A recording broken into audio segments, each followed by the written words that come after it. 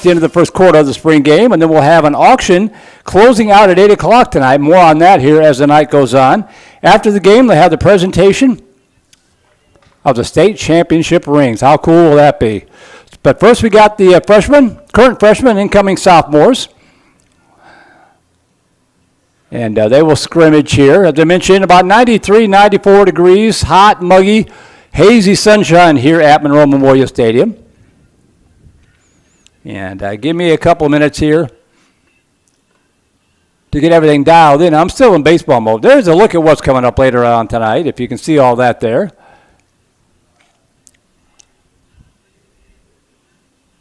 And we'll talk about that throughout the night. So Vipers on, Vipers here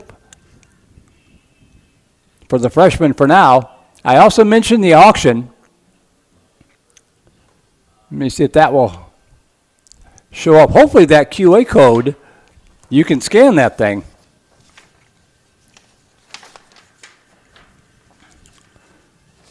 I thought I copied some notes on that. I'm going to have to dig into my bag and find that. Bit of a scramble to get set up here. Longtime Viper fans will know that we're not in our normal spot. We're down here where all the VIPs typically sit on a Friday. And here it is. Hosting our annual spring fundraiser right from the stadium on the evening of our spring game. Every dollar spent and donated goes back to our boys. As part of our fundraising event, we're also hosting a silent auction that's officially live right now. From beautiful vacation homes to a private Dallas Cowboy suite to yummy treats and fabulous self-care to a private hibachi dinner party for 10 at your home and some awesome Viper fan perks. This auction has a lot of great stuff you don't want to miss. You see the QR code. Hopefully that will work. Hopefully that will be big enough on your screen that you can scan that and get that thing to work. Bidding will be live until 8 o'clock on the evening of the spring game and can be done right from your phone. And if you're listening here at the stadium, you can do it at the stadium. All Viper fans are welcome to bid, so feel free to share with friends and family. All money raised goes directly back into our football program. So there you go. We'll talk about the auction throughout the night here.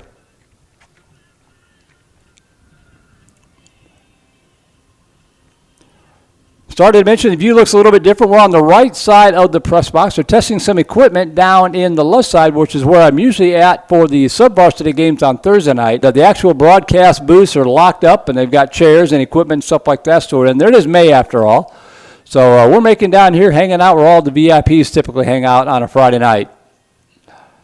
But it looks a little bit different. We're down here at about the 35, 33-yard line on the right side of the stadium. So the action on the right side of the field will be nice and close. The action on the left side of the field will be a little bit further away. So it looks like we're going to open up with some special teams work here. It's black on silver. The black squad will be the defense, and the silver squad will be the offense as we get underway. No, we're not going to do some special teams. We're going to go right to the scrimmage. So the silver team is wearing white. The black team obviously wearing black. And we'll shake off the football cobwebs and get underway here. And pass swing out left side, in and out of the hands of the intended target, trying to dump it out there to Owen Wright. Get a peek here at who's at quarterback for the Silver Squad for this series.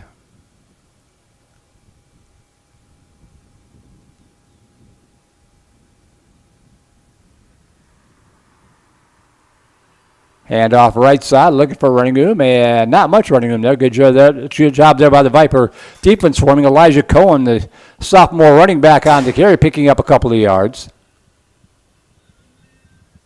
Quarterback appears to be number 9. That's Carter Cohn.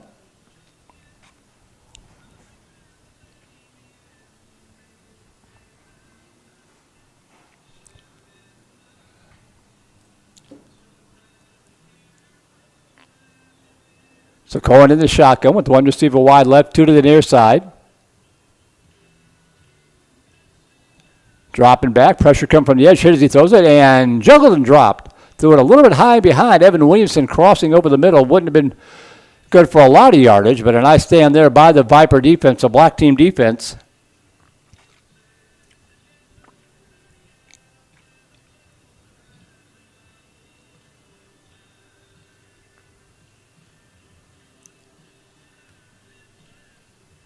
So they'll reset the down marker and start over, first down and 10 from the 30-yard line. Receiver coming in motion right to left.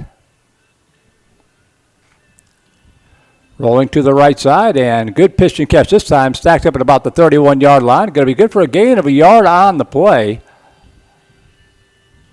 25 on the reception, looked like 5 on the stop. That's Nicholas Karuba on the stop. Or check that, Desmond Cooper on the stop. Pass caught by Austin Muchow.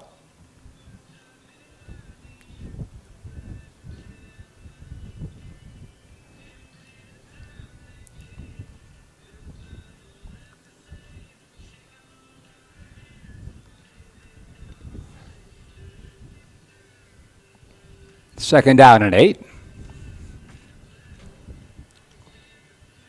Dropping back, looking, pass over the middle and incomplete. Good pressure coming up from the defense. Let's set up a third down and 8.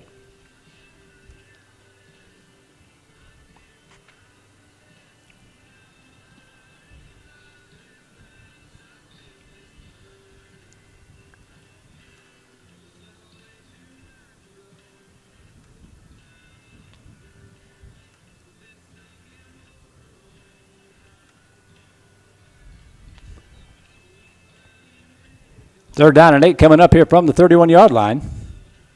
Dropping back, looking, pump fake. And dumps it off underneath, complete out to the 39-yard line. Spins to about the 39. That'll be good for about a 5-yard pickup. Actually, a little bit more than that. Good for about an 8-yard pickup. Nice job back. Coming back to help out his quarterback is Owen Wright. But it stopped a couple yards shy of the first down, so it'll be another 3 and out, and the offense will start over again.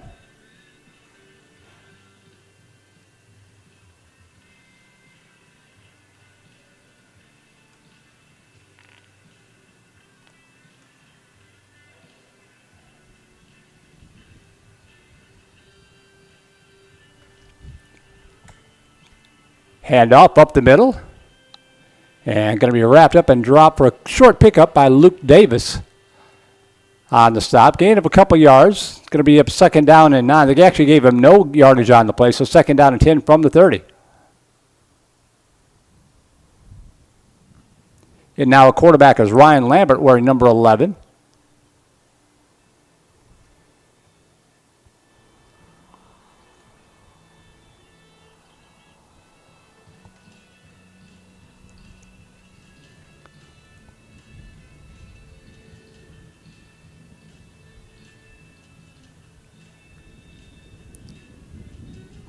Handoff and wrapped up and again crashing through, reading the play perfectly with Desmond Cooper.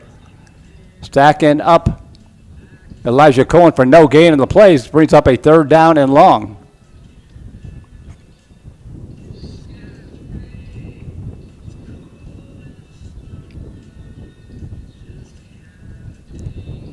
So far the defense dominating here in this early going.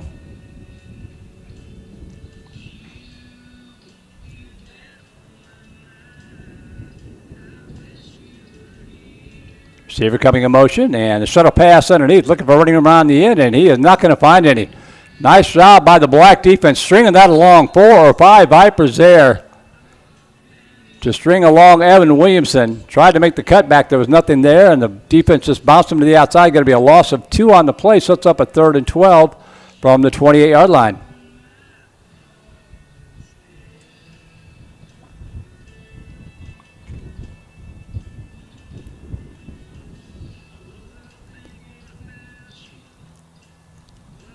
Warm and muggy as it is, it could be worse. These hazy clouds are probably saving these guys down in the field. The sun is burning through, but it's a hazy sunshine, not a blistering August sunshine.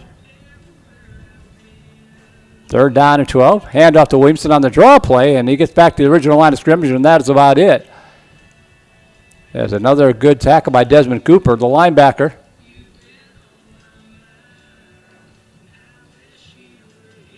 Yeah, it looks like we're going to have wholesale substitutions here.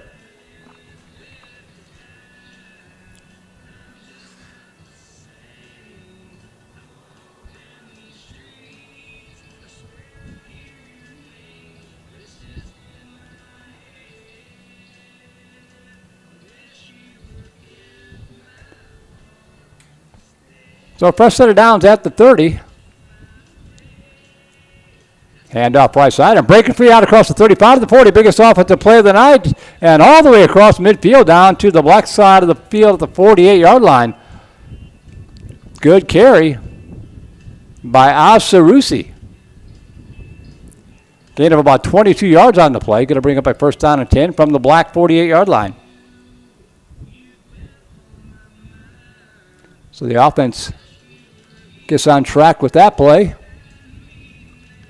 Play action, swings it out left side, complete on the edge, and bounces to the 45 and breaks free to the 44 and going to be good for about 4 yards. That time it was John Janish on the reception. Gain of about 4 on the play, second down and 6.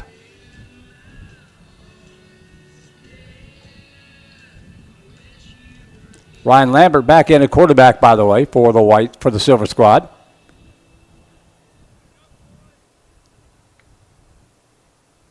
Fakes the draw, swings it out left side, complete to the 45. Makes the first guy miss and wrestled out of bounds at about the 40-yard line. I think that was Chase Klinkenbeard on the stop, coming across the field.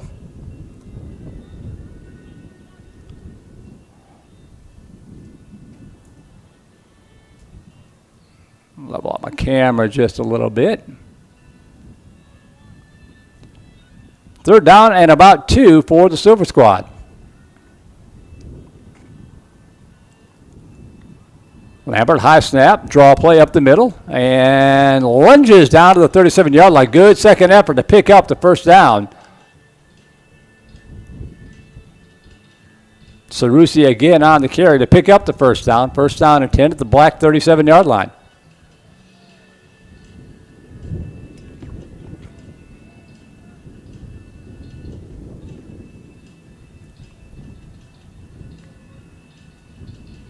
Hand off again, cutting back, and going to be down at about the 31-yard line. Gain of about 6 yards on the play. Started off right tackle, cut it back left at Sarusi.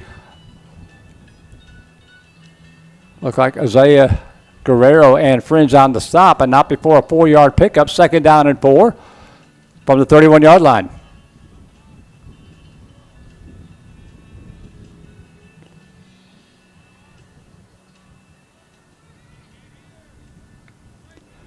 Snap over Lambert's head. He's going to pick it up and fall on it. It'll be a big loss back to the 46. So a big loss on the play. We'll see what they do with it. They're just going to put it down at the 34-yard line here. Scrimmage rules apply. So 3rd and 7 from the 34. Two receivers left, one to the near side. Lambert with the handoff to Sarusi, dragging tacklers and gets it down to about the 33-yard line. So it's up a 4th down at about 6.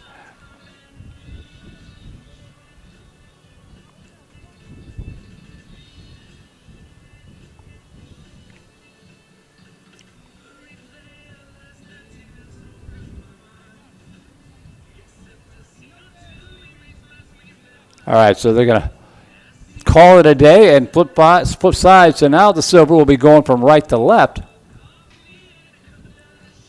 There's a bit of a breeze, more of a cross breeze from across the stadium to the near side, but it is a little bit now at the Silver Squad back.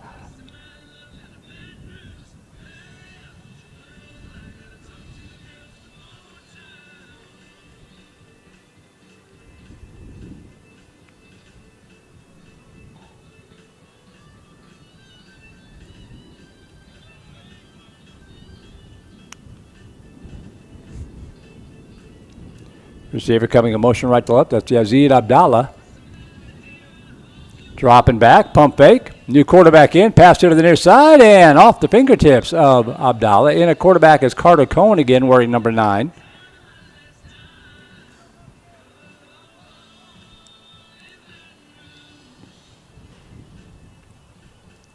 Email is open out there, by the way, for you early birds that are tuned in, maybe stuck at work. voiceofthevipers@gmail.com. Swing pass to the left side and juggled and dropped. And right there to make sure was Logan McDonald. So voiceofthevipers@gmail.com if you want to Give a shout out to your favorite player.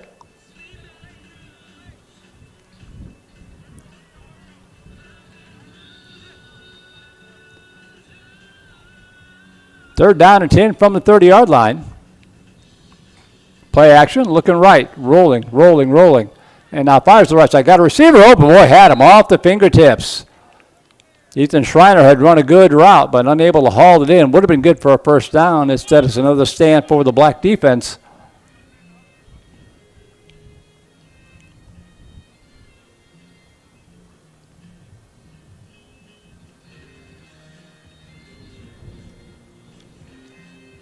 Coaching staff down on the field, working hard as usual after a full day of school. It is a school day after all. Easy to forget that. You get so focused on the football part of it. First down and 10 from the 30. Play action and pass deflected and off the fingertips of Owen Wright.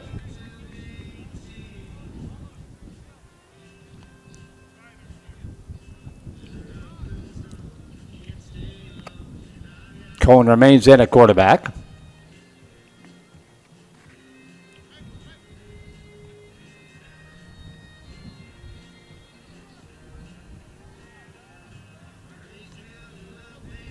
Dropping back, Cohen being pursued, and that'll be a sack recorded by Elijah. What a great name for a defender, Elijah DK. Coming in from the backside, would have had a sack, of course, waving him off here, protecting these young men on a spring game.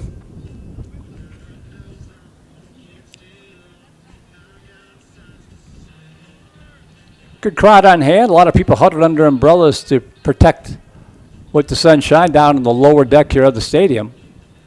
Dropping back, rolling to his right. Cohen dumps it off. Nice pass and catch this time out to the 34-yard line. Good hands. A pass a little low. Owen Wright hauling it in.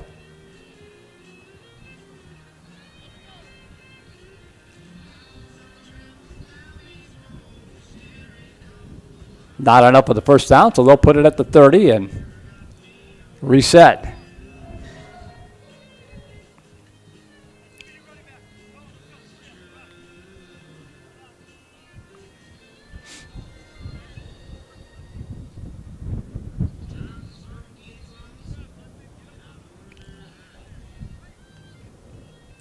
Dropping back, Cohen dumps it off underneath, complete to right. Bounce, makes a nice move to the 35 and out to the 39-yard line, very near the first down marker. Just a little hook pattern there, and then Wright took it against the grain of traffic, broke a tackle, and they're going to give him the first down out to the 40.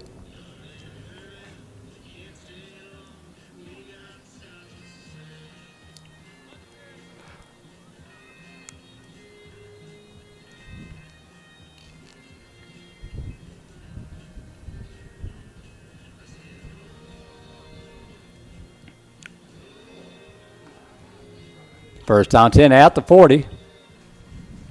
Cohen dropping back, swings it out right side, complete. And breaking one tackle out across the 45, the 47-yard line.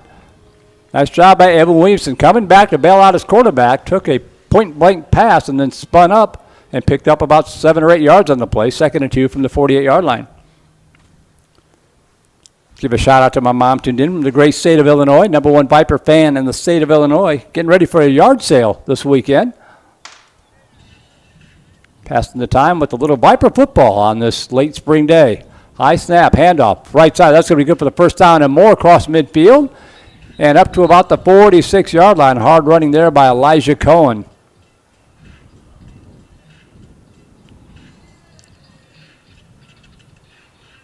It does feel weird shifting gears into football mode after so much baseball. I'm still not done with baseball.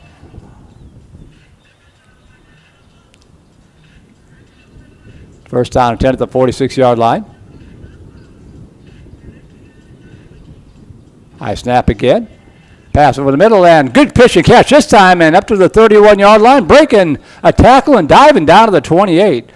Nicholas Karuba, the tight end, good hands. That ball was on a rope. And the Silver Squad has something going. Give a shout out to Jared Hickles, Vandegrift Viper baseball team, winning 20-plus games for the first time in program history, winning their first ever playoff game almost knocked off Westlake in the bi-district round of the playoffs. Came up just shy, but a tremendous season for Viper baseball. Pass dumped off underneath, complete to the 29-yard line, to the 25. Reversing field, gets a block on the edge. Runs into his own man and bounces inside the 15 all the way down to the 13-yard line. Tremendous effort by Owen Wright. All the way down to the 14-yard line.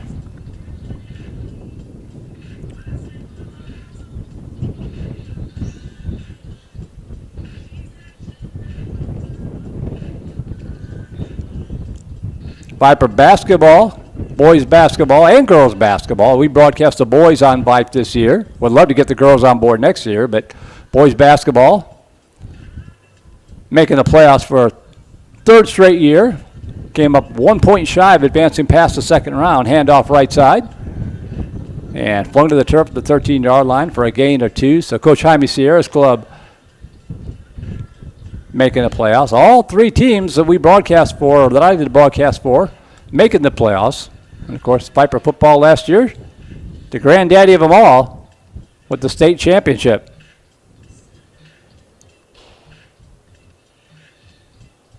If Vandegrift High School does not win the Governor's Cup, I'm going to fall out of my chair with all the success that all the programs have had this school year across the board. Viper marching band, silver medalist at state, if I remember right. High snap again. Handoff Williamson. Starts left side. Dragon tackle is inside the 10, down to the 9.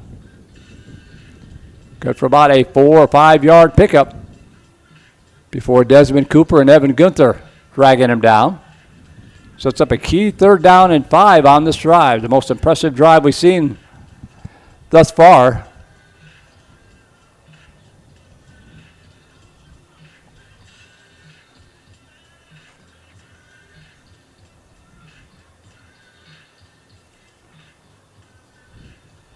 Third and 5. Bootleg left, dumps it off left side. Had him open, but off the mark a little bit, trying to dump it off to Karuba. So it's up a 4th down. It looks like they're going to let the offense stay on and see if they can complete this drive rather than reset it.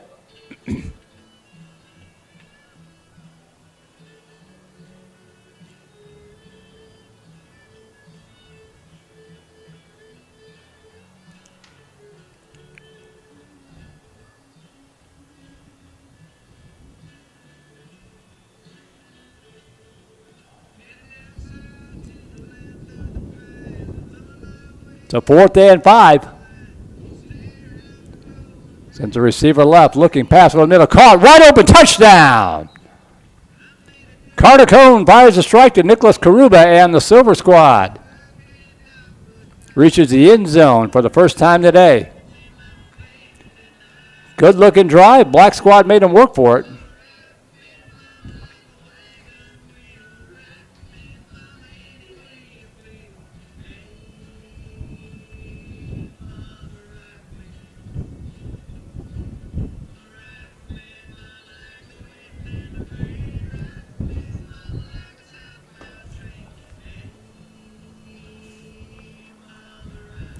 Right back to work. Teams flip sides of the field. Silver Squad now going from left to right against the black defense. First down and 10 at the 30. Play action. Swing pass to left side. And out across the 30 to the 31-yard line. Ryan Lambert back in at quarterback. Dumps it off to, I think that was Samuel Laser. Wouldn't swear to it.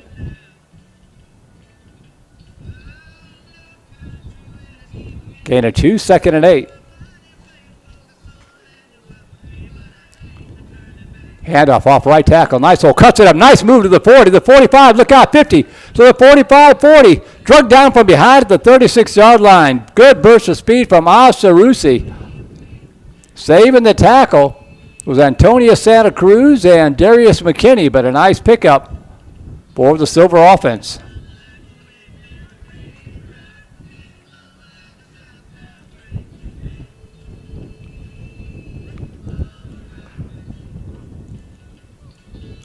First down at the black 36-yard line.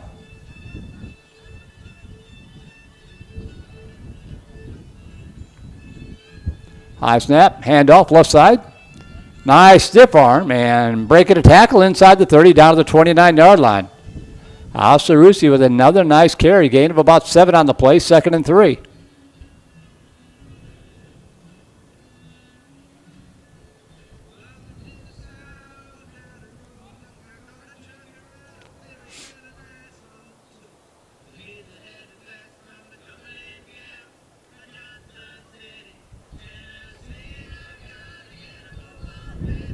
One receiver left, one to the right side. Sarusi again off right tackle, inside the 25, and rumbles down to the 20. That'll be good for another first down. We didn't get much of a spring game last year. Mother Nature had other ideas, just torrential rains and thunder and all sorts of stuff rolling through here. Wiped out all the powder puff game and all the other ancillary performances. They managed to get in about 3/4 of a scrimmage after the weather cleared a little bit, but that was about it. Be a much more festive night tonight. First down and 10 at the 18-yard line.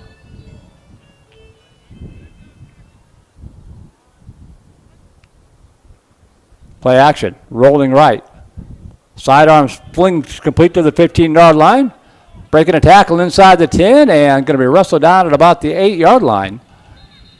But good for another first down. A host of tacklers there to wrap up. Dakota Scott, I think that is, on the reception. Can't tell if that's an 8 or a 6. The uniform's kind of all scrunched up on him. First and goal from the 7. Handoff up the middle, pushing the pile inside the 5 down to the 4-yard line. That's Andrew Tomaszewski. His first touch of the night, I believe. Gain of about 3 in the play. Second and goal from the 3.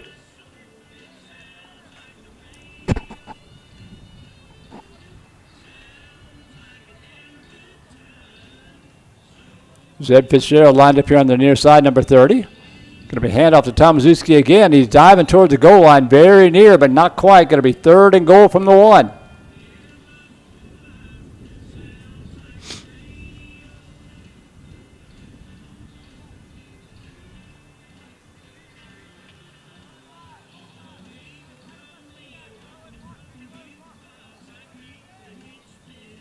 One receiver left, one to the near side. Give it to him again off left tackle. He dances into the end zone, touchdown. Andrew Tomaszewski puts the Silver Squad on the board again.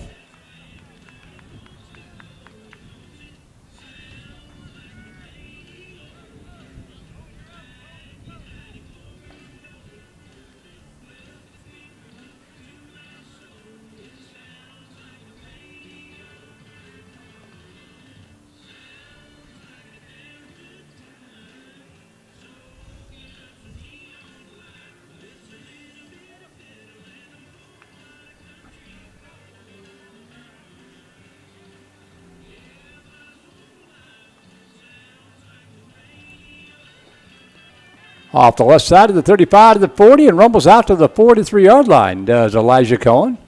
Gain of about 17 yards. So after the defense dominated early, the offense is picking things up here. We're 25 minutes into this scrimmage.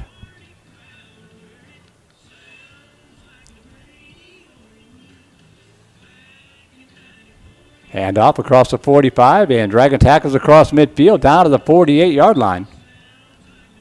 Getting up from the bottom of the pile was Glenn Wolfman. But another nice run. I think that time it was Sarusi again. Nope, that was Cohen again, pardon me.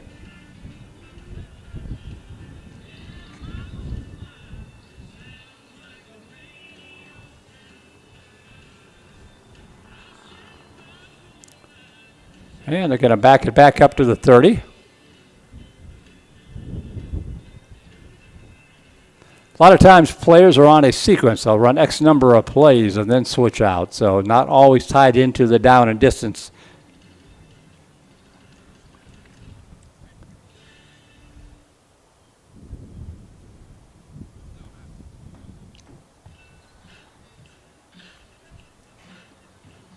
First down and 10 at the 30. Play action. Dumps it off right side, complete to the 30, and that is going to be a nice second effort to pick up a couple of yards. Desmond Cooper wrapping him up, and not before Evan Williamson picks up a couple of yards on the play. Second down and 9.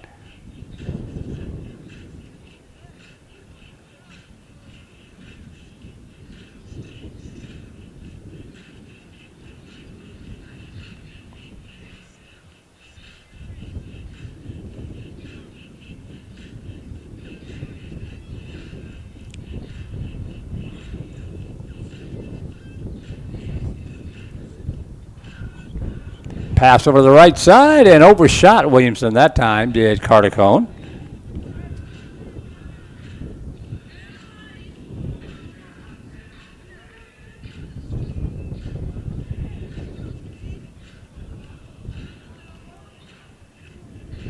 So 3rd and 9 from the 31-yard line.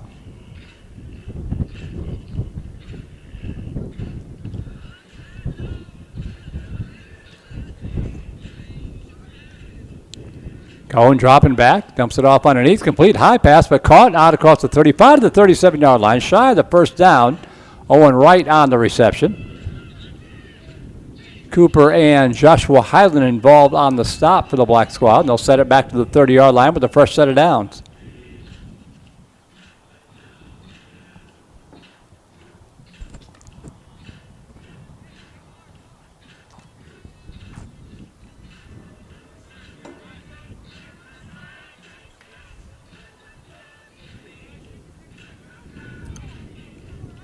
One receiver wide right. Williamson comes to get motion. They fake the shuttle pass to him.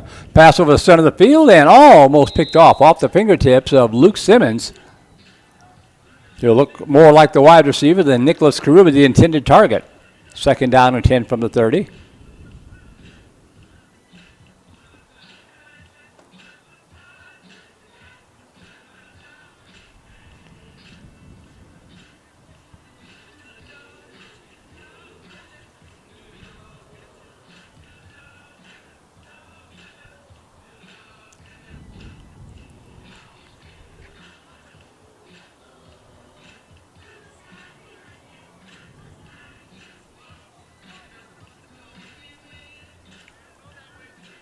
Second and 10 from the 30-yard line. And fumbled the handoff and managed to pick it up, get back into the original line of scrimmage. But a miscue on the handoff there that time. Between Carter Cone and Evan Williamson. Check that. That's Elijah Cone, number 17, not 10, sorry.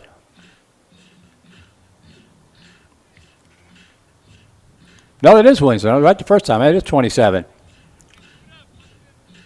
Listed as a wide receiver, getting some reps here at running back. 3rd down and 11 from the 29-yard line. Cohen dropping back. Good protection. Dumps it off underneath. Complete to the 32-yard line, and that's going to be about it. Good open field tackle by Joshua Highland.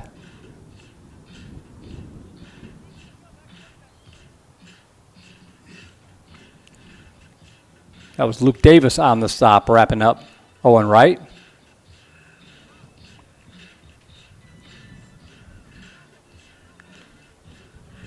So first down and 10 at the 30. That was goofy looking. I think the snap might have caught a piece of the snapper's leg there. Some of the big guys up front, number 72, Gage Smith, number 76, Ben Simmons. Number 70, Samuel Weaver. Pick him out as I see him here. Hanks Hog Mollies. Second and 10. Hand off to Cerruti. Big burst out across the 40. Look out, 45 to the 50. To the 45 to the 40. Shoved out of bounds to the 37-yard line. Saving the touchdown was Evan Gunther hustling on the play. But another big run for Oz Cerruti.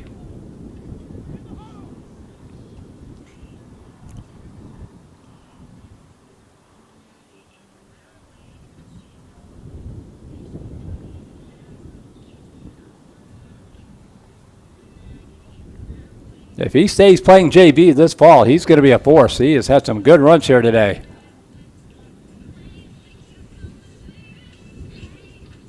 Going in motion is Austin Mucho. Hand off to Cerruti, and this time he's going to be stacked up at the line of scrimmage and driven backwards.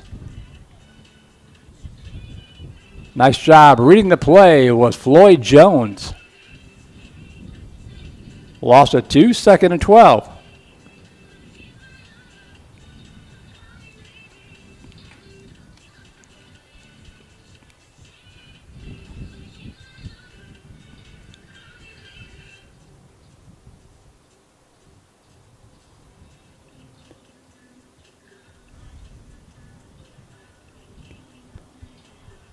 Second down and 12. High snap again. Nice job by Cone tracking it down. Pass over the middle of the field just off the fingertips. Tried to get it to Emilia Barat Olazgasti. May have been deflected underneath, and it just took it away from him. Going to set up a 3rd down and 12 from the 32.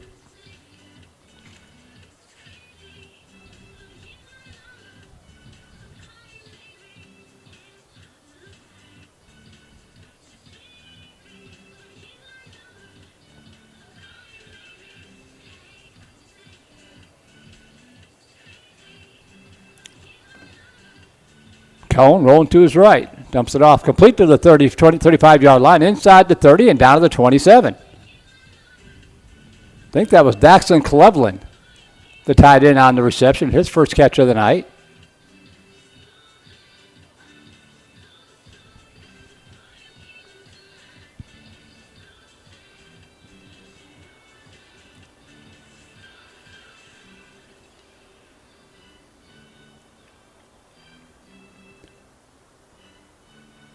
And I'm wrong as usual. That was actually Nicholas Karuba again.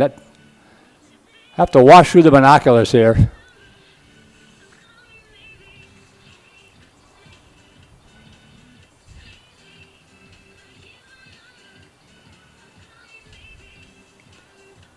Fourth down and 2 from the 27-yard line. Going dropping back. Fade pattern left side. Caught to the 5 and into the end zone. Touchdown. Beautiful fade pattern, and hauling it in was Owen Wright. Good coverage. Just a perfectly thrown football.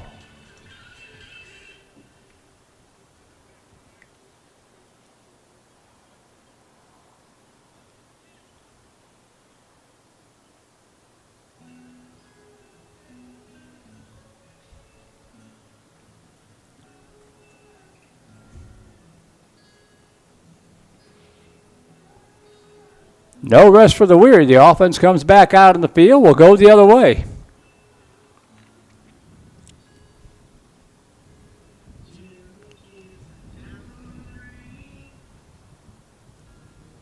Dumping it off underneath, a little bit low, trying to get it out to Miles Ballas. That was Ryan Lambert. Back under center. Second down and 10 coming up from the 30-yard line.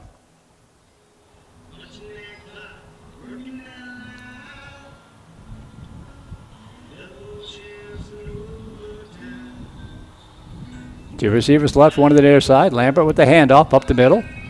Skipping and picking his way up to about the 34-yard line before being brought down by a host of tacklers. On the carry was Tomaszewski again.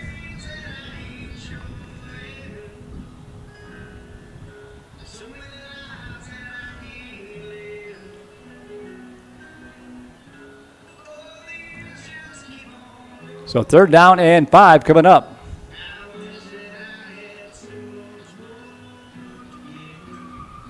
Lambert with the handoff.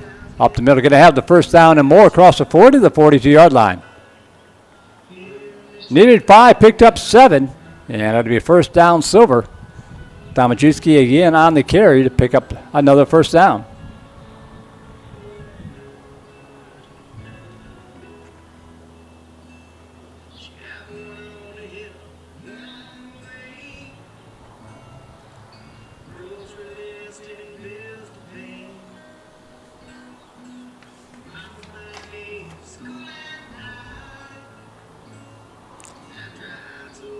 off right tackle and sack up at about the line of scrimmage. Not much gain there, maybe a yard before the defense swarms to the ball carrier and drops him.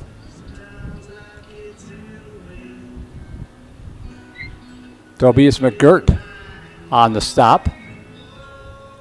2nd down and 9 coming up from the 43-yard line.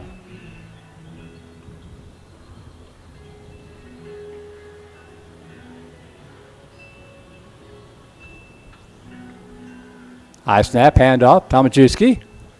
And gets out across the 45 to the 47, tackled from behind by Cade Wright. So it's up a 3rd down and about 5 from the 47-yard line.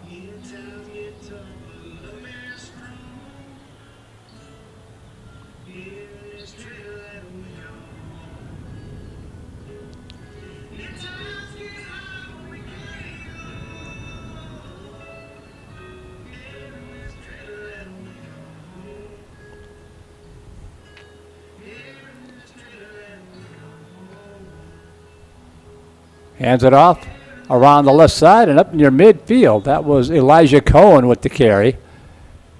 Going to be stacked up about 2 yards shy of the 1st down, so it's up a 4th and 2 from the 49 of the Black Squad.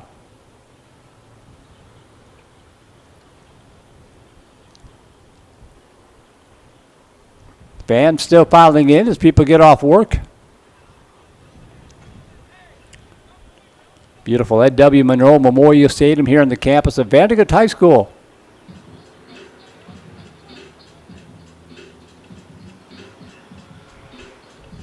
School's been open for 16 years, 15 years for this campus. First year was spent over at the middle school.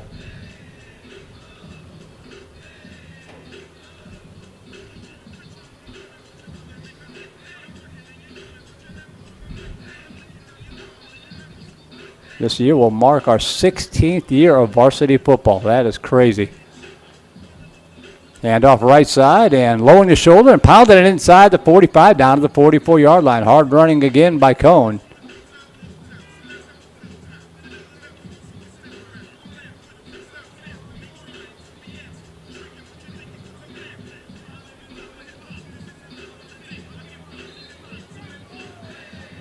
First down and 10 at the Black 44.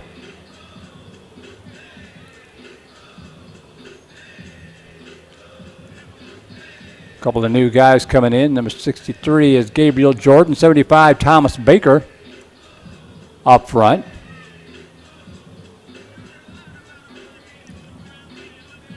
Cohn stays in at running back. I believe it's still Lambert at quarterback.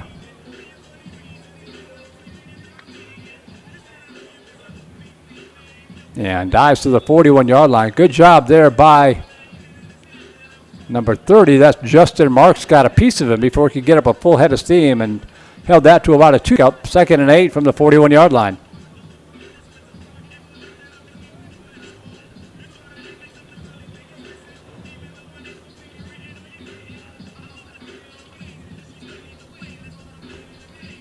One receiver left, one to the right side. Handoff right side, cutting up inside the 40, cuts back to the 35 and down to the 31-yard line. That'll be good for a silver first down. Tomaszewski with another good carry. When these guys are JV next fall, they are not going to be short on running backs.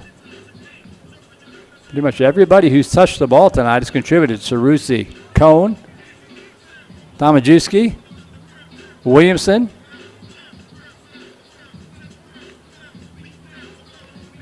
This is Tomaszewski again, and he's going to fall forward for a couple yards on the play. Going to bring up a 2nd down and 8.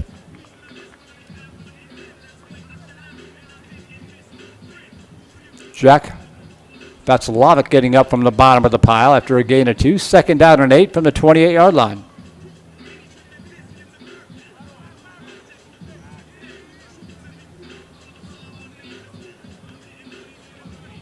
And off Tomaszewski again, and he's going to be wrapped up and knocked down at about the 26-yard line.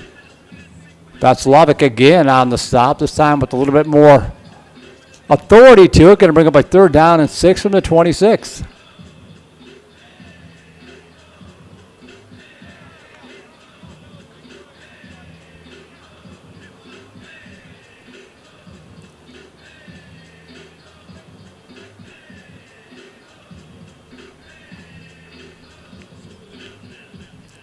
Rolling right, looking. And just going to tuck it under and step up the sideline to the 15, to the 10, to the 5. And high stepping into the end zone. That should be a touchdown for Ryan Lambert unless he stepped out along the way.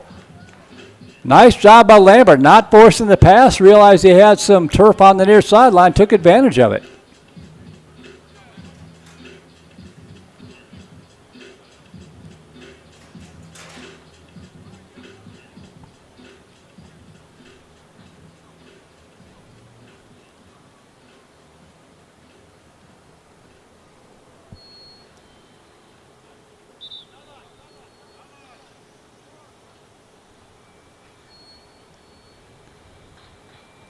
Yeah, it looks like everybody's going to come off the field here for a moment, maybe get a bit of a water break. Remind you about the silent auction going on right now. The annual spring fundraiser right from the stadium. You can scan that QR code and put in your bid for a beautiful vacation home, a private Dallas Cowboy suite, treats, self-care, private hibachi dinner party for 10 at your home. Some other awesome Viper fan perks. So scan that right there. Scan that QA code right there. If you can't read it very well, grab a still frame, blow it up, and do it that way. But it can be live until 8 o'clock tonight on the evening of the spring game. It can be done right from your phone at the stadium if you're here. And all the proceeds raised will go back to help the Viper football program. It takes a lot of money to operate a successful 6A high school football program. I mean, a lot of money.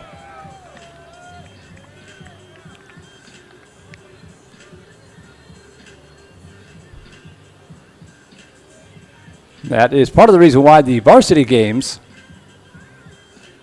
that are on Vype are pay-per-view. That revenue goes back to the football program as well in the Booster Club. So this fall, the JV games will be on Thursday night. Those will be free like the scrimmages, and the varsity games will once again be pay-per-view with the revenue going back to support the Booster Club. First out the 25-yard line. And they're going to run a little razzle-dazzle here. Pass over to the near side and incomplete. They hand it off to Ceruzzi, who reversed it to Austin Muchow, who threw a pretty good pass, but Owen Wright, double coverage. Defense is ready for it. Second down and 10. And I don't think I'm saying Muchow's name right. I was looking for the correction that the parents sent me last year. We'll get it right for the fall. Email still open, voiceofthevipers@gmail.com. All one word plural. Voiceofthevipers@gmail.com.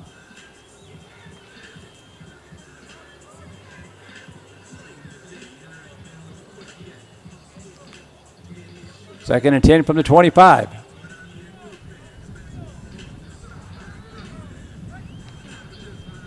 Dropping back, a little swing pass to the right side and overshot his target. Tried to get it out to Evan Williamson. But Carter Cohen's pass a little high, going to bring up a third down and 10 from the 25.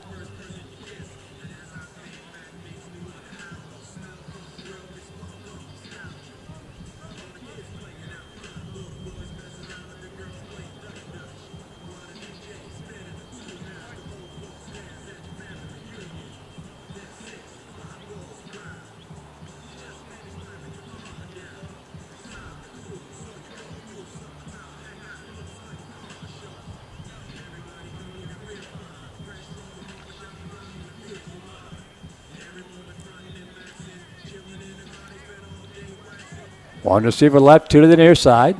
Third down and 10 from the 25-yard line. Cohen in the shotgun. Dropping back, looking, pump fake, in trouble, and going to be sacked. Caught between Elijah Decay and Moises Avila for the sack. After getting shoved around a little bit the last couple of series, the Black defense steps up and gets a stop.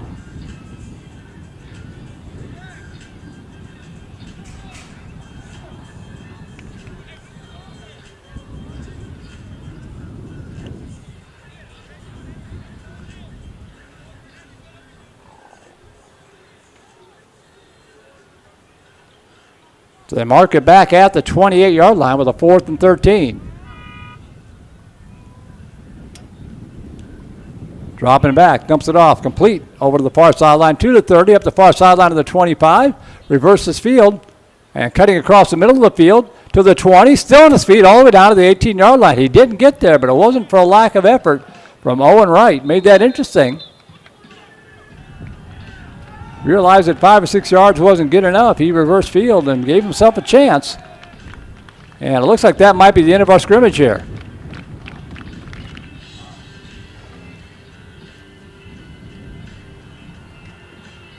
Both teams gathering around their respective coaches. 45 minutes in.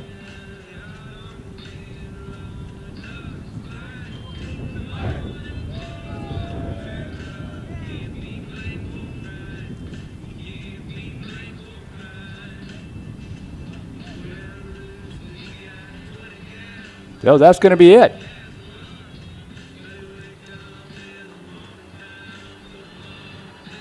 So the 9th grade scrimmage has come to an end. Nice job there. A lot of good stuff on display right there. Yeah, looking forward to seeing most of these guys on the field on Thursday night this fall. A couple of them might pop up to the varsity ranks, but for the most part, they'll be playing on Thursday night. We'll have those games for you. Whichever team is home on Thursday night, that's who we carry on Vype. Those broadcasts are free to the public. I have a whole new crop of freshmen coming in this fall, and then these guys, so whoever's at home, whether it's freshman or JV, that's what we got on Thursday night.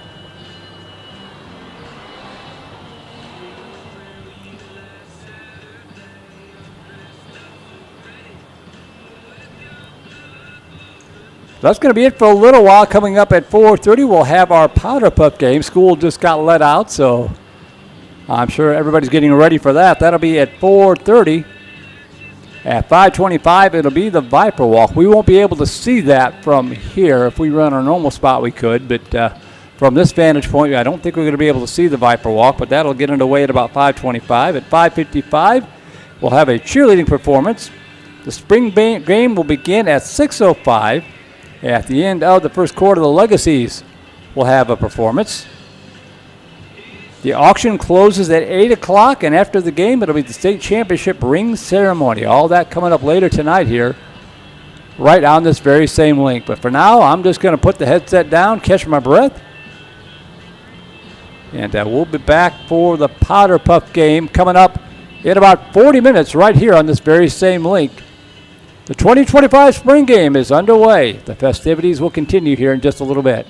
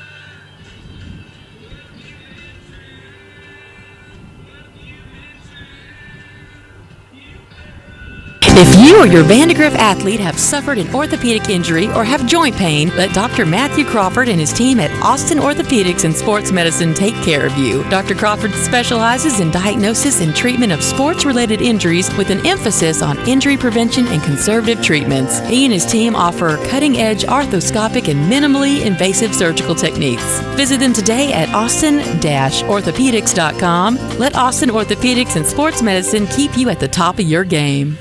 Texas Malibu is your exclusive dealer for the world's best-selling water sports towboats. Malibu. We are now the largest dealer for Malibu boats worldwide with locations in Austin, Marble Falls, Texas Ski Ranch in New Braunfels, and now Dallas-Fort Worth Metroplex. Visit the enthusiasts at any of our locations or online at texasmalibu.com to pick out your family's dream boat and make memories on the water that will last a lifetime. Vype fans, is your home in need of a refresh? Whether you want a full-service home renovation or it's time to create your dream kitchen or bathroom, A. Newman Interiors has you covered. We will use our preferred pricing with major brands to choose the most perfect furniture and finished selections for any space in your home or office. A. Newman Interiors has proudly served the Four Points community for over 10 years, and there's no better clients than our Vype fans. Call 626-310-2315 today to schedule your free consultation. Dr. Martin Molina and his staff welcome you to Texas Family Physicians at River Place. Texas Family Physicians provides comprehensive family medical care for men, women, and children of all ages. They specialize in adult and pediatric preventative care, hypertension, diabetes, sports medicine, and seasonal allergies, just to name a few. They also offer Impact-certified baseline and post-injury concussion testing and treatment in office. Visit Texas Family Physicians online at texasfp.com. Texas Family Physicians at River Place. texasfp.com.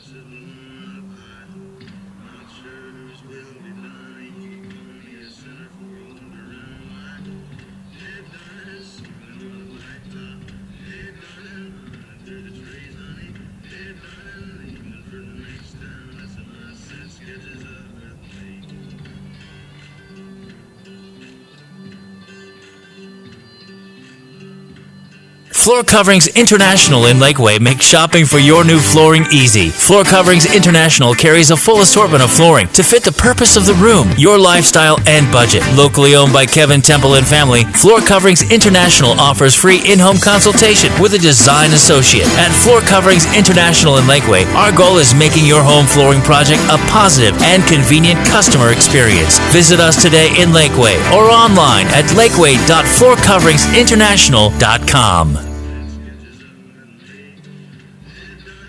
The fun never stops at High Five Entertainment. Visit us at our Lakeway or Austin locations for bowling, axe throwing, Topgolf, darts, laser tag, karaoke, and arcade fun. Check us out at bowlhighfive.com. Have an upcoming birthday party, corporate event, or private party? Here at High Five, we plan so you can play. Let us take the stress out of planning your event and guarantee a fun time for all. Good times, good vibes. High Five. When you buy or sell a piece of property, it helps to have a friend in the business. Independence Title will pick up the ball on your transaction and take it right across the goal line. Independence is locally owned right here in Austin with deep roots in the Vandegrift community. Independence is also the Austin Business Journal's #1 title company. Work with the home team at Independence Title. Call 329-5299 or go to independencetitle.com. The Austin American-Statesman is a proud supporter of Viper football. From Friday night lights to buzzer-beating shots, we've got you covered. Our dedicated high school sports team covers all the action in Central Texas. Sign up for our high school sports newsletter and stay informed with the latest news, in-depth analysis, and behind-the-scenes stories. Visit our website at statesman.com or download the Statesman app from the Apple App Store or Google Play today. In today's fast-paced world, we don't always have time to take care of the little things, like doing the laundry. That's where Laundry to Your Door can help. We offer free pickup and fresh next-day delivery for dry cleaning, launder and press, wash and fold, and alterations. Locally owned and family operated, Laundry to Your Door has been proudly serving Travis and Williamson counties since 2008. And we're keeping Viper fans fresh all football season long with an exclusive 25% discount. Just visit laundrytoyourdoor.co and use the promo code ViperFan25 to schedule your free pickup today. Family time, anytime, always worth every dime. On our way, Chicken E, unbelievable sweet tea. Express tenders, they're the best, not to mention all the rest. Chicken E's the place to go for all of us in the know. Plenty of size to make a meal. Chicken E is for real. Follow me to Chicken E. Gotta have their sweet tea.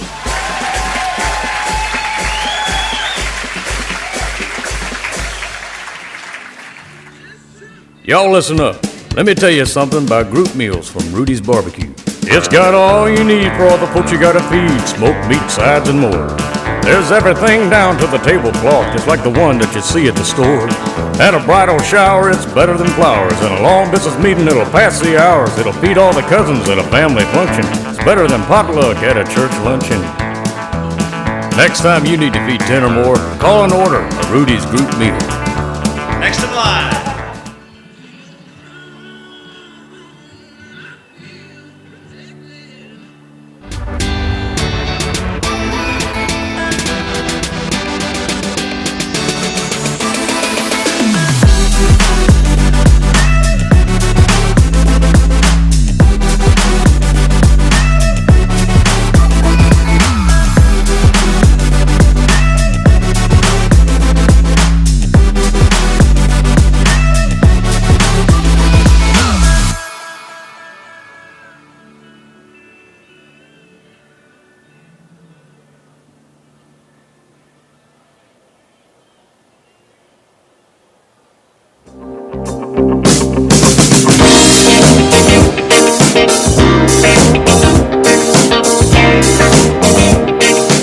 Welcome back to Edmond Road Memorial Stadium. The 2025 spring game festivities underway. We just had our 9th grade scrimmage. That wrapped up just a little bit ago. We're going to start the Powder Puff game here in about 20 minutes or so.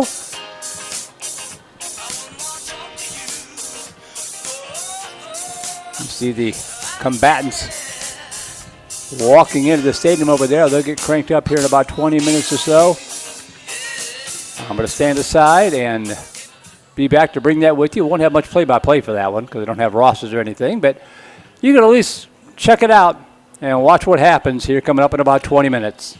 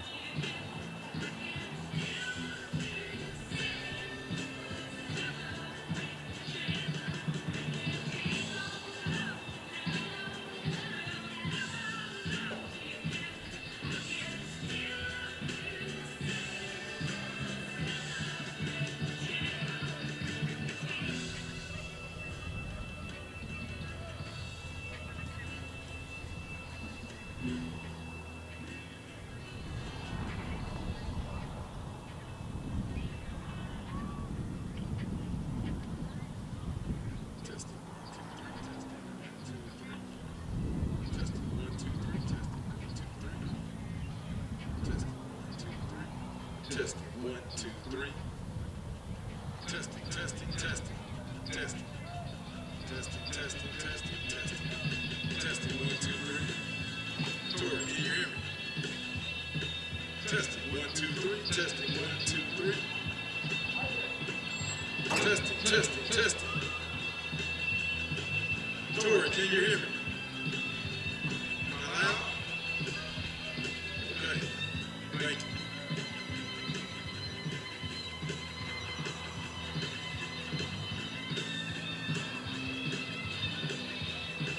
Big team, they're seniors, right? Big team seniors.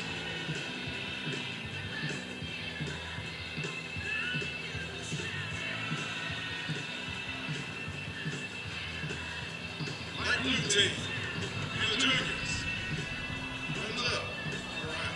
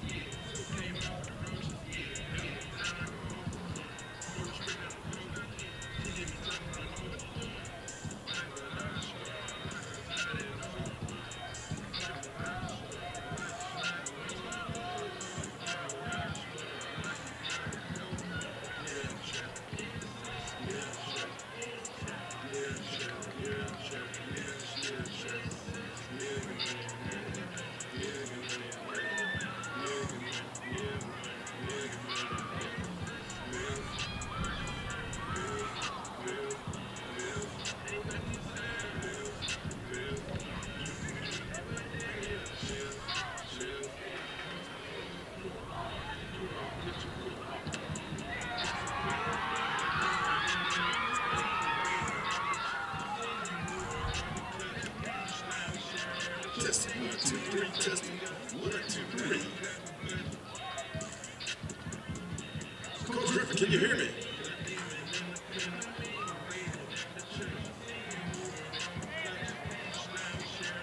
Basic rules of today's game. 8 players on the field at one time. 3 must be linemen in the 3-point stance. 3 downs to move the ball 15 yards. Once in the 15 yards, you can go for it on 4th, inside the 15-yard line. Quarterbacks cannot run until rushed. Defense cannot rush until 5 Mississippi, as designated by the referee. There will be 2 60-minute running clock halves. Time will not stop until the last minute of each half or unless an injury happens to a player or a referee. Each team will be given 2 to 60-second timeouts per half. There's no blocking. Shielding is legal. All offensive line or defensive linemen cannot use their hands. Players will be down when their flag is pulled, belt falls off, or ball is dropped during the play. At the end of an offensive series, ball will be reset at the 45-yard line.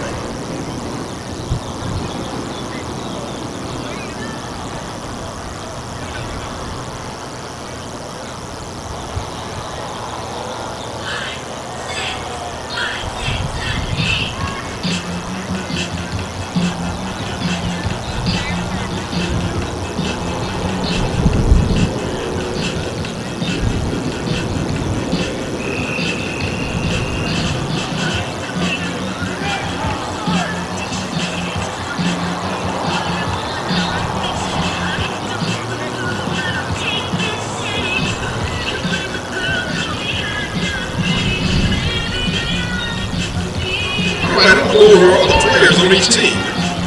Ladies, please forgive me if I don't pronounce your name correctly. I'm doing my best here.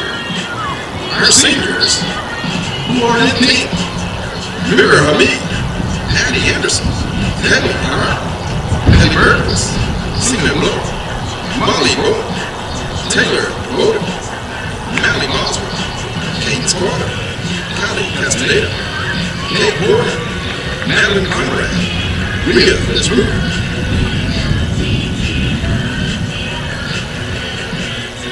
Taylor England, Emma Flannery, Ari, Lenore, Kara Cole,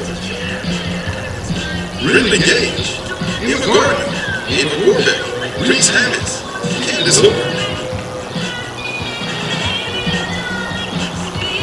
Macy Kritzel, Avery Russo, Sophia LaTorre, Cena Lord, Deanna Ludlow, Rachel House, Brooke Maddox, Allie McDonald, Callie Mendoza, Nanny Miranda, Kate Branscombe, Samara Khan, Kinsey Cooper.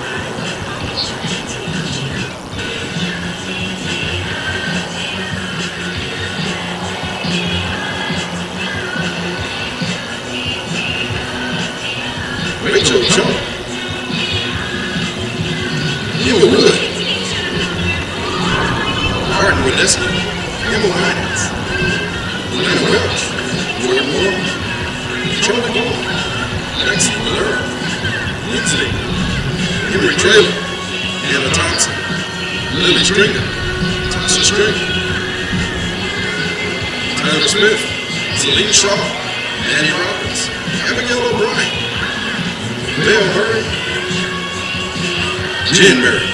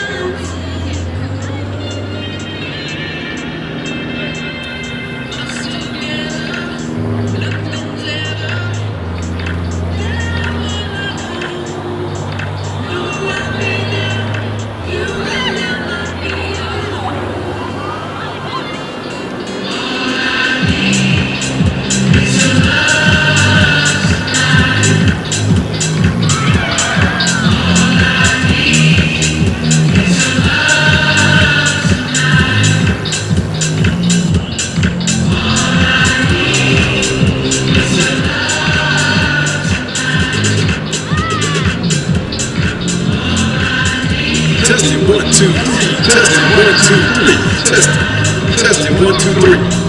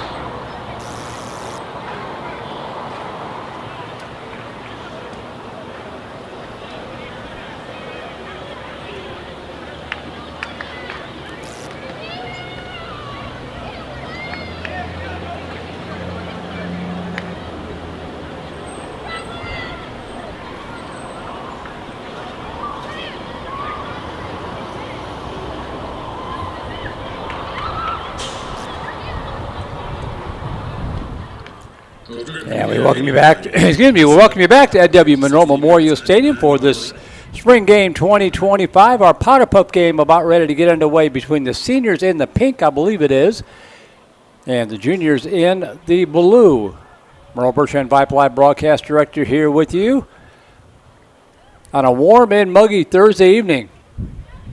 But the weather's a lot better this year than it was last year. The seniors down there in the pink never even got to play in the powder puff game last year. It was all wiped out by a monsoon and a nasty storm that came rolling through late afternoon last year. So they'll get to play tonight. You've already had our freshman scrimmage. That went very well, about 45 or 50 minutes of good quality football. Coming up will be the Viper Walk in just about an hour from now. A cheerleader performance at 5:55, and then the spring game itself gets underway at 6:05 with the Legacies performance at the end of the first quarter of that. And if you're wondering what this was all about, while we were waiting for this event to get underway, well, I'm trying to get it called up here. The Perils of one-man banding. There it is, the spring auction going on right now until 8 o'clock tonight. Scan in that QR code there and go to the site and place a bid on your favorite item. All the money from that going directly to the Vandegrift Viper football program. A lot of cool stuff there. So going on until 8 o'clock tonight. Scan that QR code, check it out, place your bid.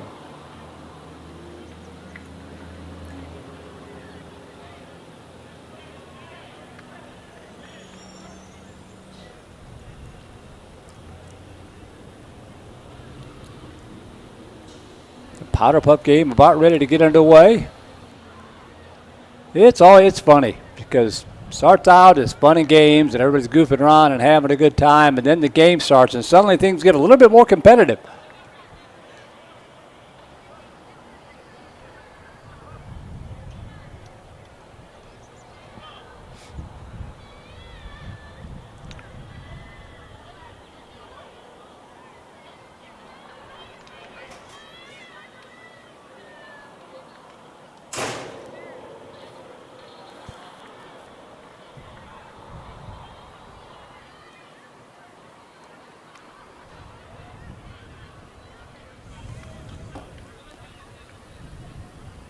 I do believe that is head coach Hugh Sanders right there at the 45-yard line. He'll probably start coaching up some of these girls.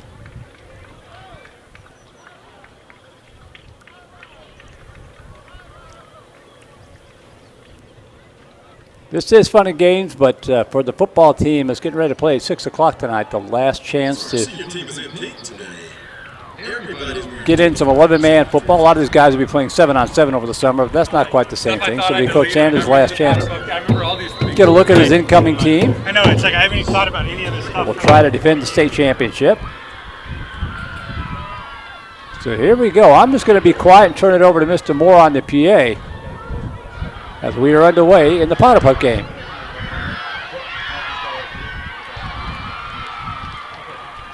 That's a carry by the juniors. A pickup of 22 yards on the play.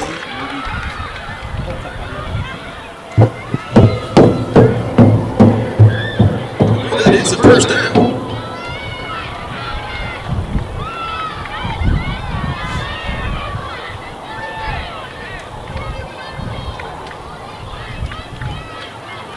First down and 15.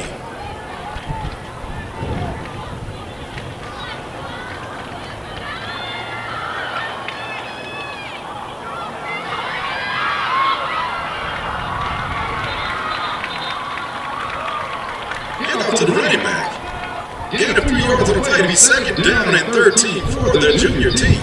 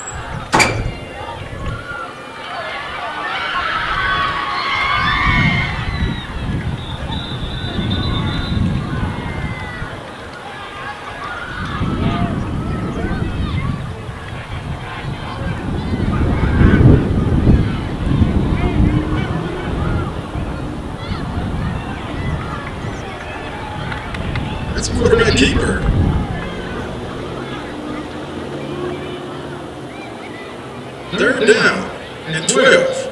3rd and 12 for the junior team.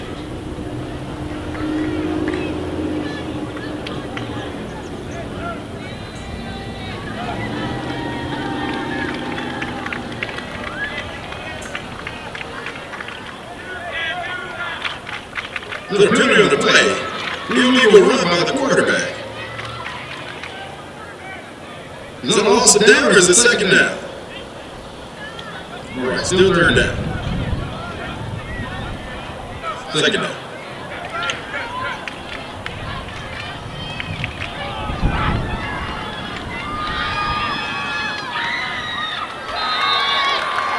Handoff.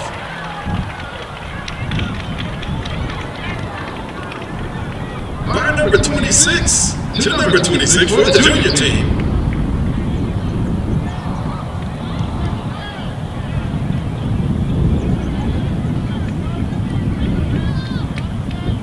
Looks like a 1st down. It is a 1st down.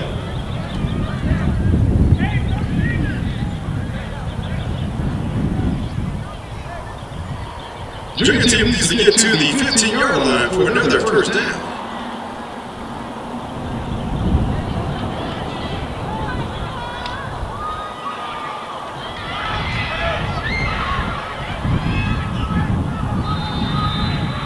Pass is incomplete. Broken up by a host of seniors, all in pink shirts.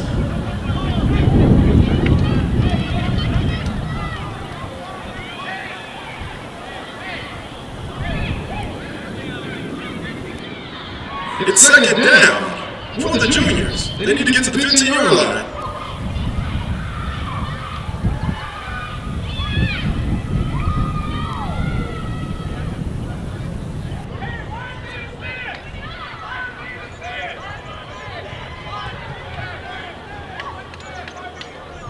We have some people in the crowd saying it's 3rd down.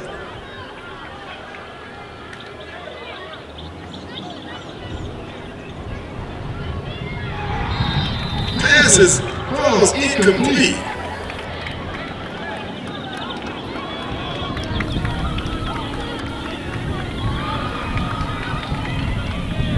Looks like we're going to change order. Change over. The juniors are bringing on their defense, and the seniors. It'll be their first time on offense. Everybody's excited about the great play.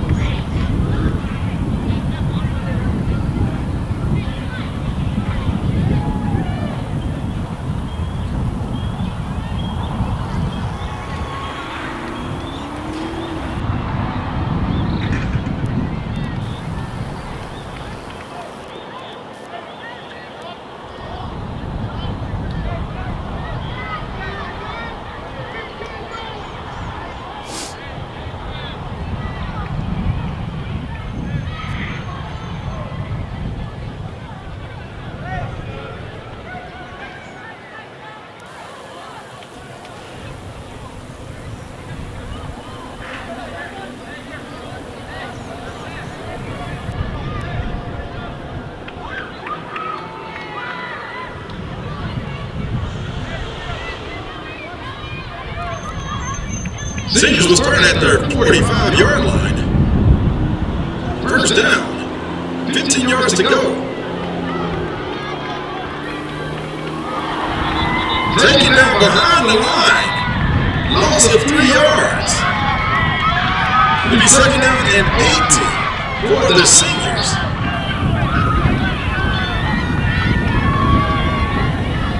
Looks like every senior coach is upset about that.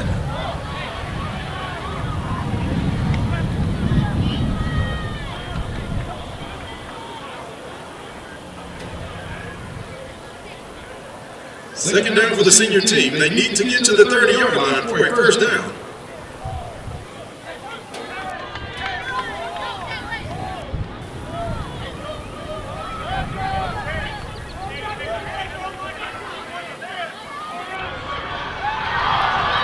Just through the hands of the receiver. Just through. It'll be third down for the seniors.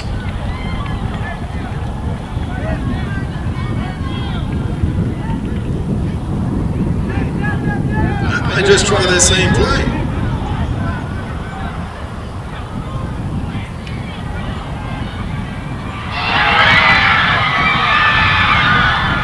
Interception.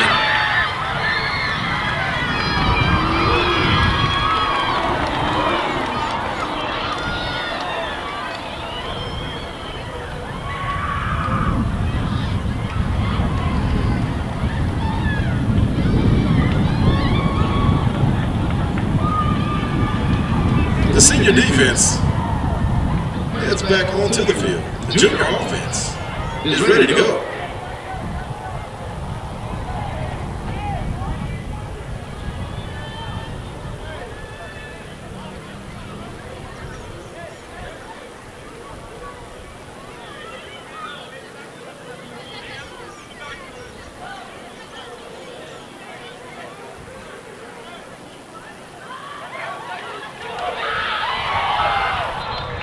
Pass complete to the junior receiver. 1 inch short of the first down. It'll be second down. In 1 inch.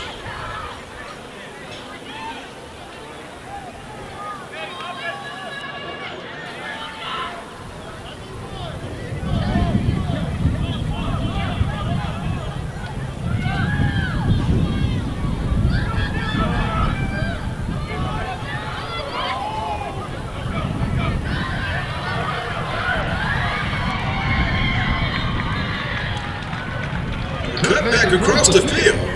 And the juniors, they get another Viper. First down. First down for the juniors.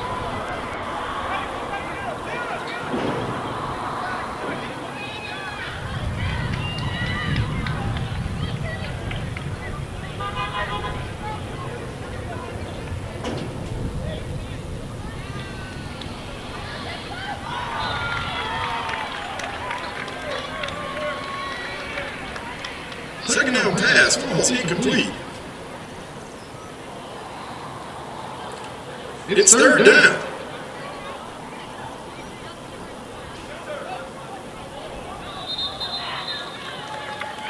Ball is down.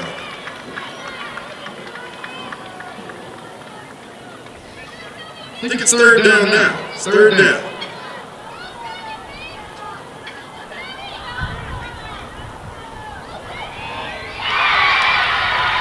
Pass complete. Stop short of the end zone.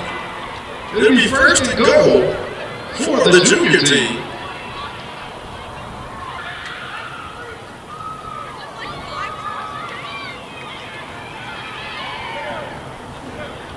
Once you make it inside the end zone area, you get 4 downs.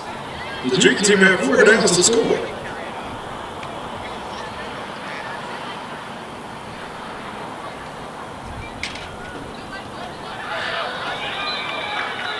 Taking out behind the line.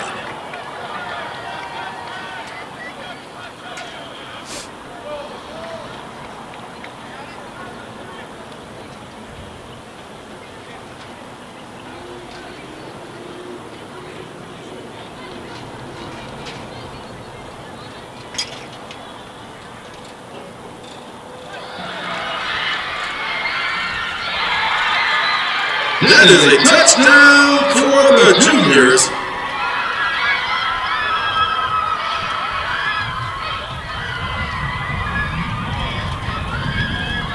Covered 25 yards in 5 plays.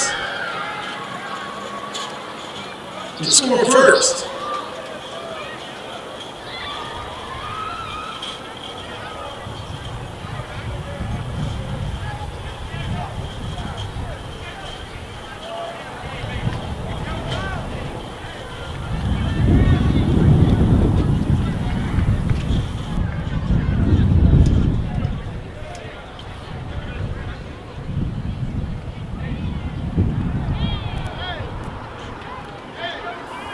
You're watching the Powder Puff game here at the 2025 spring game. Juniors drawing first blood. They lead at 6-0. 4 minutes to go in the running clock. 2 15-minute halves, it looks like. 7. And the juniors are drawing first blood. Juniors in the blue, seniors in the pink, and it'll be senior ball. I'll turn it back over to Mr. Moore. Tie this thing up.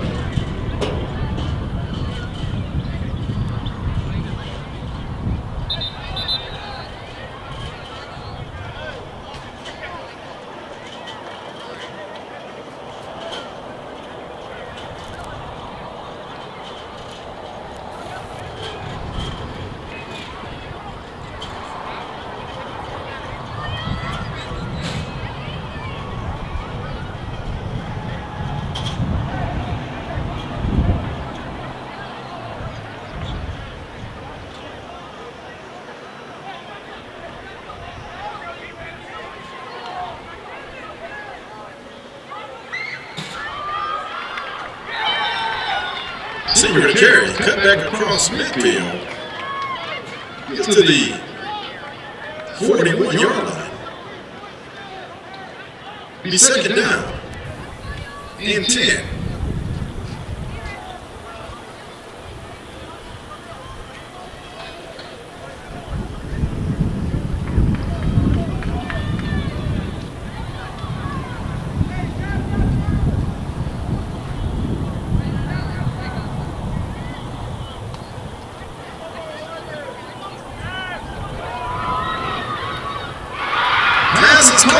The seniors, and she takes it in for a touchdown. 41-yard pass from the senior quarterback, number 25, to the senior receiver, number 25.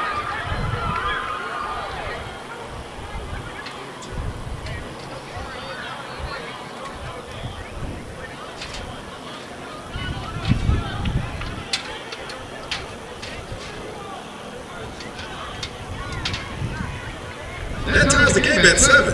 It only took 2 plays for the senior girls to strike. Vyper strike.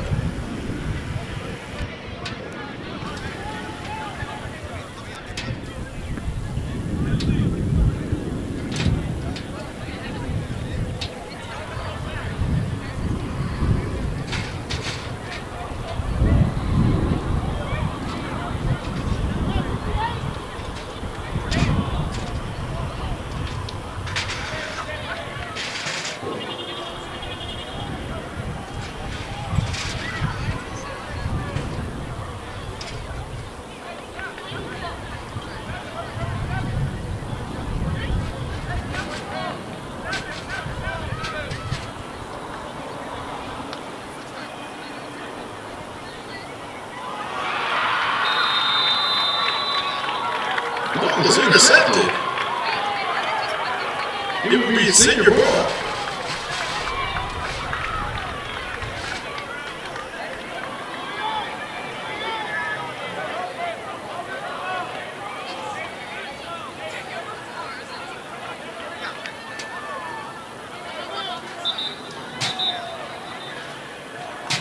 Timeout on the field. With 33 seconds remaining in the half.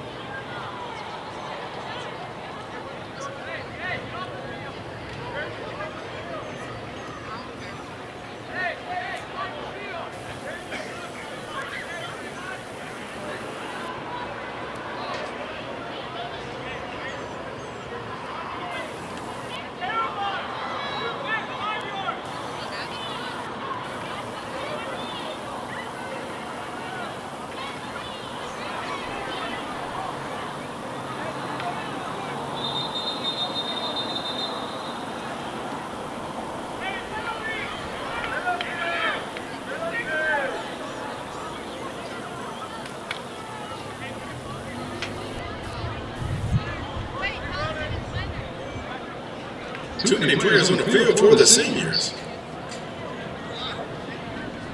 Coaches tried to sneak an extra one on.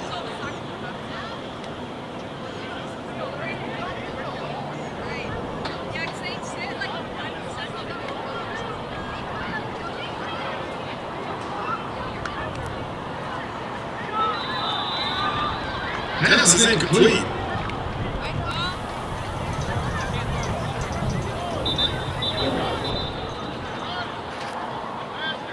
Timeout, seniors.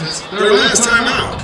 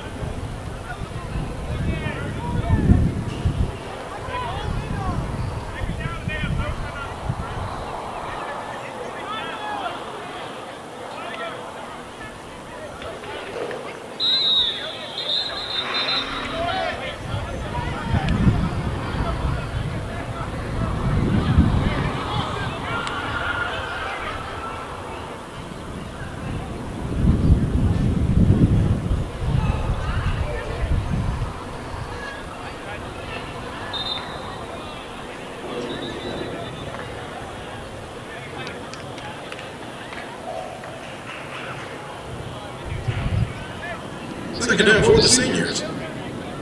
18 seconds remaining in the first half. Pass is almost intercepted.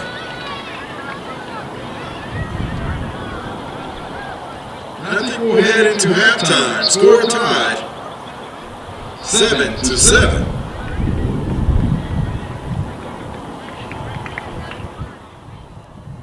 All right, so we have reached halftime of our Powder Puff game, 7-7. Seniors and juniors all tied up. Earl Bertrand, Vype Live broadcast director, here with you on a warm and muggy Thursday evening. Coming up next, we're going to have a special cheering performance featuring some of the guys. Viper Walk. At 5:55, your skill cheering performance. The spring game will begin at 6:05. End of the first quarter, we have a performance by our Viper Legacies. And at the end of the spring game, we'll have our state championship ring ceremony. You don't want to miss it.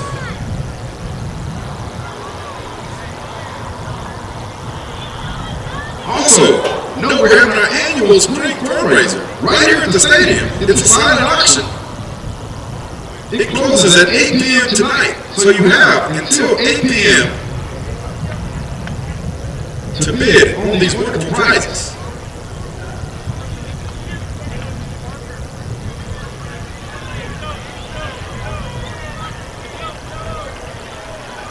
Are we ready at midfield for the cheer?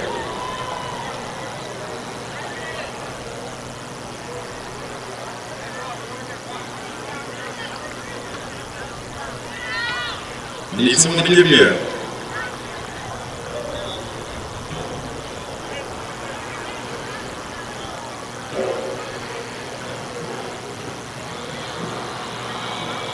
Are we ready?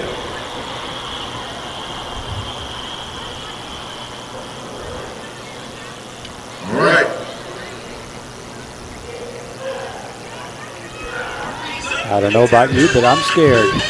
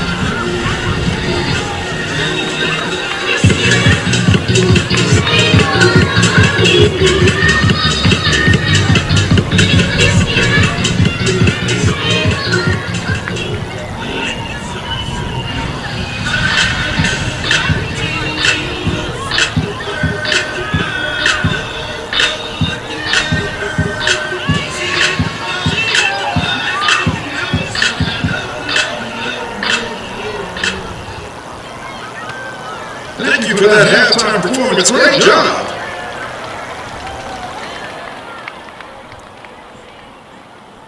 I will just say that the girls look a lot better playing football than the guys look joining the cheerleaders.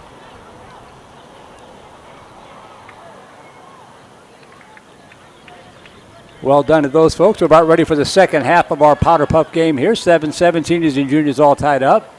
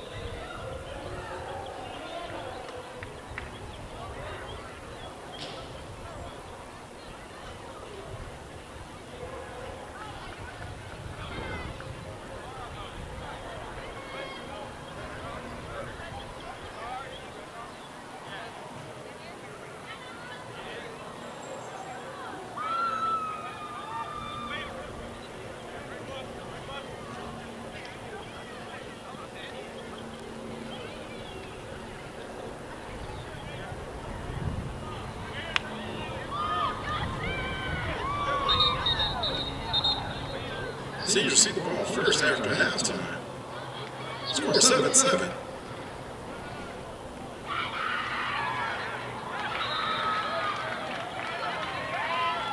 Taken down after a gain of 5 yards.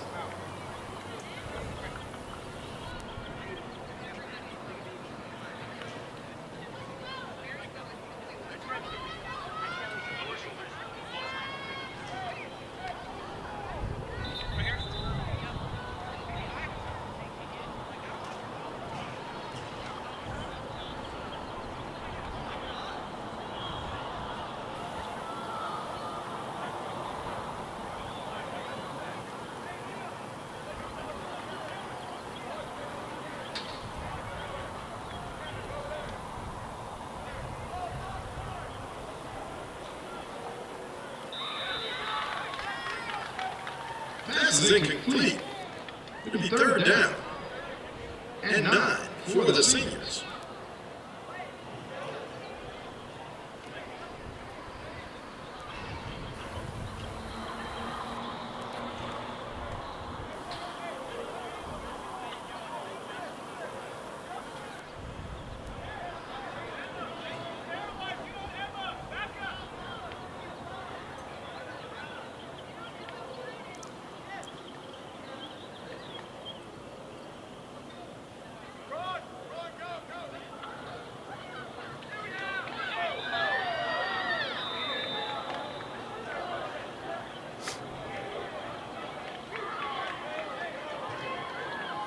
Seniors stopped on third down. Turnover on downs. The ball will go over to the juniors.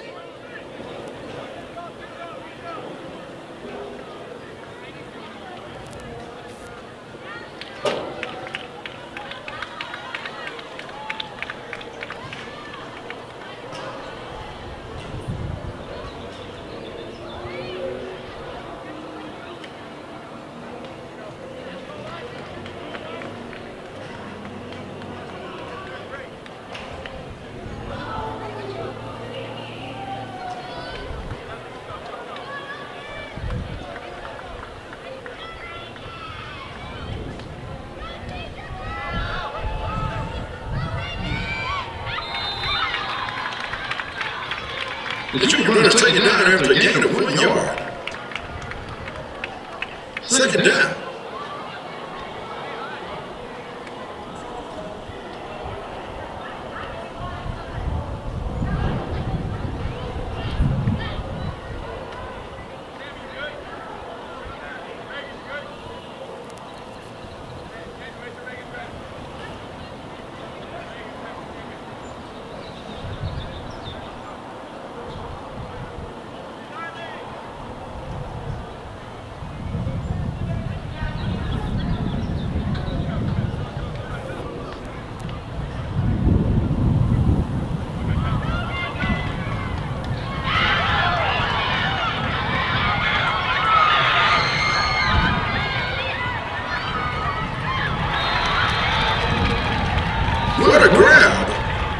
the senior linebacker.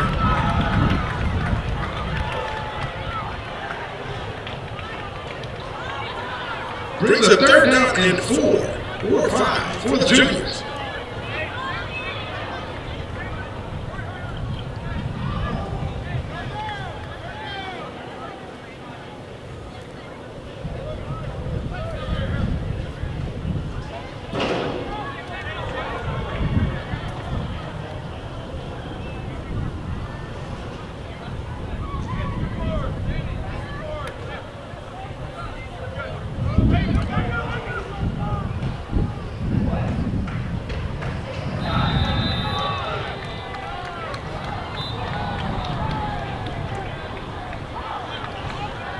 Incomplete. Return on downs. The seniors will take over 1st and 10.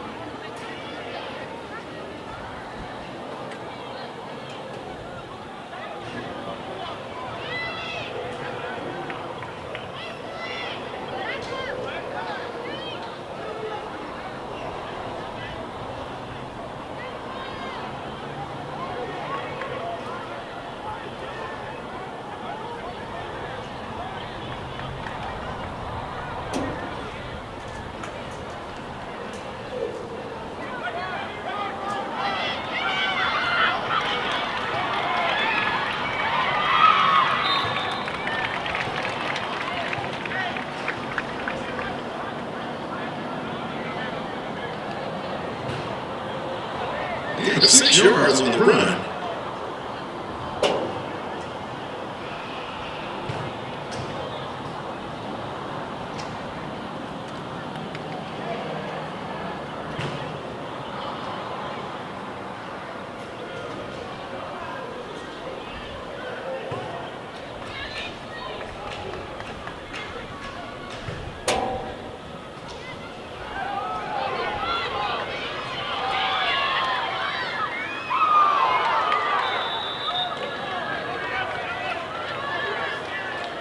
It's a great tackle.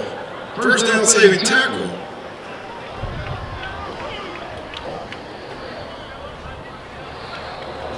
It's 3rd down and 1. 3rd down and 2 for the senior crew.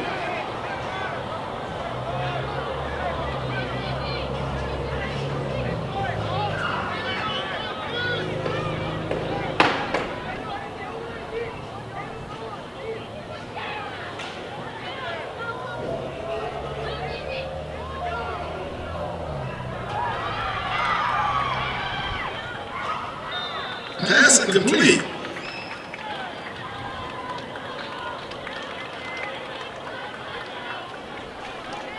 Seniors, 1st down.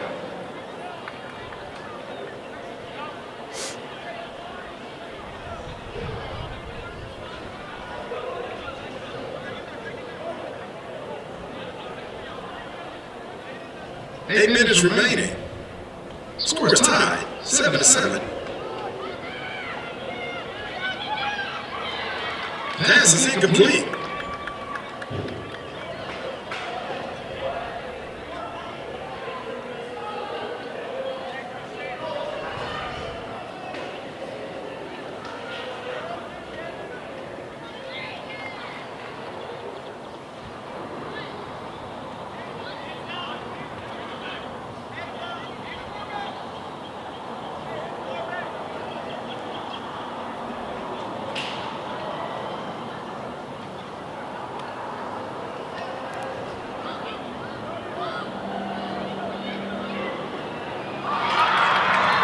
Pass is complete for a senior touchdown.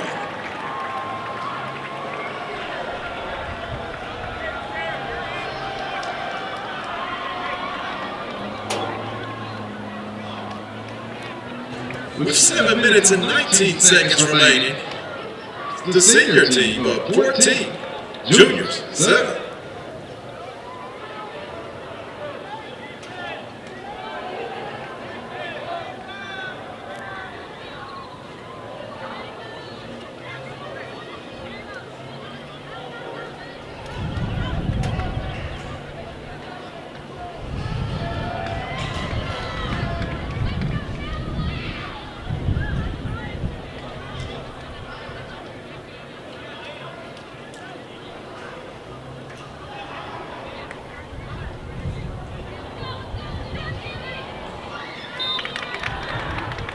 Pass falls incomplete.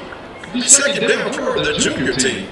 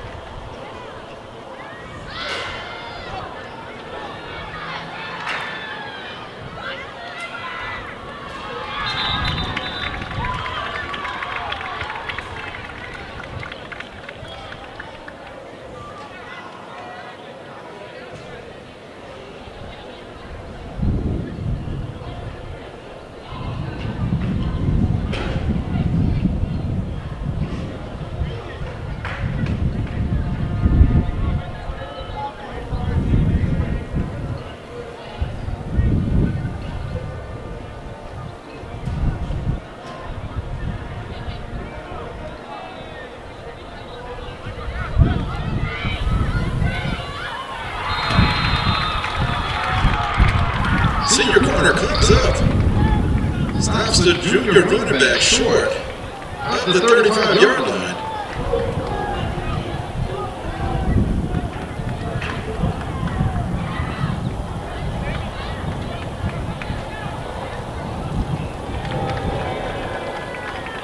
Turnover on downs.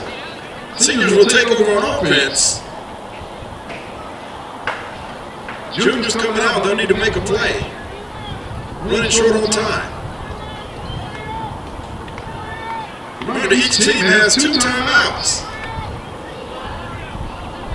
It is a running clock. 4 minutes and 42 seconds remaining.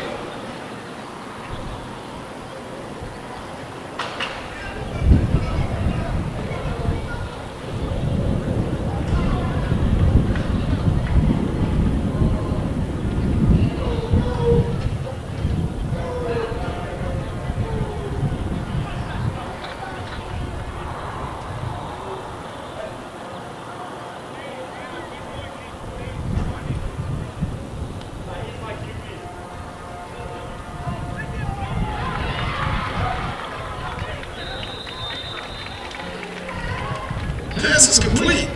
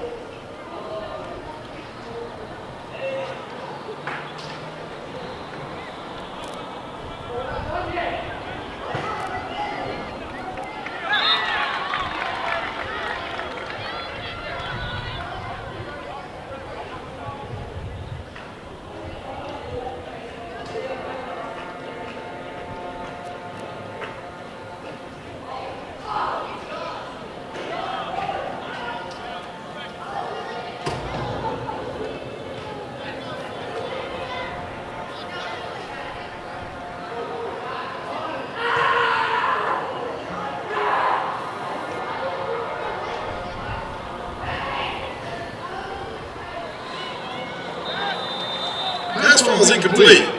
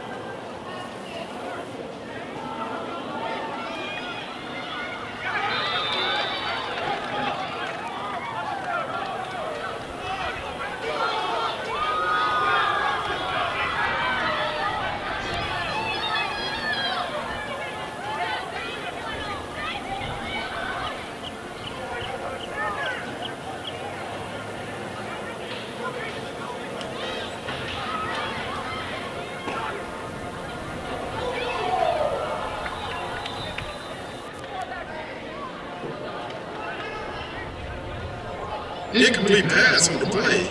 Second down for the juniors. We're looking to tie the game with 2 minutes remaining.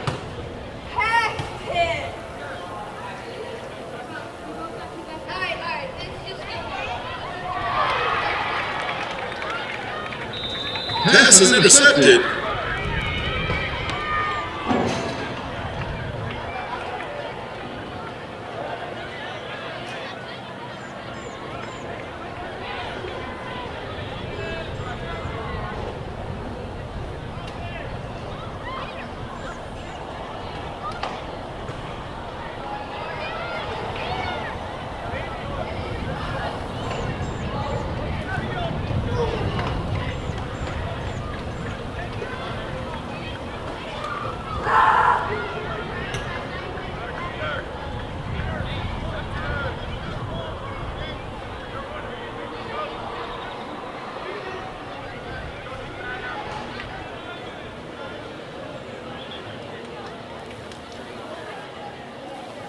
Timeout on the field.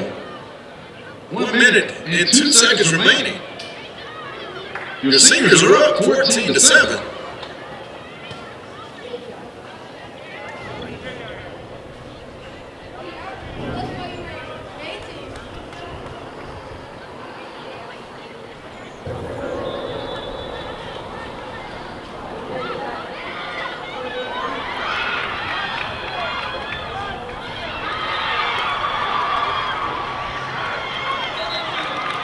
Senior running back makes a move.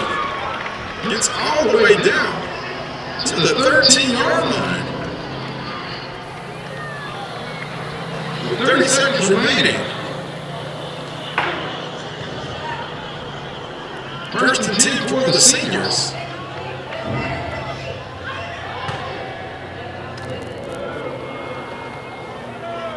You're on the running clock.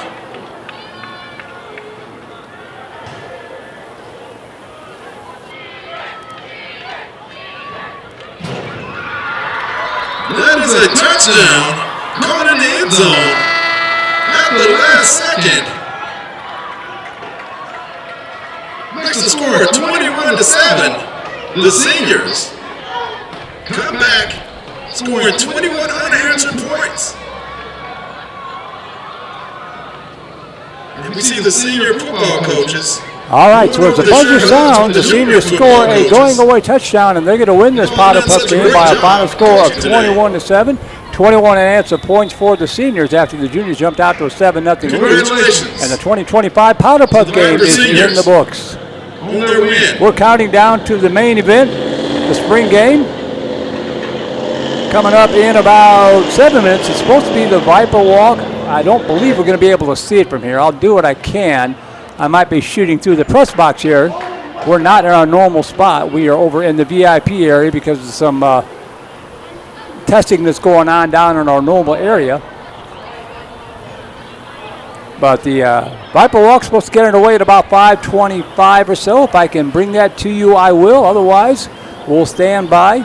5:55, we're going to have a cheerleading performance, and then at 6:05, it'll be the start of the spring game.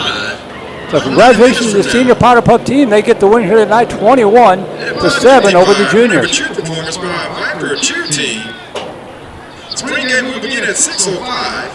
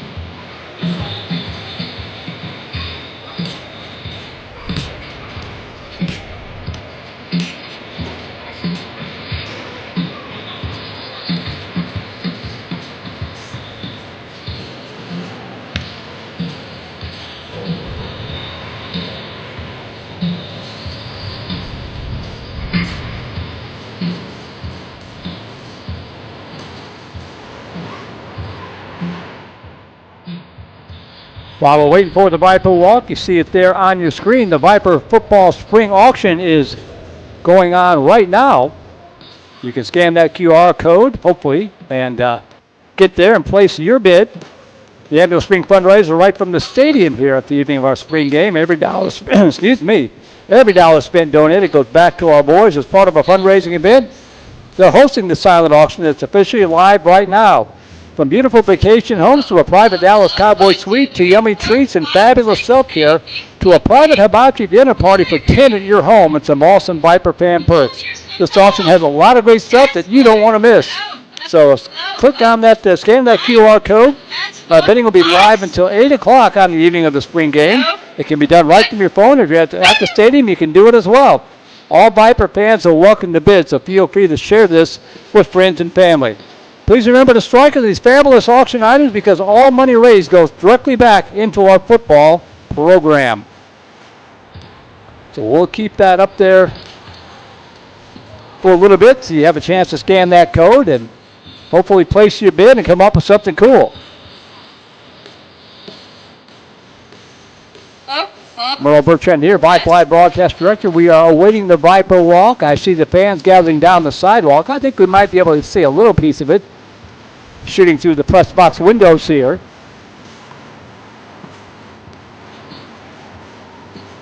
We are normally either in the broadcast booth for the varsity games or on the left side of the press box during the JV games, but they've got some other stuff set up down there tonight, so we're over in the VIP area. Email's open, voiceofthevipers@gmail.com. All one word plural, voiceofthevipers@gmail.com. I'm going to practice something here and see if I can get anything at all from the Viper walk before they actually come out. That's the field house. Little immersion. Yeah, we'll be able to see a little bit of it. Not much. We'll be able to see a little bit of it. That's the control room right there for the scoreboard operations and the video board and all that kind of stuff. So I'll be shooting through that a little bit. But I think we'll be able to see some of the Viper walk, so I'll get you back over there before that gets underway. It's been a fun night so far. We've already had our 9th grade scrimmage and just completed the powder puff game.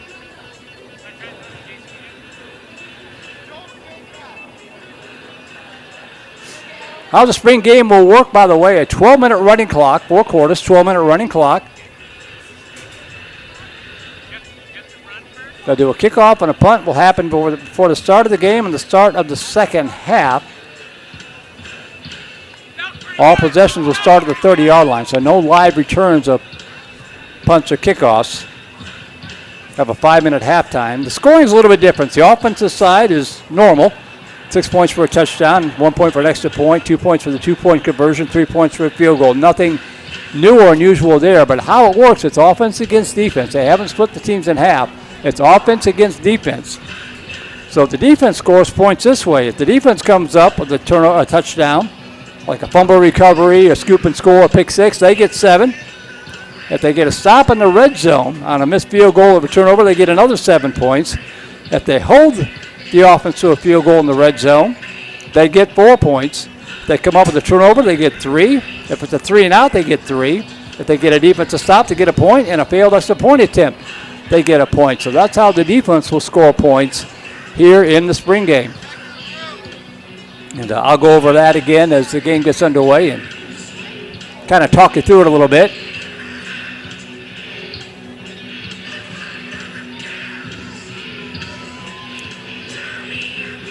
They had put up the Viper football banners on the road leading into the Monroe Memorial Stadium, I saw. It looks like they might be getting Vic the Viper ready for his final appearance at 2025.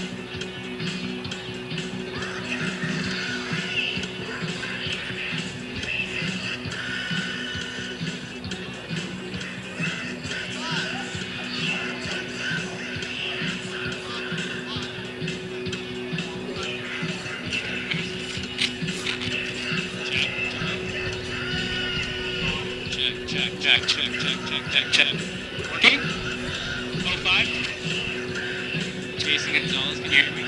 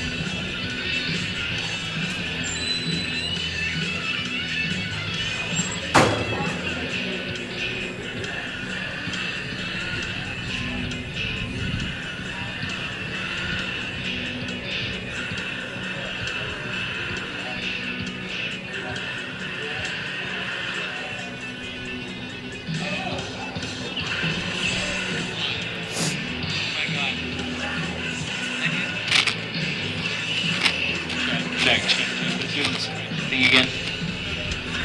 Yeah, change it. Do that one again. Yeah.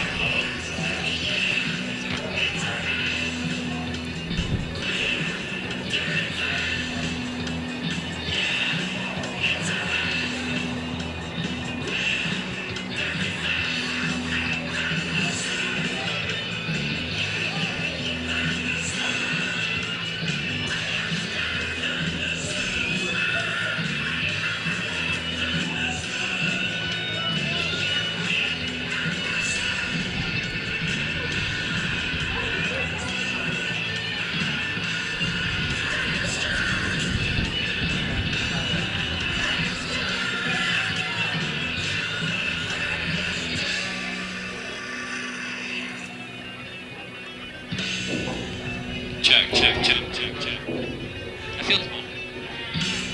No. Okay, cool. We'll do this one. Cool.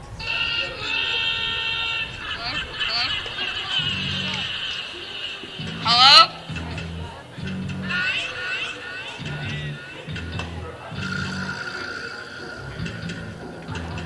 All right, I see Viper players emerging, so we're going to swing back over there and see what we can get. The Viper Walk, a tradition here at Vandegrift High School. The players make their way from the school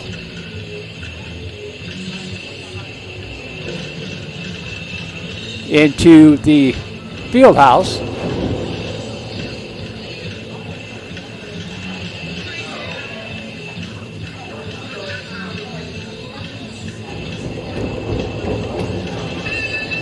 So there you go. You can see a little bit of that. I wasn't sure what we were going to get from the Spanish Point, but there it is.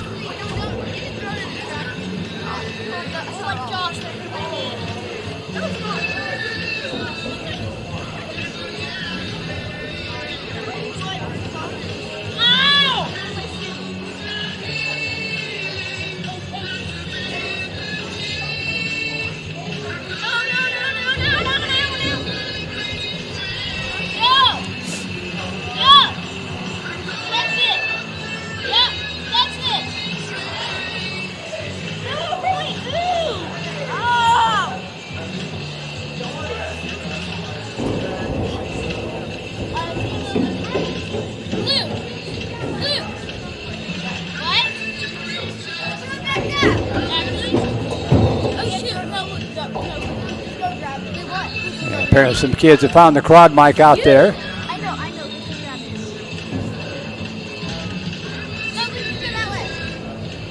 Pick the Viper rising like a Macy's Thanksgiving Day float.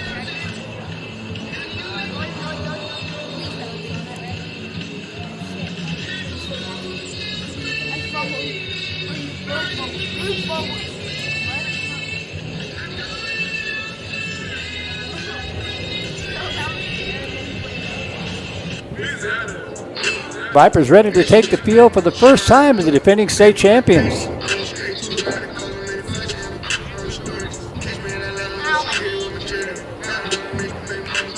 Of course, defeating South Lake Carroll last year in their second attempt after coming up short against DeSoto 2 years prior to that. And one other state semifinal appearance. Viper Marching Band making their way into the stadium. You know, one of the cool things we've seen this year, Coach Jaime there, I think, got it started. Had a pep band at some of the basketball games. That was pretty cool. Had not seen that before. And then at one of the baseball games, I think it may have been the regular season finale against Westwood, the Viper Marching Band came out and performed the national anthem. That was very cool.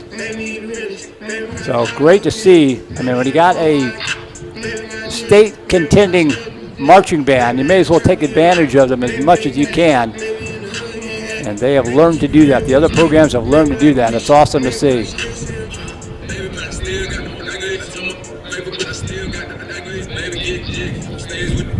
That group of young men down there, I presume, I don't know for sure, but I presume that is the outgoing seniors. I don't know that for sure.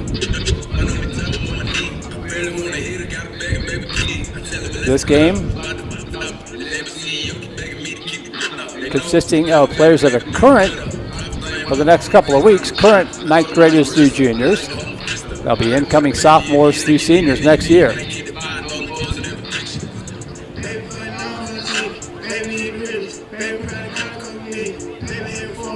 Cheerleaders making their way into the stadium.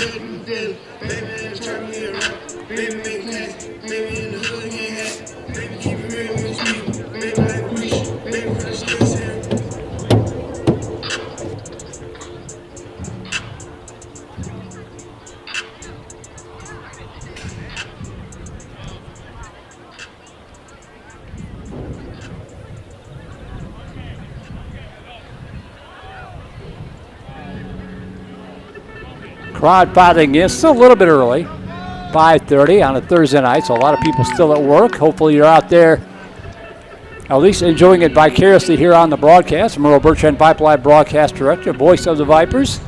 Email's open, voiceofthevipers@gmail.com. If you want to give a shout out to your favorite player. Voice of the Vipers, all one word, at gmail.com.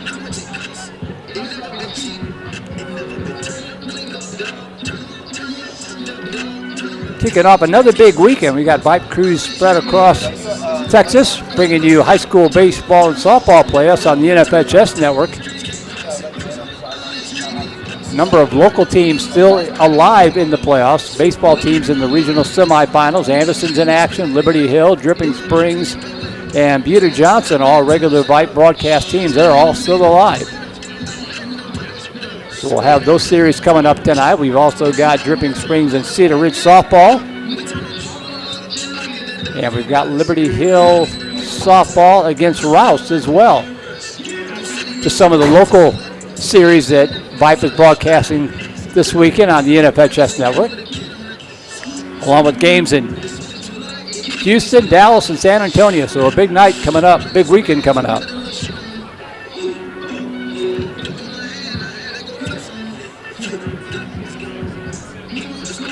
Takes a while to get the band to the ballpark. You see them still filing into the stadium. Get my roster out of the way so we can get a better look here. There we go. Cheerleaders to the right, the band moving their way across the end zone and filing into the stadium bleachers here.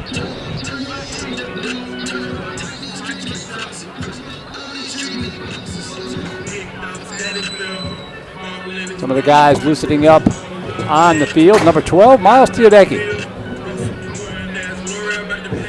Unheralded junior quarterback last year, led the Vipers to a state championship game, just coming off a tremendous baseball season. I mentioned it in the freshman game. The Viper baseball team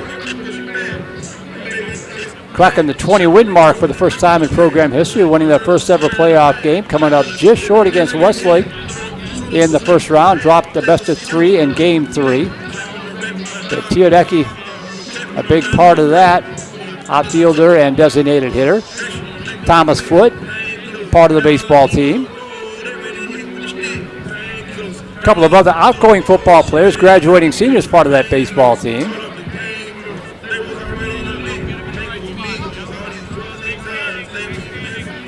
Jack Korkamp being one of them.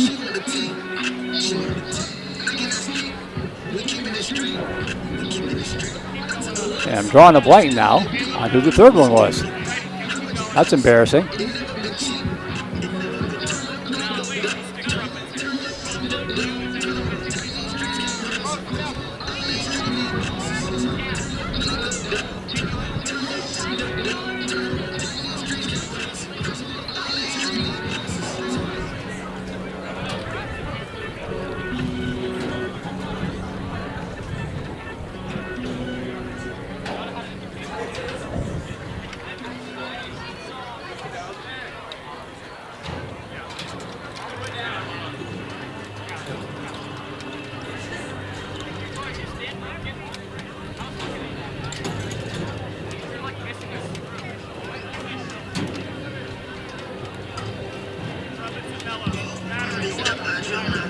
"15 minutes away from the pregame cheerleading performance.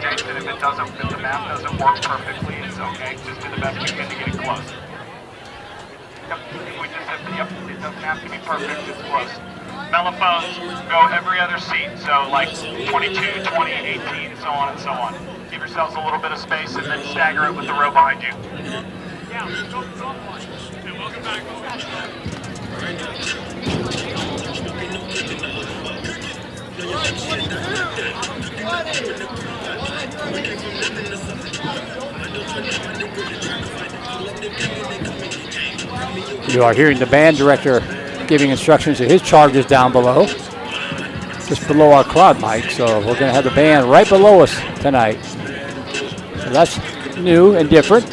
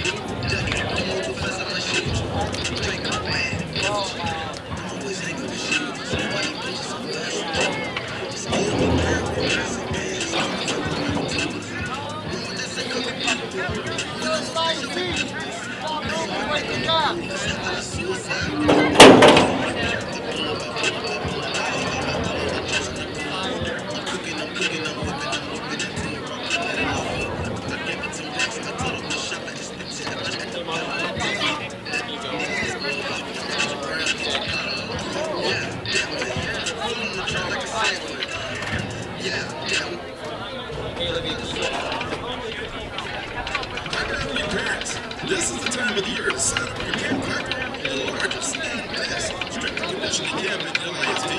Camp begins Monday, June 2nd, and runs through July 31st, Monday through Thursday. We have camps available for incoming 7th grade and up. Male and female athletes are welcome. Sign up today on leanderisd.org.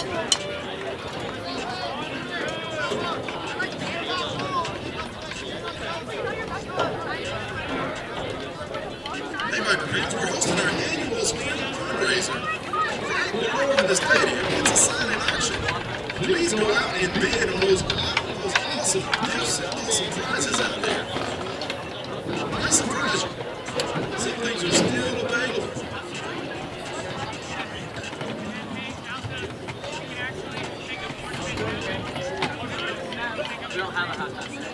Hey, my friends, I wanted to go over today's spring football game format.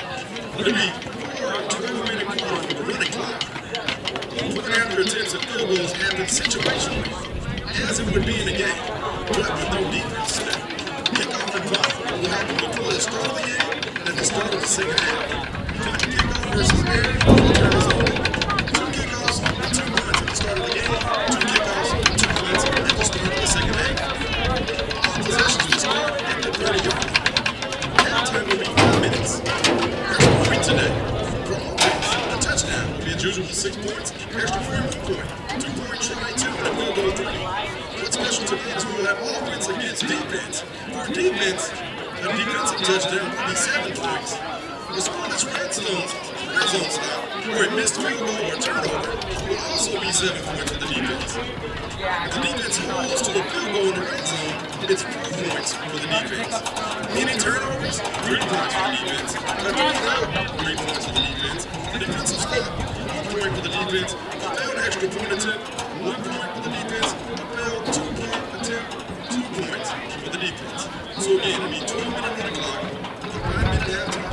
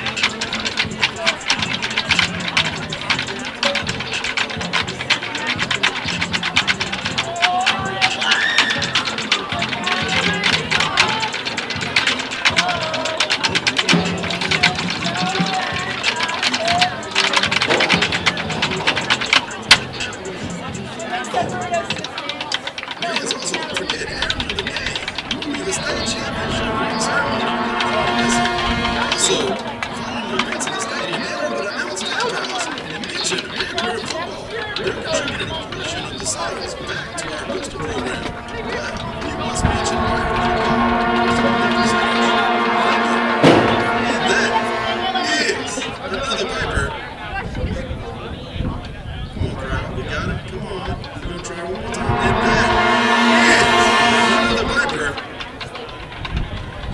First down. Let's get ready for it on those.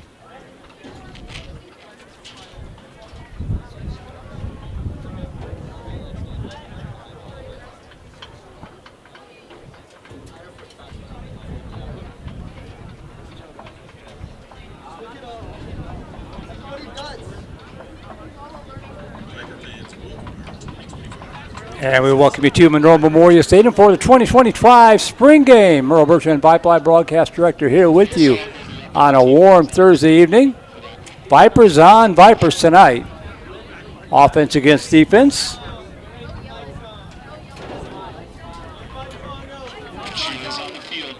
And we are just moments away from the team running through Victor Viper and out on the field. Silver against black.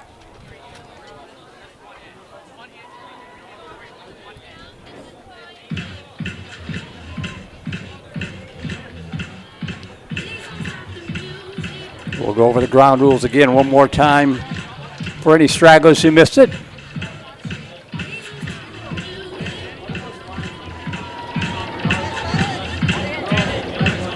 Our cheerleading performance going on right now.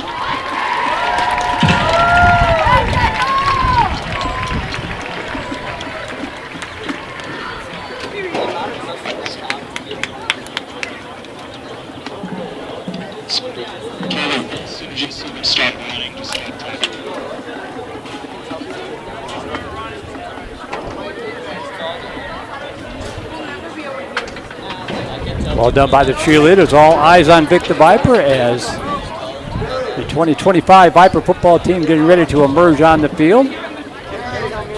They mentioned either the culmination of the 24-25 season, or more accurately, the beginning, the kickoff, if you will, to the 2025 season, which will be underway here in what, about 4 months?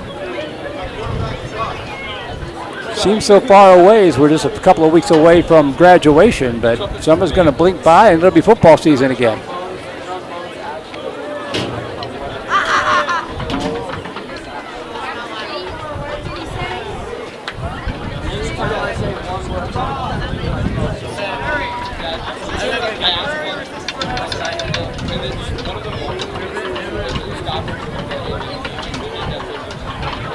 Two different Vipers to lead them out. Brock Chilton, number 1 in the white. Looks like number 28 in the black. That is James Mulcahy. Miles Teodecki wearing the red quarterback jersey, number 12, lined up behind them. All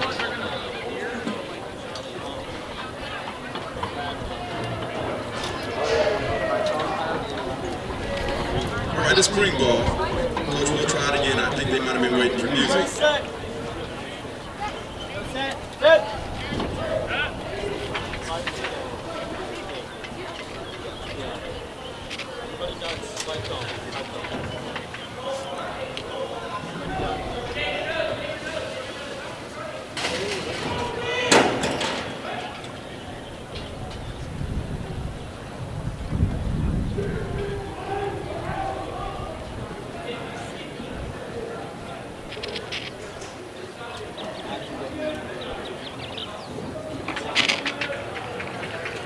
And here they come.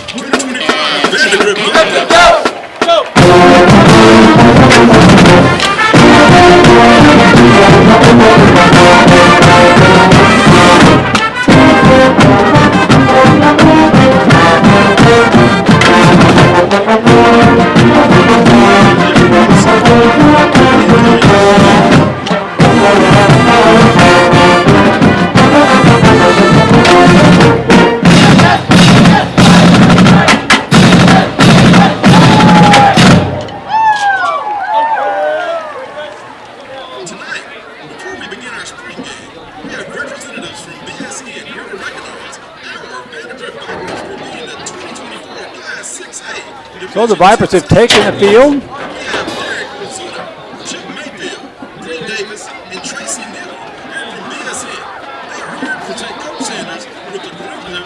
These young men currently freshmen through juniors. In a couple of weeks they will have graduated and will be sophomores through seniors for the 25 season.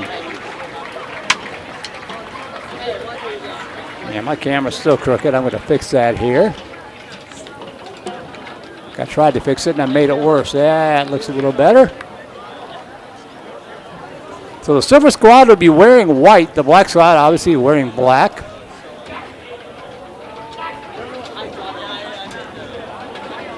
And a plaque will be installed somewhere on the stadium, I'm assuming.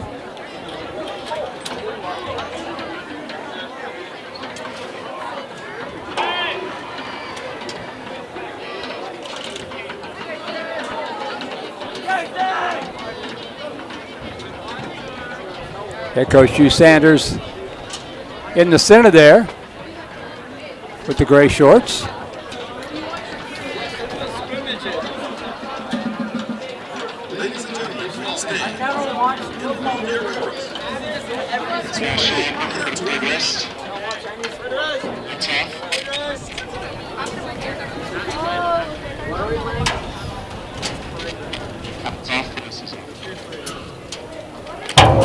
That'll be a nice addition to Monroe Memorial Stadium.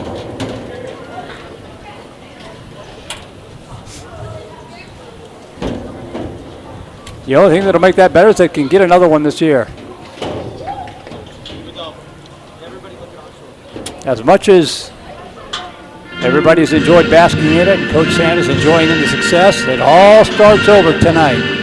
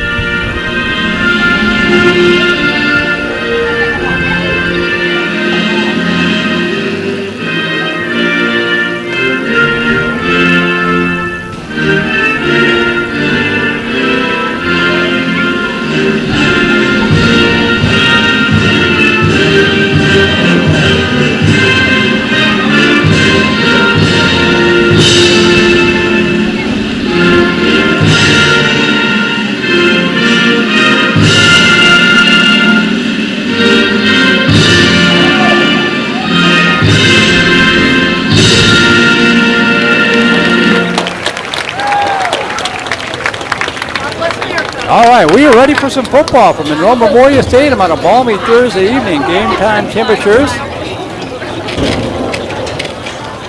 about 95 degrees. Silver versus black. Mo Birch and Vype Live broadcast director here with you. 4 12-minute quarters. The clock will run. All possessions will start at the 30-yard line. They'll do kickoffs and that kind of thing with what they call air returns, which basically means nobody will make contact, but they'll kick it off and then place it at the 30-yard line. If the crowd might turn down here a little bit, sorry about that.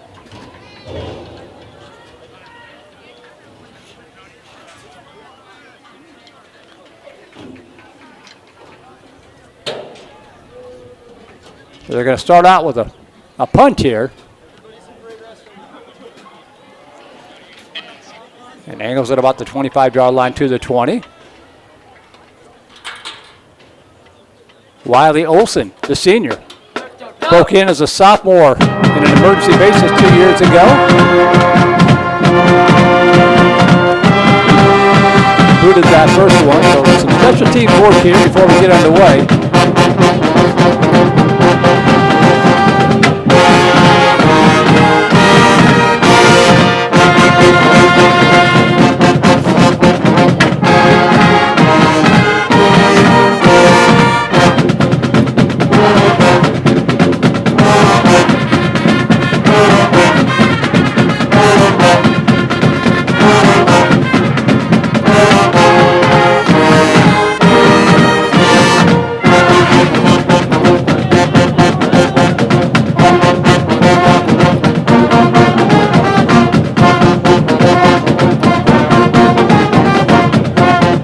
Kester set to boat this one away.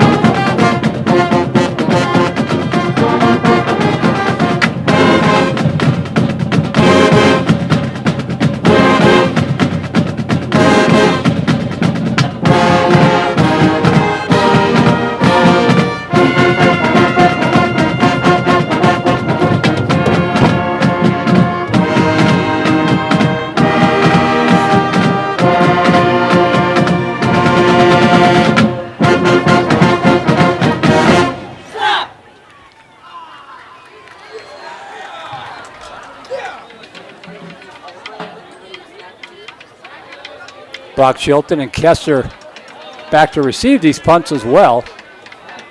That'll be the core of the receiving unit this year. Chilton will be an incoming senior. Gavin Kester will be a junior. Good to have those two guys back.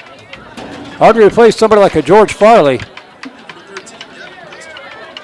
But those two will be a good basis to start from.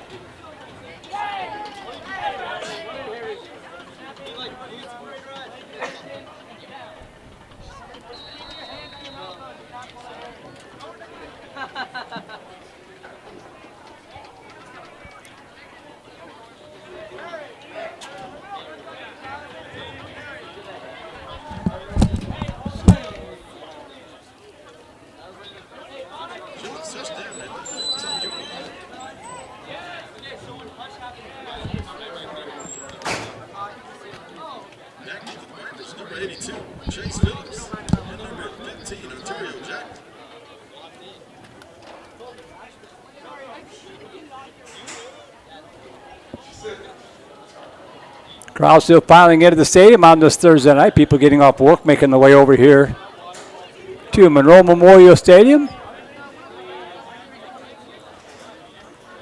Notice a couple of upgrades in the lobby and that kind of thing. A nice picture of Mr. Monroe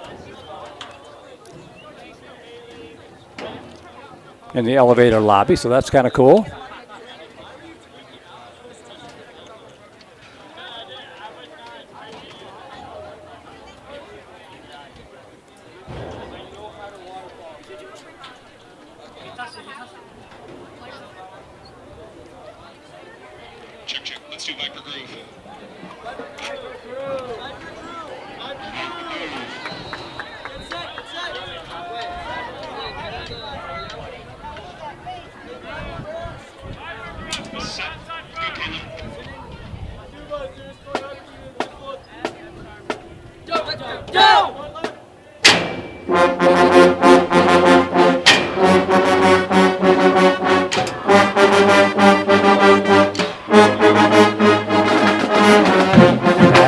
Likely complete the special team portion here in the first half. They may do it again at the start of the second half.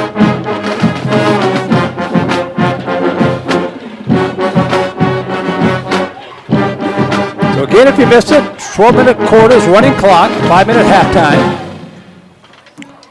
Offense versus defense. The teams have not been split in half. It's offense versus defense. Offense will score points as usual.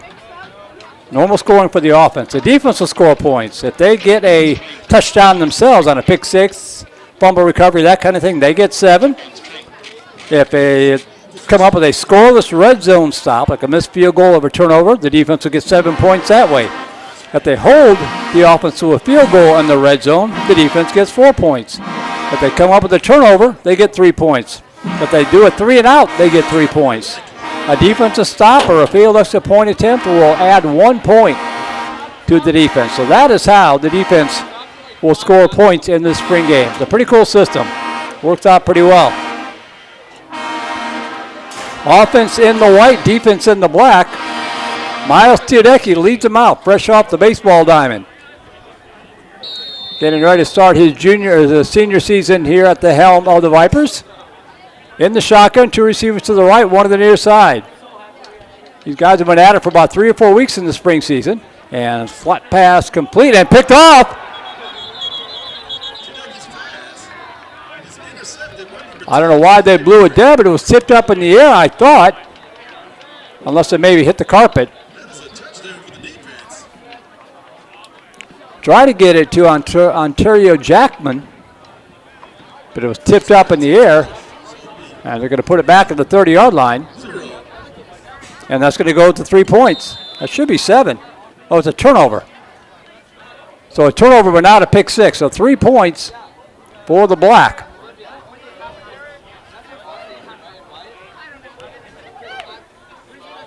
Hand off up the middle. And drug down from behind at the 34-yard line. Good open field tackle made by Parker Davis to wrap up. Oh, I got a number 40 on the offense, but I don't see that on my roster, so not sure who number 40 is, unfortunately. Gain of 4, 2nd down and 6.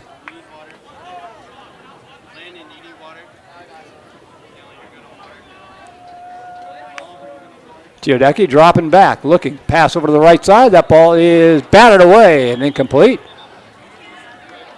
Tobias Gray with the deflections. They try to get it out. I'm missing some numbers. I don't have complete rosters here.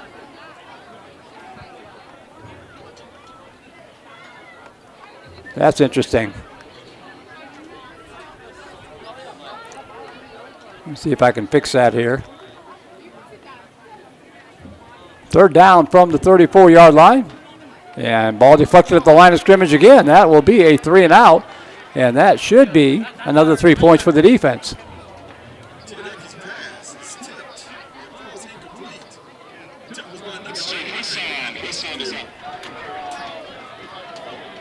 So that should make it 6-0 in favor of the defense.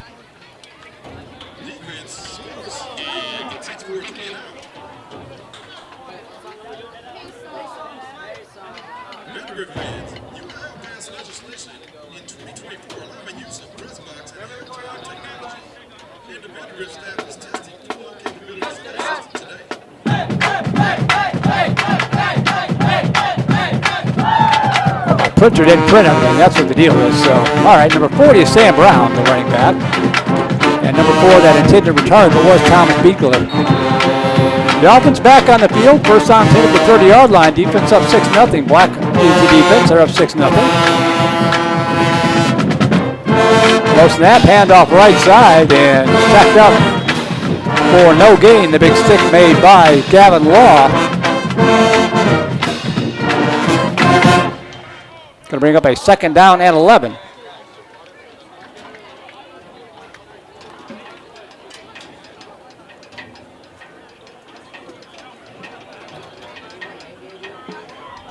Two receivers wide right, 1 to the near side, 2nd and 11. Our snap count, free play coming up. New quarterback in, we'll get his number here in a second. Pass to the near side, incomplete. Try to get it down the field to Tyler Salo. That's Gavin Kessler in at quarterback. But he had a free play, so it's going to be a 5-yard pickup. Going to bring up a 3rd down and 6.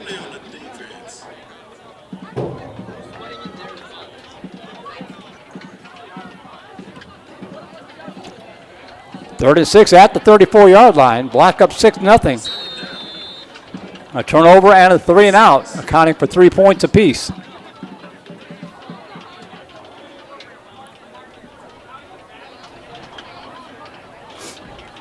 Kester in the shotgun, empty back set, trips wide right.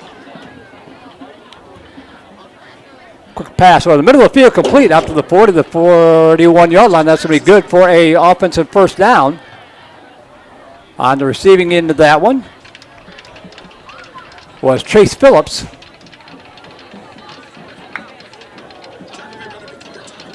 So first and 10 from the 40.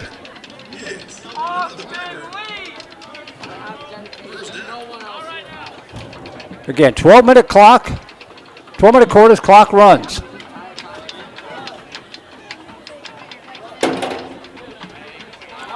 Kessler in the shotgun, first down and 10. Two receivers right, one to the near side coming in motion. That's Marshall Lindenberger.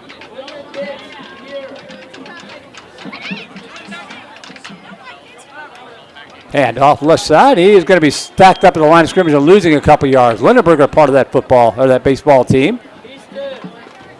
Bryce Eaton on the ball carry. Lost a 2 on the play, second and 12.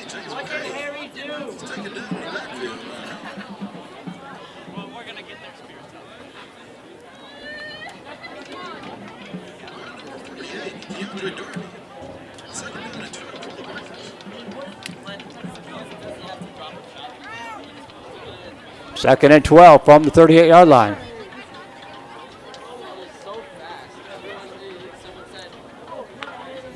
Kessler dropping back, looking pass over to the right side, complete, and out across the 45 to the 50. Up hinted, good open field tackle, but a nice pitch and catch hauled in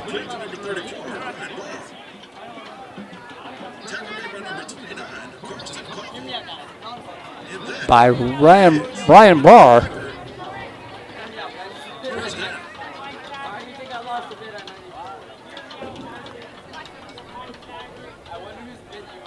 So first and 10 to the black 49-yard line.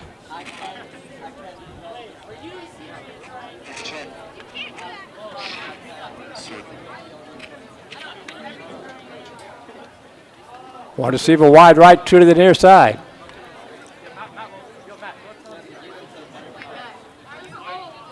Hand off up the middle. Nice burst of speed inside the 45 down to the 43. Good carry there by Bryce Eaton. A gain of about 7 yards on the play. Going to bring up a second and 3.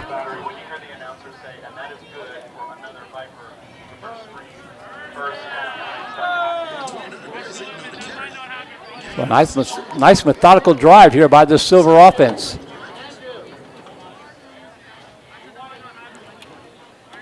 One receiver wide right, two to the near side. Kessler with the back to either side. Low snap, goes and gets it. Slant pattern complete over the middle of the field. And going to be stacked up at the 30-yard line. Good for a first down. Beekler hauling that one in. Or check that, Chase Phillips, number 82. Beekler's 84. But good for a first down.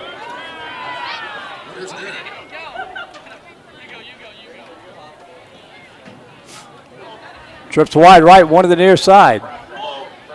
Kessler in the shotgun.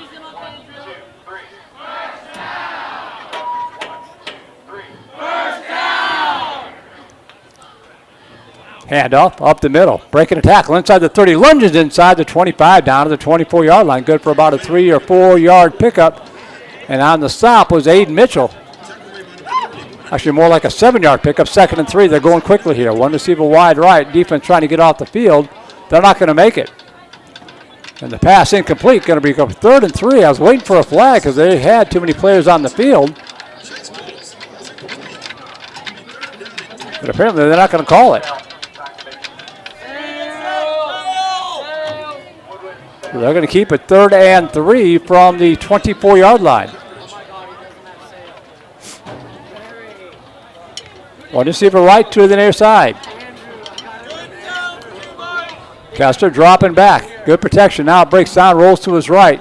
Fires to the right side. Flag comes on. Going to be a holding. And what started out as a promising drive looks like it's going to fizzle out here. We'll see what the defense does if they want third and 13 or fourth and 3. They're going to push it back to 10 yards, so third and 13 coming up.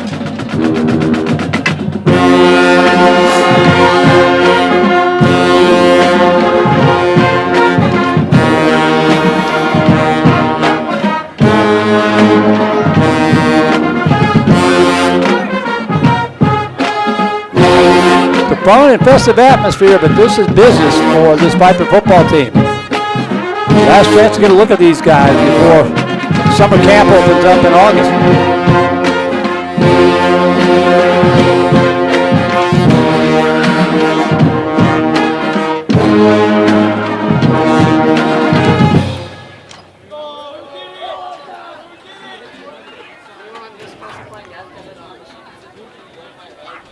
Third down and 13 coming up. Everybody's shifting around. Two receivers now wide right, two to the near side. Dropping back, looking under pressure, and has to throw it away. Coming in, and in his face was Landon Huber.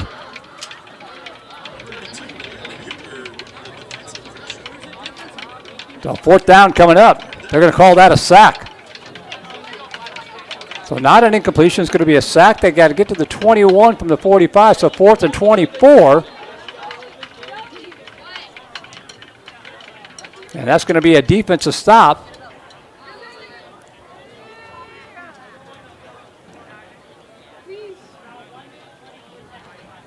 Scoreboard says 10-0.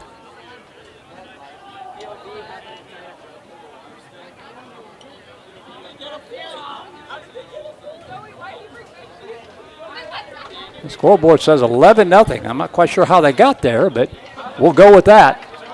So 11-0 in favor of the defense. The offense will take over, first and 10.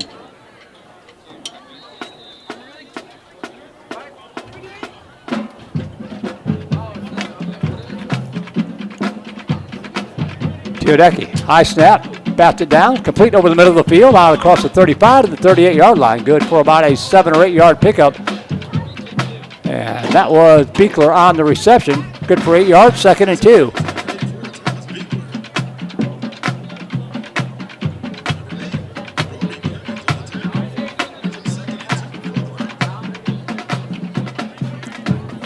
Second and 2 coming up from the 38-yard line. Likely the final play here of this quickly moving first quarter. Two receivers wide left. Now two to the near side.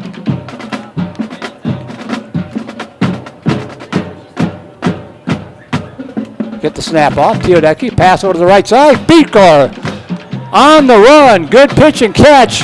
Good for a Viper first down. The stop made by Brady Serchik, but not before. The Viper offense on the move at the 45-yard line, and we've reached the end of quarter number 1.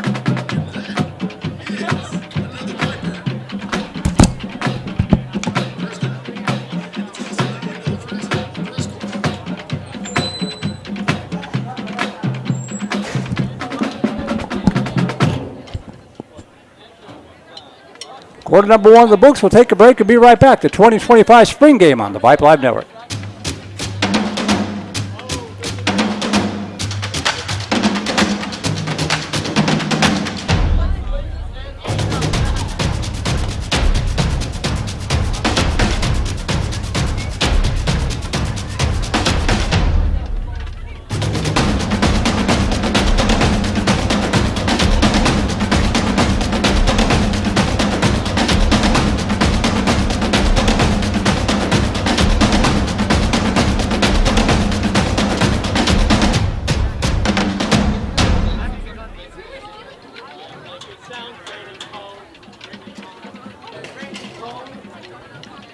Welcome back. We're about to see a performance here by the Legacies Vision Dance Team.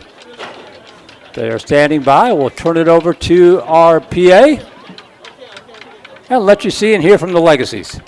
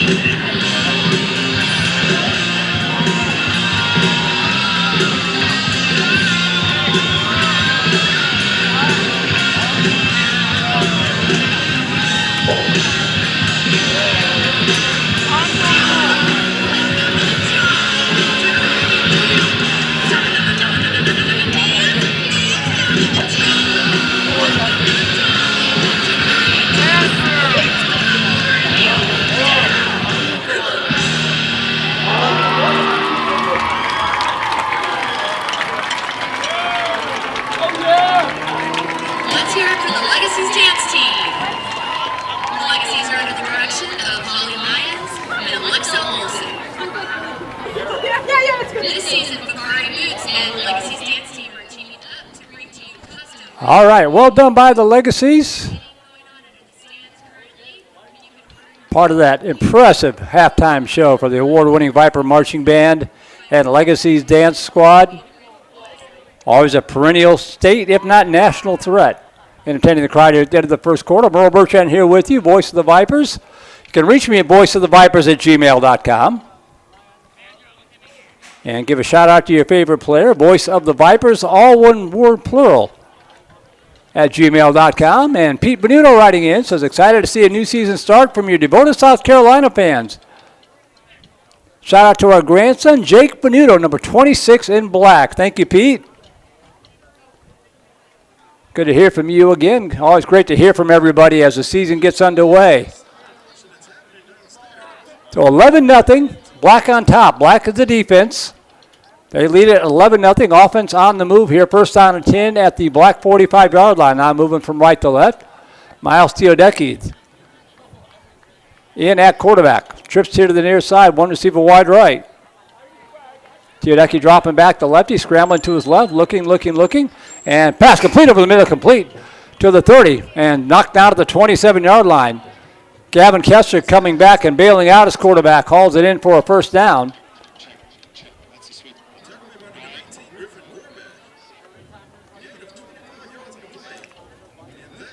The first down and 10 for the Silver Squad at the 28-yard line. Just underway second quarter.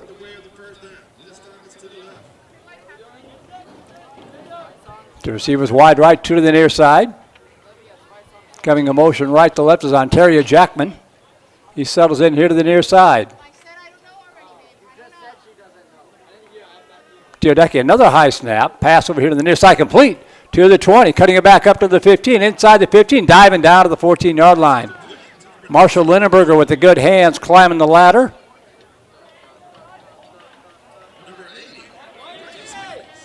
And the Silver offense on the move. First down and 10 at the 14-yard line.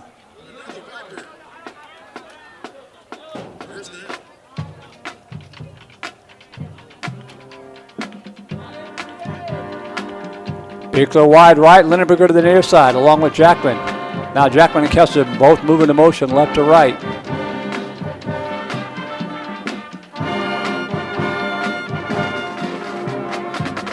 Teodecki. Swing pass, right side complete. Looking for running room inside the 10, down to about the 8. I think that was Jackman on the reception. It was. And he's going to pick up about 7 yards on the play, 2nd and 3.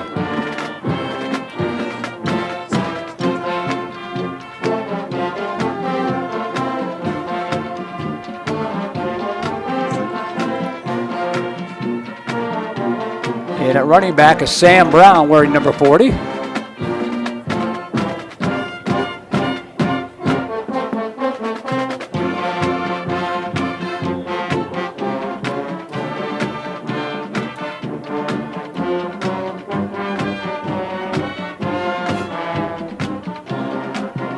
Teodecki in the shotgun. Second down, let's call it 4 from the 9. Hand up to Brown. Off the right tackle, dives down to about the 6.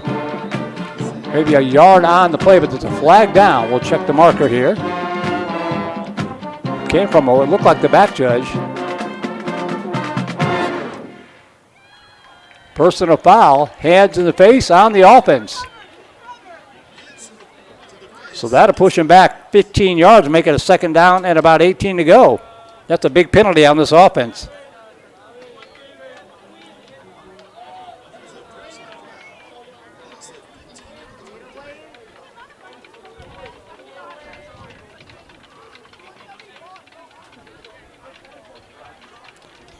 Pushes the Silver all the way back to the 23-yard line. They've got to get it down to the 5 for the first down.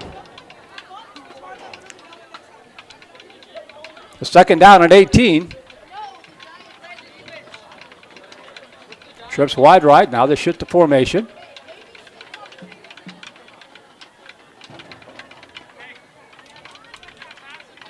Teodecki picks up the snap off the ground, rolls to his left, directing some traffic, and he will tuck it under and run. We saw that more and more as the season wore on last year. Didn't start out running hardly at all. to gain a little confidence in his legs and managed to get it down to about the 18-yard line. Makes this a manageable third down anyway, third and about 13 as he picked up 5.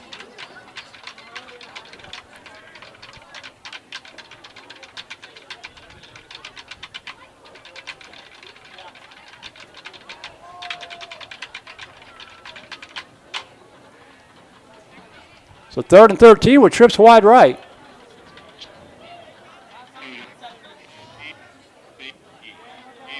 Low snap, bounces back to him again. They got to work on that. Fake pad on the right side of the end zone, batted away, incomplete. Good closing there by Tobias Gray to get to Beekler before that ball could get there. The ball hung up in the air for quite a while. That sets up a 4th and 13.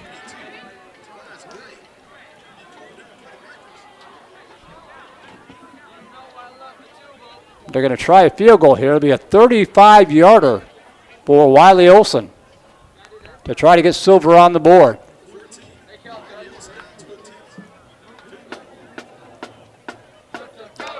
So a 35-yarder for Olson. Good snap and hold. Kick is up. Looks good from here. And it's good. So 6:54 to go in the first half. And Silver's on the board. They trail it now 11-3.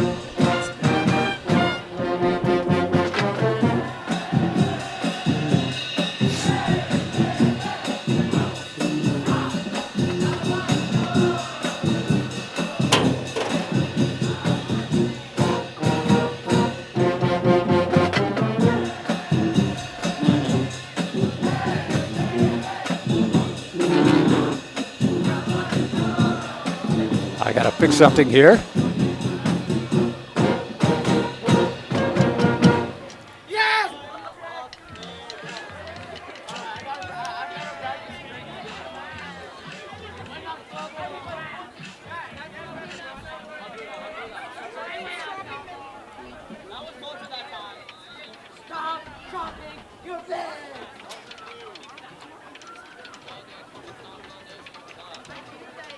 Bear with me for just a second. Got to take care of one of our baseball crews having an issue.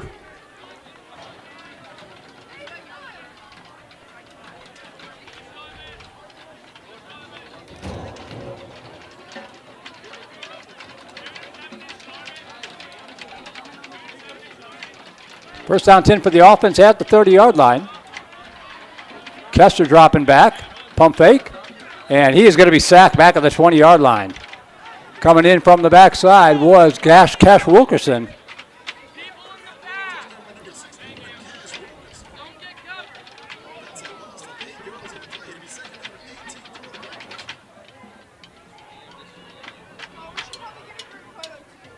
So a loss of 7, 2nd and 17.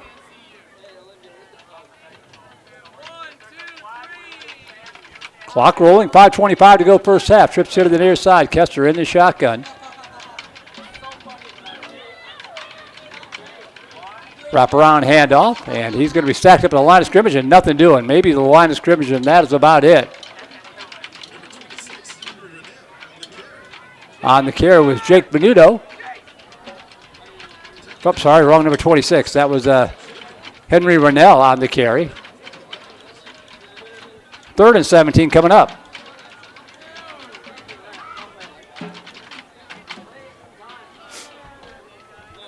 Two receivers left, one to the near side. 3rd down to 17. Pistol formation for Kester. Dropping back, looking, dumping it off one of the right side, complete. Up to the 12. Oh, juggled and dropped. Tried to run before he had it. May have been able to pick up a couple yards. But that's a tough break there. Got to tuck that one away. Rennell started to run before he had it. Had some running up the near side. Don't think he would have picked it all up anyway. But it's going to be a defensive stop. 3 and out. Makes it now 15-0. Or 15-3, pardon me. Why does that say 18? I don't think they're doing that right. They've got 18-3 on the scoreboard. That's not right. Dropping back is Kester. Pass over the center of the field. Got a receiver wide open. Caught to the 40 down to the 35-yard line. They did that right. Good pitch and catch, and Aiden Mitchell hauling it in for a first down.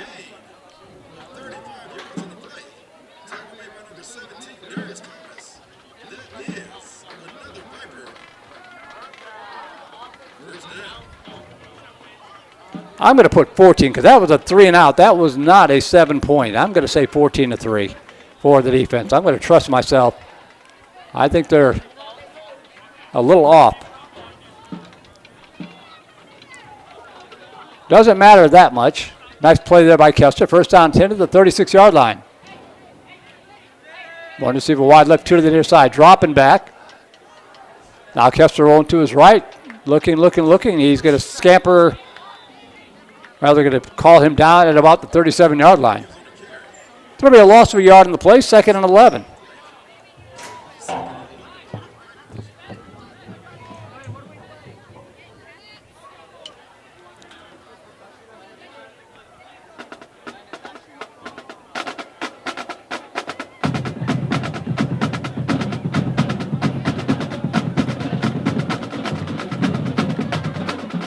Two receivers to the left, one to the near side. And comes a motion right to left, settles in. Kester in the shotgun.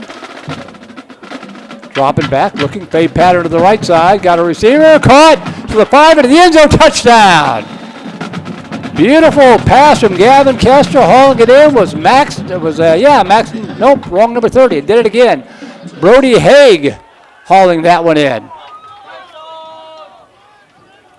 Kester to Haig for a score. And the offense creeps closer.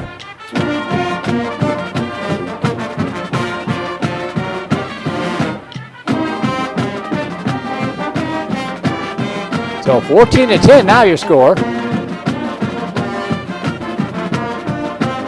Well, 9 with the extra point pending.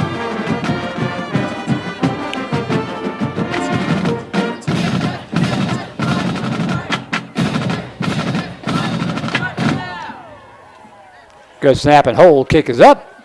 And Olsen splits the uprights, and now it's 14-10.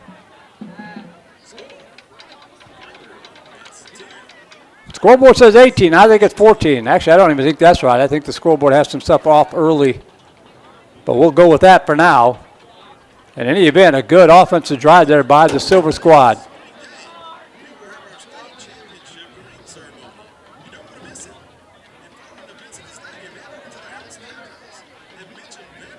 So the clock stop at 2:15 to go.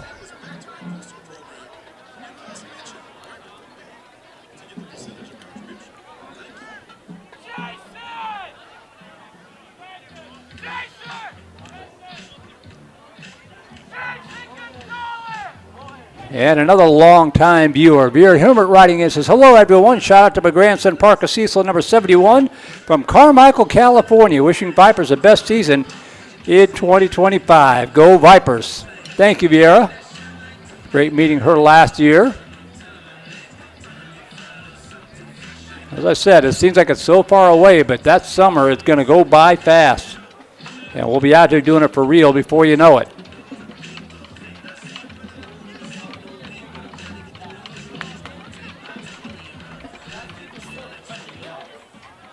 So 1st and 10, offense back on the field.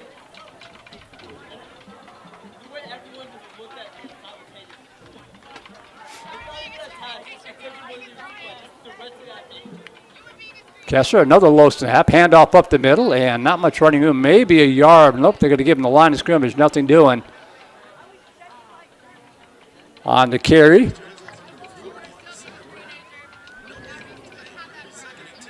Number 40 for the Vipers, Sam Brown.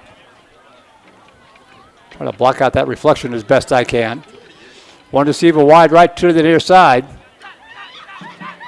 Now they shift to formation.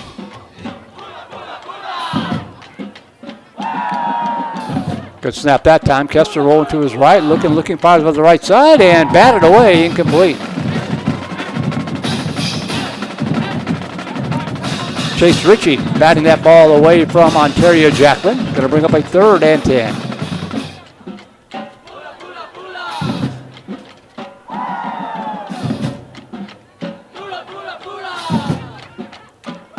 3rd and 10.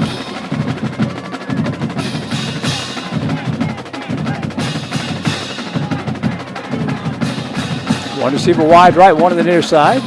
Everybody's shifting everywhere. Brown lines up to the left side of Kester. Inside of a minute to go first half. Kester dropping back. Looking, pass over to the middle of the field. Complete to the 34. Breaks off one tackle. And digging for the first down. Going to get the first down. Great effort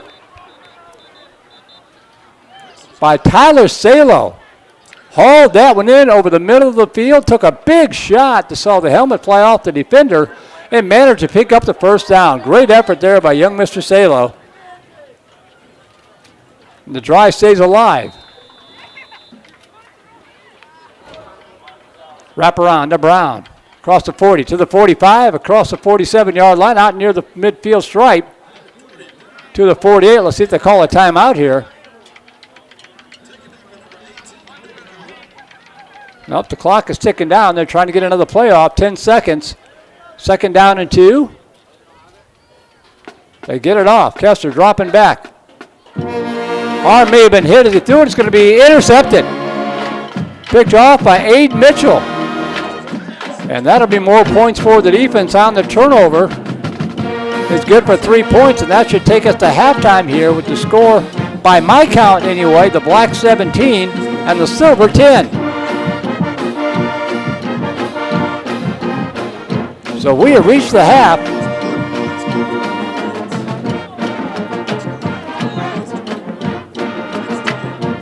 Yeah, see, they gave the defense 7 points, and it should only be 3 points for a turnover.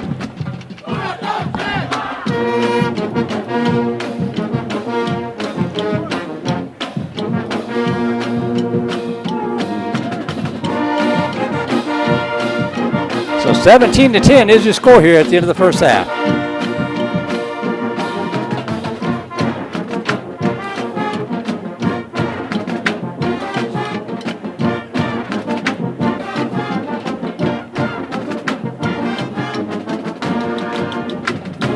I want to remind you once again about the auction going on until 8 o'clock tonight. You see that QR code right there. You can scan that, hopefully. If it won't let you because of its video, get a still frame and try to scan it that way. The annual spring fundraiser right from the stadium on the spring game here. Every dollar spent and donated goes back to our boys as part of our fundraising event. That is what this Viper football spring auction is all about. From beautiful vacation homes to a private Dallas Cowboys suite to yummy treats and fabulous self-care to a private hibachi dinner party for 10 at your home and some awesome Viper fan perks. This auction has a lot of great stuff you don't want to miss. Bidding will go on until 8 o'clock tonight, so you've got an hour and 15 minutes. 8 o'clock tonight. You can bid right from your phone at the stadium if you're here at the ballpark. All Viper fans are welcome to bid, so feel free to share this with friends and family. Remember to strike in these fabulous auction items because all money raised goes directly back to our football program.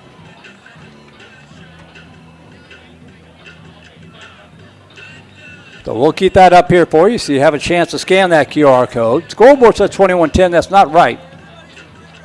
And I don't even think what I've got is right because I think I was following the scoreboard early on and they weren't tabulating correctly.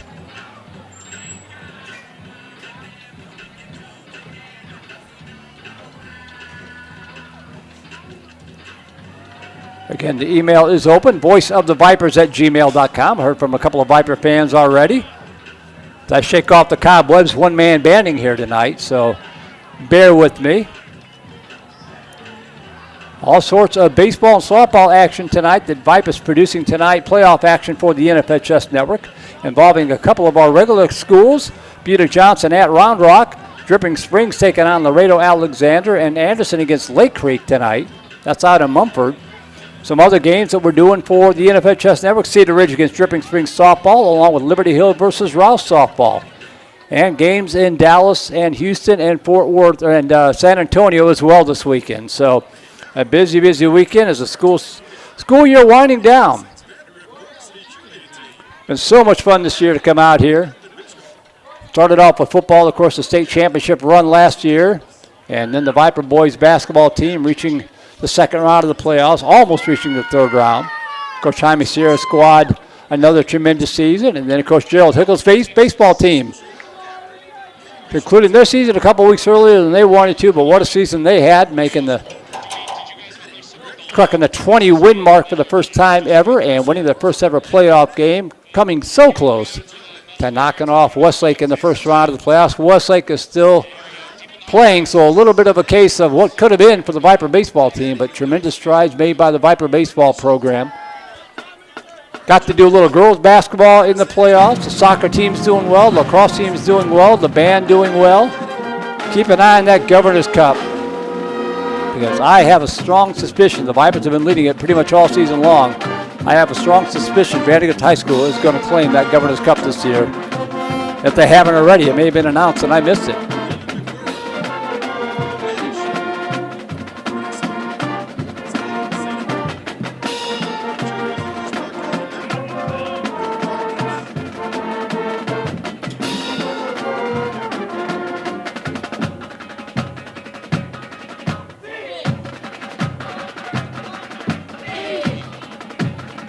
I'm going to adjust my scoreboard because I've done the math in my head. I think the scoreboard operator was giving 7 points for a turnover, and it should have only been 3.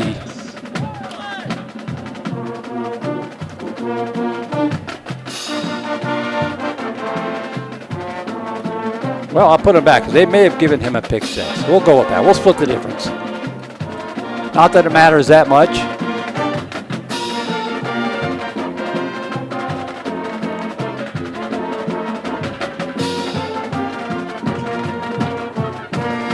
Don't forget, stick around at the conclusion of the spring game. We'll have the ring presentation. And we're going to do some more punts and kickoffs here to start the second half. Fair catch call for made by Ontario Jackman. The punt by Wiley Olson.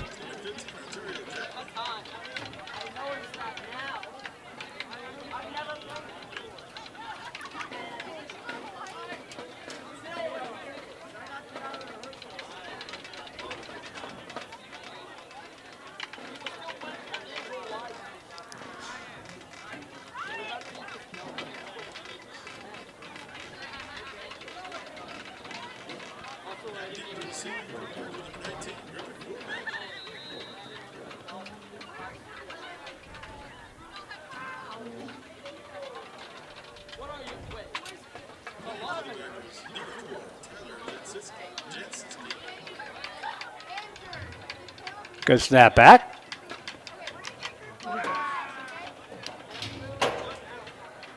And fielded on the dead run.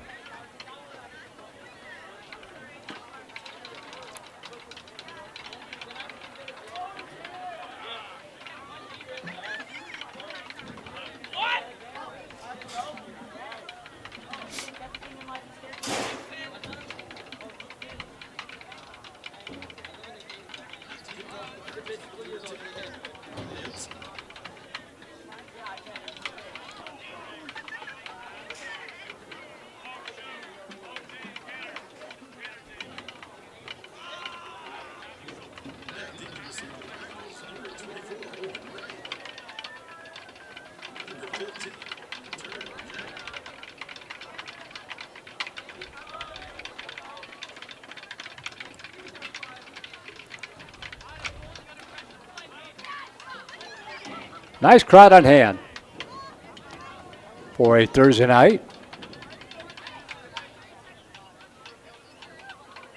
Viper fans getting their first look at the 2025 Vipers before spring camp breaks for summer. Olson sends this kickoff down to about the 4-yard line and going to be returned, blown dead.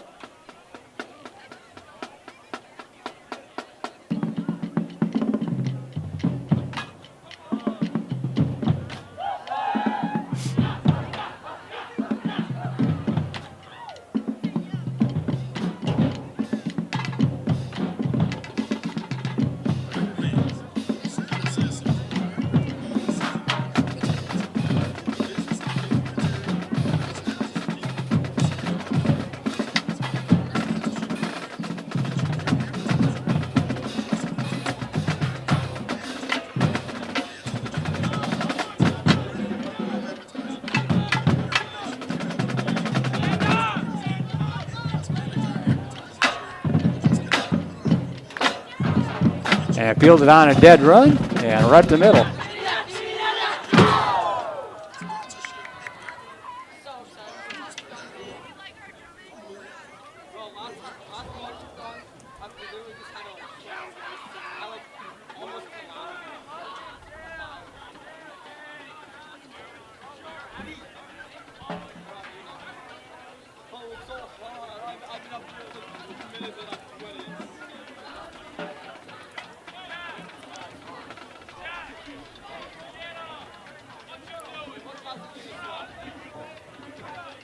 So the offense will come back out again. Running clock, 12-minute quarters as we get ready to start the second half.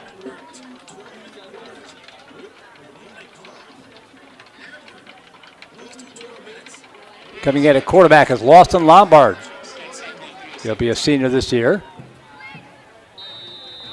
Currently a junior. He's in a quarterback, 2 receivers wide to the right and 2 to the near side.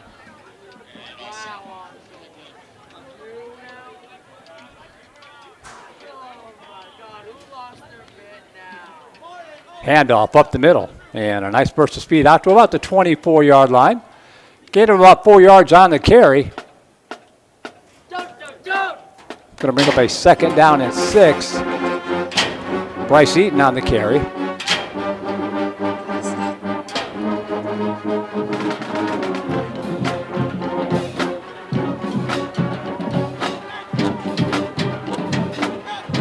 Trips wide right, 1 to the near side.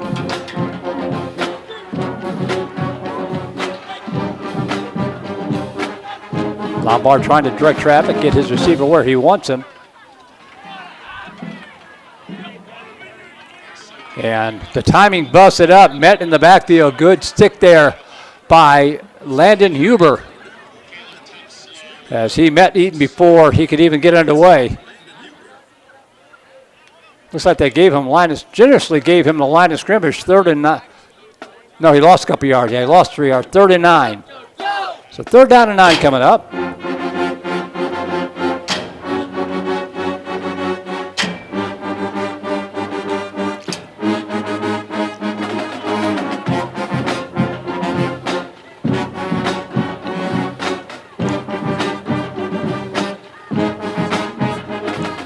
Two receivers wide right, 2 to the near side. Dropping back, looking shuttle pass underneath, complete to the 30, up to the 35. And digging up to the 38-yard line, not quite going to get there. Going to be a yard shy of the 1st down. 4th and 1 coming up. Picked up 8 on that little shuttle pass.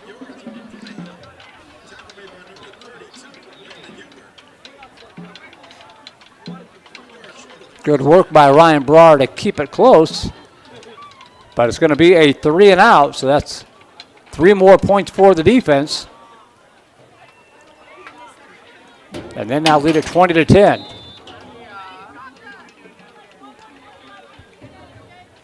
So the offense goes back to work at the 30-yard line. 2 receivers wide right, 1 to the near side. Wraparound handoff, trying to get the corner turn. And dragging tackles out to the 32-yard line. Couple-yard pickup there. On the stop was Huber, number 32, number 26, Jake Venuto. To knock down Brar. Gain of 2 on the play, 2nd and 8.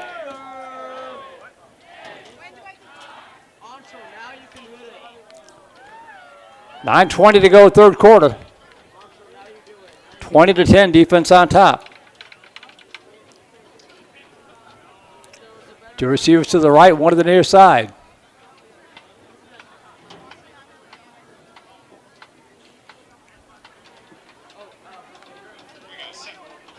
Lombard swings it out right side, complete. Cutting it up at the 35, breaking a tackle, and spins out to the 38-yard line. Good yardage there after the catch. Going to bring up a 3rd down and 1. They're going to give me the 1st down. Bryce Eaton on the reception, so 1st down and 10.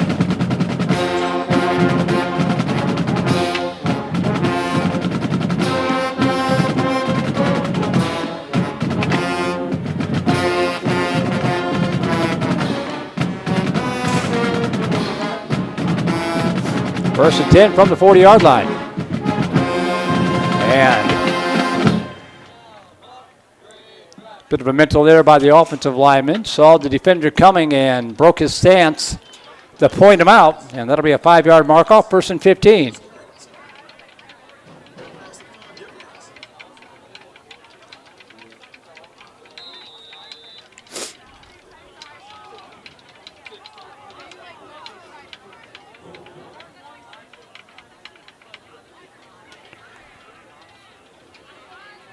And break and tackle to the 35 to the 38-yard line.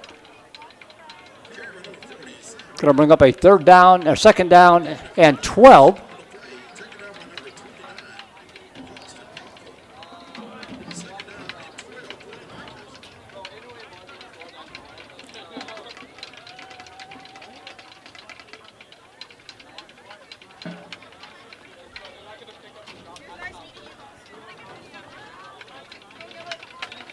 Second and 12 from the 38-yard line. Dropping back, looking pass to the near side, juggled and incomplete. In and out of the hands of Bryce Eaton. He was backpedaling and trying to haul that one in. That's going to bring up a 3rd and 12.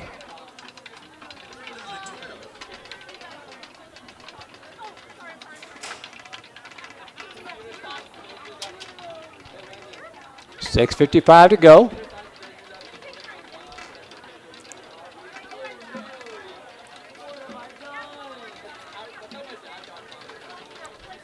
Lombard in the shotgun. 2 receivers here to the near side. 1 receiver wide right. Dropping back, looking. Now stepping up. Pass over the center of the field. Got a receiver, but overshot him just a little bit. Jacob Schmidt on the coverage. It's going to be another defensive stop. Should be another point for the defense.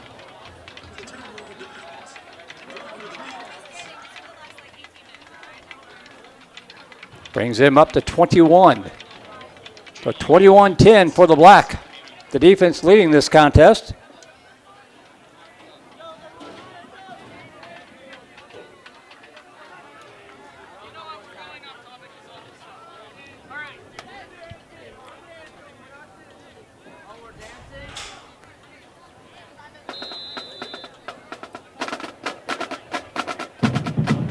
Trips wide right. 1st and 10, press set it down. And the handoff up the middle. Dives out to about the 34-yard line. Gain of about 4 yards on the carry. Going to bring up a 2nd down and 6.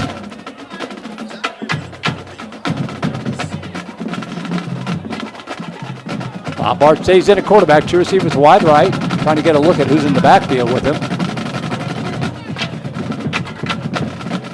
I think it's Eaton. Play action, pass to the right side, and ball caught to the 45 and knocked out at the 49-yard line. I don't think that was the intended target. I think he overshot him, but it somehow found the hands of Aiden Antoon. That's going to be good for a 1st down. Right place, right time. He was trying to get it to Tyler Jasinski, overthrew him, but found the waiting clutches of Antoon. One receiver wide right, 2 to the near side. Low snap. Dumps it off left side, complete to the 47-yard line, and dives out to the 48. Henry Rennell on the reception. No gain in the play. 2nd down and 10 coming up.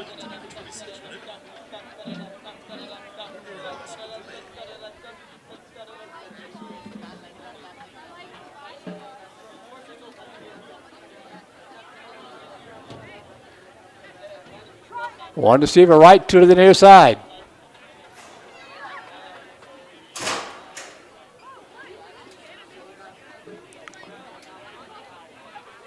Low snap. Lombard picks it off the cover. Actually, a new quarterback in there. Receiver wide open and incomplete. That's Shaw Poinsett in at quarterback. Try to get it down to Tyler Jasinski. So Poinsett had been in this series, the 4th Viper quarterback we've seen tonight. And sets up a 3rd and 10. Currently just a sophomore. He'll be a junior next year. 3rd and 10 from the 48-yard line. Dropping back, pressure coming, dumps it off underneath, complete, up to the 50, across midfield to the 45, and dives out of the 40-yard line, very near the 1st down. He might have the 1st down.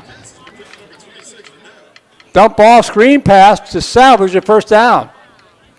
Henry Rennell on the receiving end of that. And it'll be 1st and 10 Silver.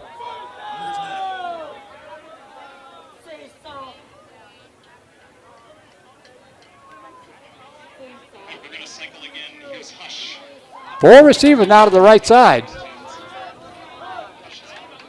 Point set in the shotgun. Pass to the right side, complete in the slot to the 30 and dives down to the 30-yard line. Good for another 11 yards and a first down. Aiden Antune on the receiving end again. 1st and 10 for Silver.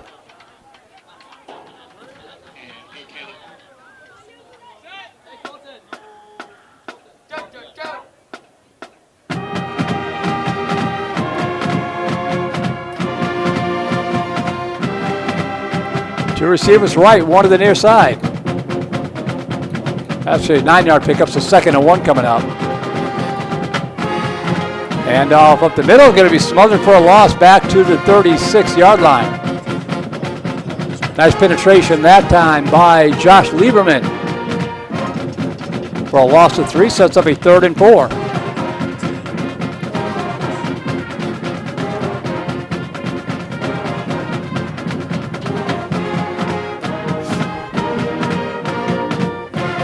Third and 4 from the 35-yard line. 1:35 to go, third quarter. Low snap and point set. Managed to pick it up and get rid of it. They may have blown it down as a sack. I'm not sure what they called here. Yeah, they're going to call that a sack, so it's going to be a loss back to the 40-yard line, 4th down. Did a good job picking it up and getting out of there, but the knee may have touched the ground, and that's a dead ball. So 4th and 9 coming up from the 40.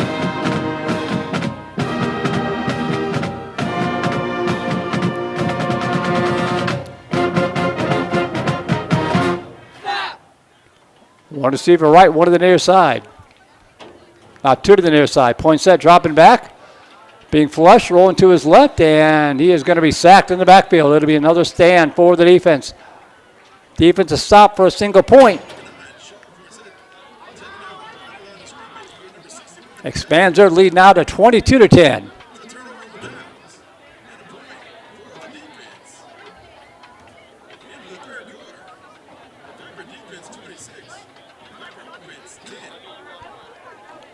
The clock is ticking down. Looks like the third quarter is going to come to an end here.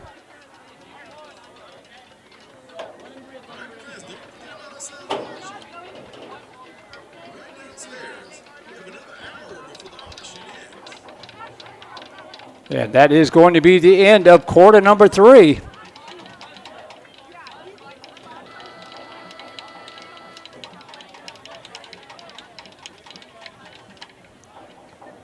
We've reached the end of the third quarter. We'll keep it here. We got a minute or two. Auction's still going on. It's in its final hour, 53 minutes to be precise. And they're going to jump right back into the action here. So, fourth quarter underway. Offense now going from left to right. I think this is Kester in the quarterback. Hands it off up the middle, and Dragon tackles out to the 34-yard line. Gain of about 4 yards on the carry. Going to bring up a 2nd down and 6.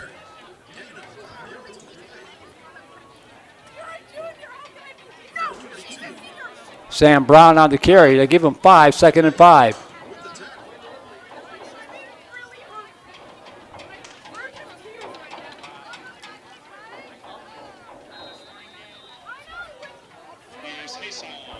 Two receivers left, one to the near side.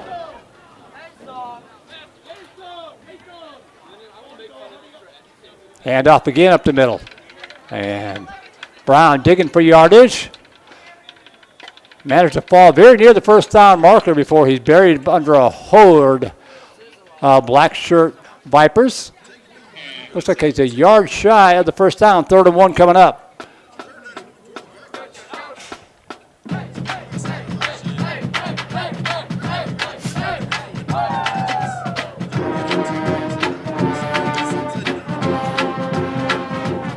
Third and 1 coming up.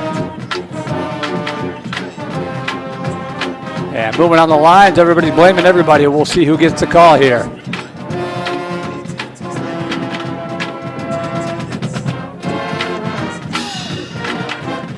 Officials talking it over. They got to shake off the cobwebs too.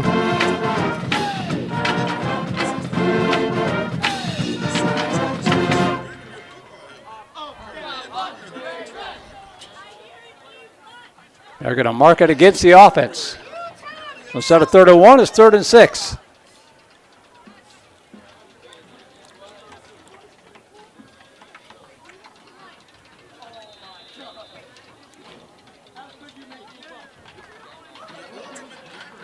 Two receivers to the left, one to the near side.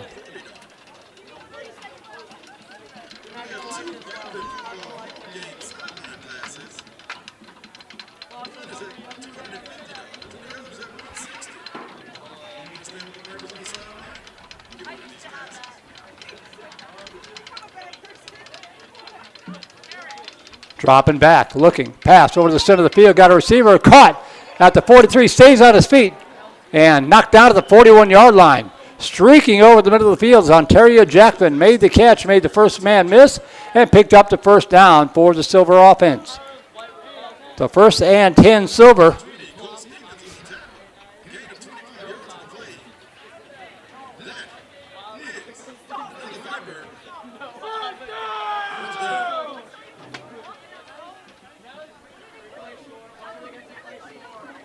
One receiver left, two to the near side. Handoff up the middle. Out across the 435, down to the 36-3-yard line.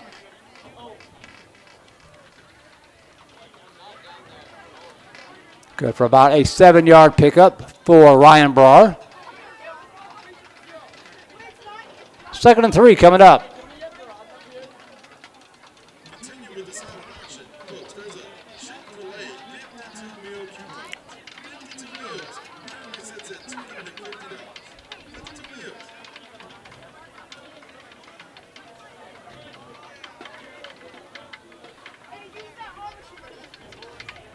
One receiver left, two to the near side. Hand off to Brar. Looking for running on the left side, cuts it back up. Inside the 30, breaks free to the 25 to the 20, and escorted out of bounds at about the 19-yard line. Brar around the left side, picks up the first down for Silver, and the offense is on the move again. 8 minutes to go in the spring game.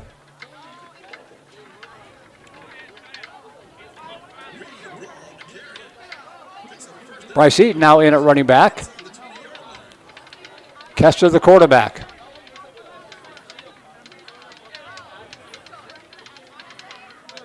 Hard snap count. Almost got the defense to jump across the line, but they stay put.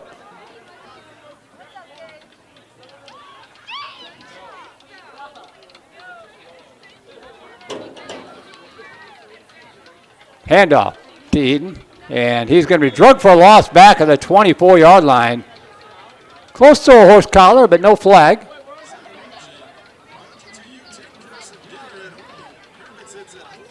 I think that was Keandra Darby on the stop. Lost back to the 23, sets up a 2nd and 14. Loss of 4.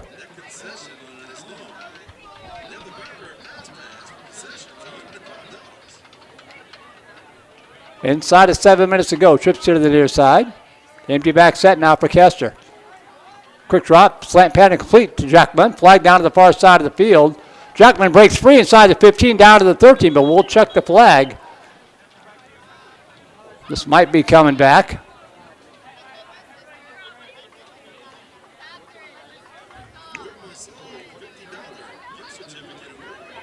They're going to pick it up.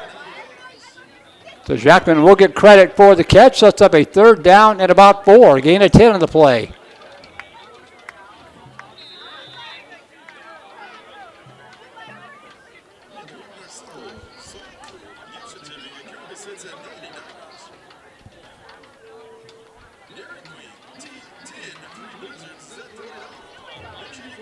Third down and 4 coming up from about the 13-yard line. Receiver coming in motion. Eaton in the backfield alongside Kester.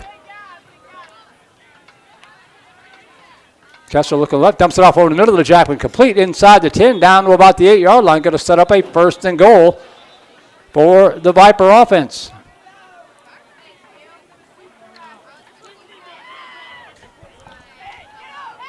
First and goal coming up.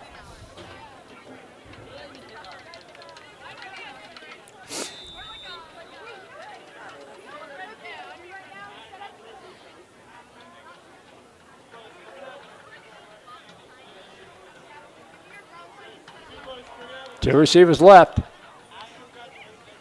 Handoff up the middle. Burst of speed inside the 5. Lunges into the end zone. Touchdown offense. I believe that was Brawl. Let me make sure. I got to check my auxiliary roster. Yeah, Ryan Brawl with the touchdown to put Silver back on the board. So 22-16 now with the extra point pending.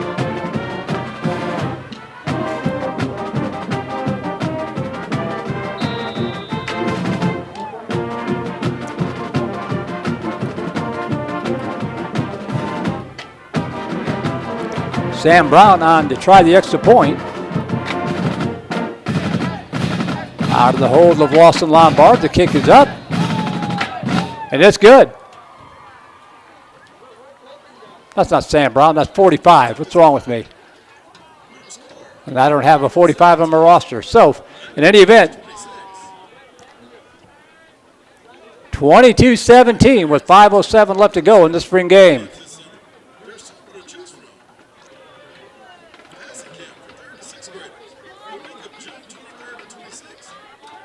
Been a good one. We've seen production on both sides of the ball up and down the roster from first through third strings.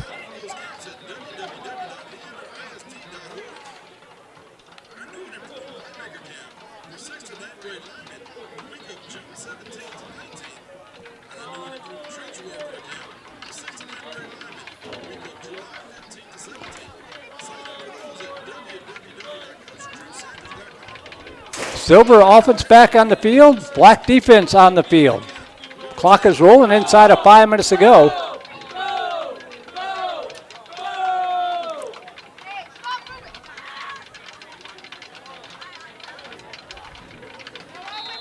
Trips wide right for the offense. Handoff up the middle and breaking a couple of tackles out across the 30 to the 35-yard line. Hard running there by Henry Rennell. Colin Williams in a quarterback now. So yeah, another quarterback getting some snaps in.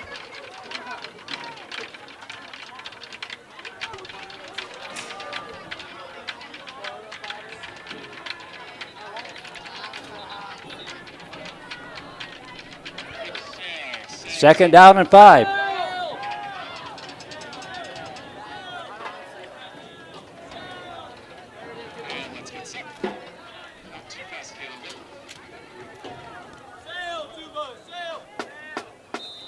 One receiver right, two to the near side.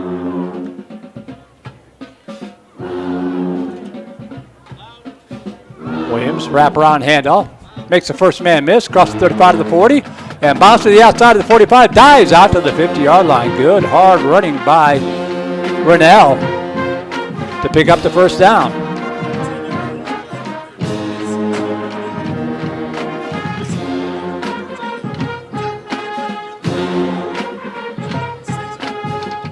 Dripping Springs softball over Cedar Ridge, 1-0. That one is in the second inning. Game number 1 of that best of 3 series.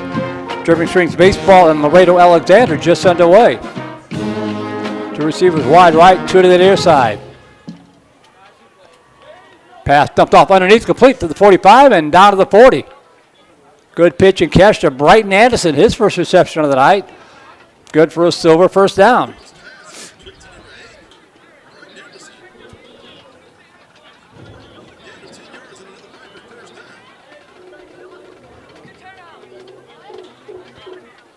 .240 left. Don't forget, stick around after the conclusion of the game for the ring ceremony. State championship ring ceremony coming up after the conclusion of the spring game. Diving inside the 35 down to the 32-yard line. Another chunky yardage gain of about 7 yards on the play for Rennell. They give him 8, so 2nd and 2. Offense with a little urgency here, so we're coming up on the 2-minute mark.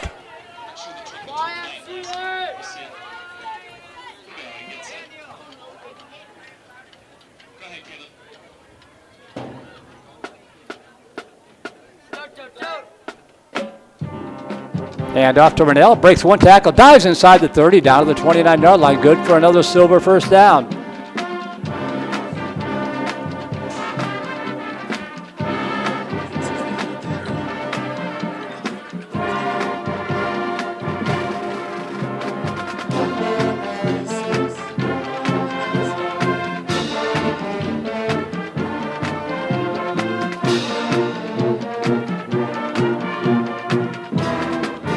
First and 10 from the 30-yard line. Pass over the middle, complete. And breaking tackles inside the 20, down to the 19-yard line in the red zone. T. Sledge with his first reception of the night.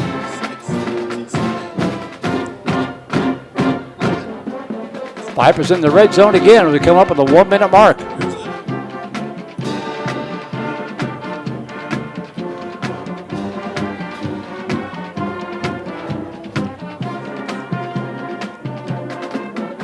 Two receivers to the right, to the near side.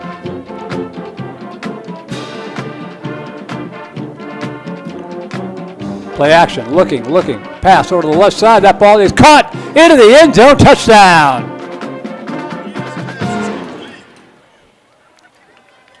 That pass complete to Hudson Michaud from Colin Williams.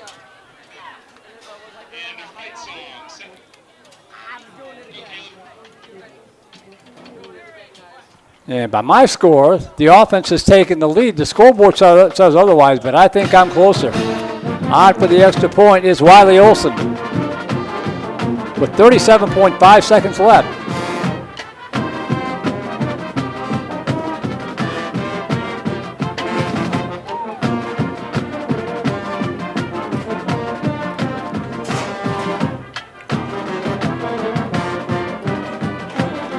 Good snap and hold. The kick from Olson is up.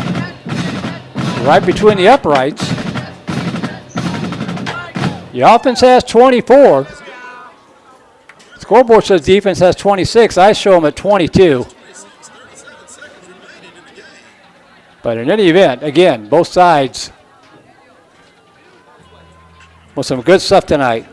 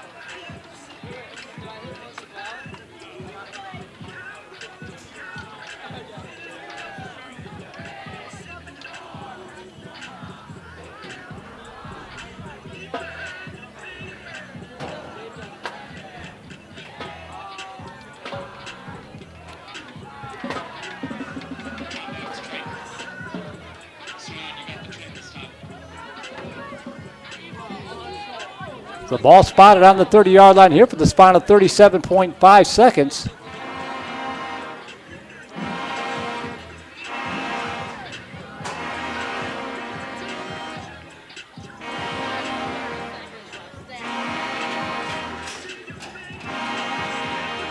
And I think Williams comes back out for the offense.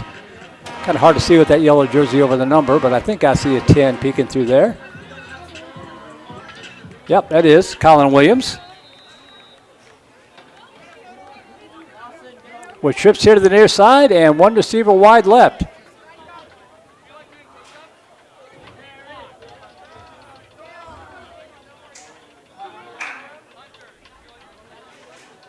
Dropping back. Under pressure, dumps it off, throws it up, and caught up the far sideline to the 35. Rennell steps out of bounds at about the 40. And that should be the stop the clock with 27.1 seconds left. I think we got a timeout called. Good for a first down.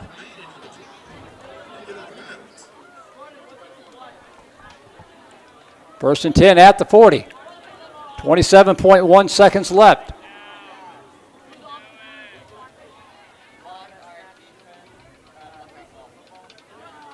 Two receivers left, two to the near side. Dropping back, pump fake, pass over to the left side. Caught, in and out of the hands of the intended target. Had Grayson landing for a second, but the ball came away at the last second. 20.2 seconds left, second and 10.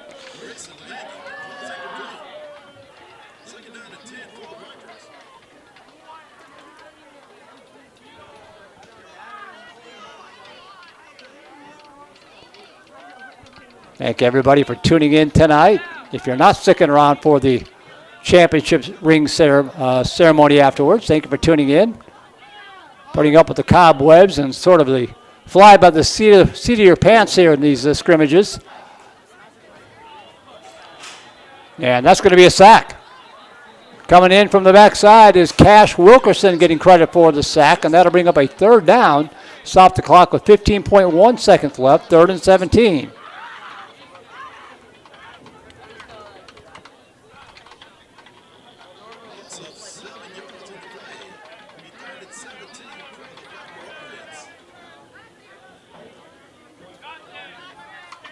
Coming up this fall, as far as we know anyway, it'll be the sub-varsity on Thursday nights once again. Those broadcasts are free to the viewers, whether it's the freshman or the JV, whichever's on Thursday night, that's who we'll have for you on Vype at home. And then, of course, the varsity coming up on Friday nights. Those are pay-per-view, with the revenue from the pay-per-view going right back to the Viper football program. So free sub-varsity on Thursday, whichever teams are playing at home here at Monroe Memorial Stadium. And then every single game on Friday night on pay-per-view on the Vype Broadcast Network. It'll be here before you know it. 3rd and 17 coming up, 15.1 seconds showing on the clock.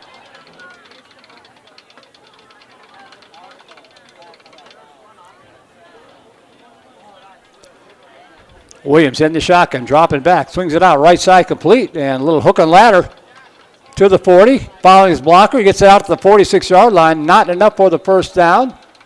6.5 seconds left. And I think they called another timeout, so it'll be 4th and 3. Pretty good execution. Got it dumped off to Jasinski, pardon me, and he shoveled it over to somebody. I didn't quite see who it was.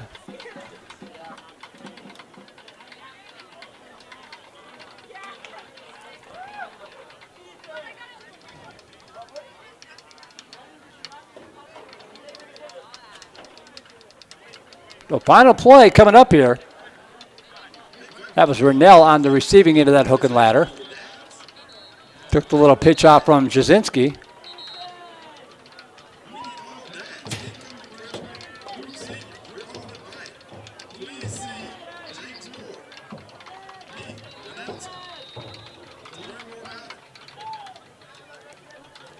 So final play coming up here. 4th down and 4. Trips wide left, one to the near side. Receiver coming in motion. Williams dropping back. Pass dumped off near side, complete, and knocked out of bounds at about the 50-yard line. And that is going to be your ball game.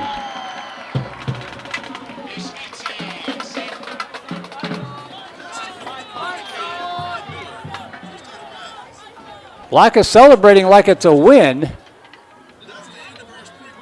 So we'll put the scoreboard back the way they've got it on the scoreboard here, 26-24.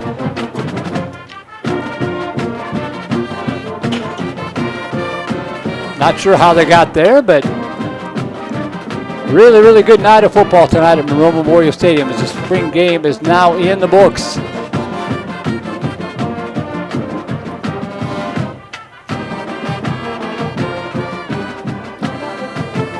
Top of the second inning, Round Rock over Buda Johnson, 1-0, game number 1 of that best of 7. Post-game handshake.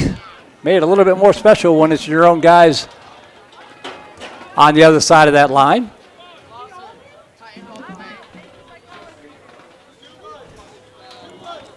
The scoreboard says 26-24. Not quite sure how it got to be 26-24, but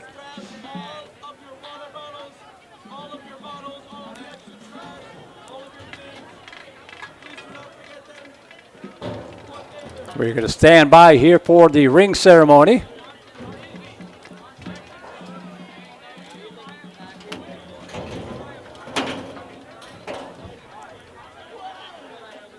In the meantime, you still got 30 minutes. There it is, 30 minutes.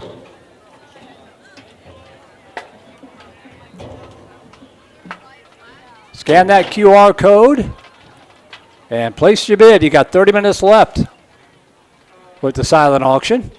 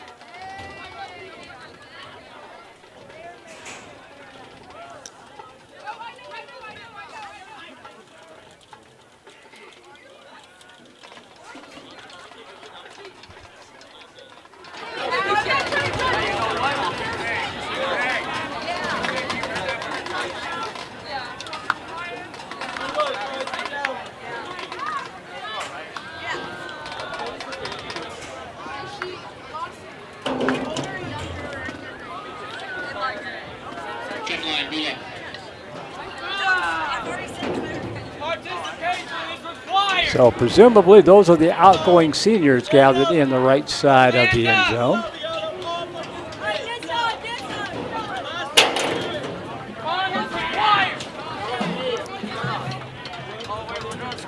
I'm so situationally unaware. I'm going next to Lawson again. Bula, bula, bula! Bula, bula, bula!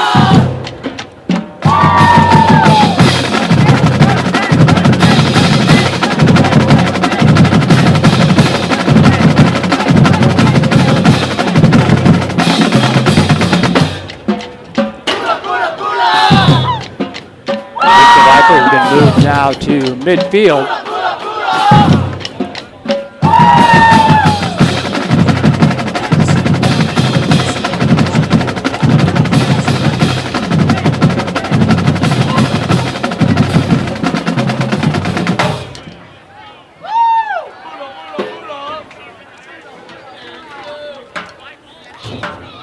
So the outgoing seniors gathered here on the right side. They'll be joined by their teammates, the returning players that are being debriefed in the far corner of the end zone.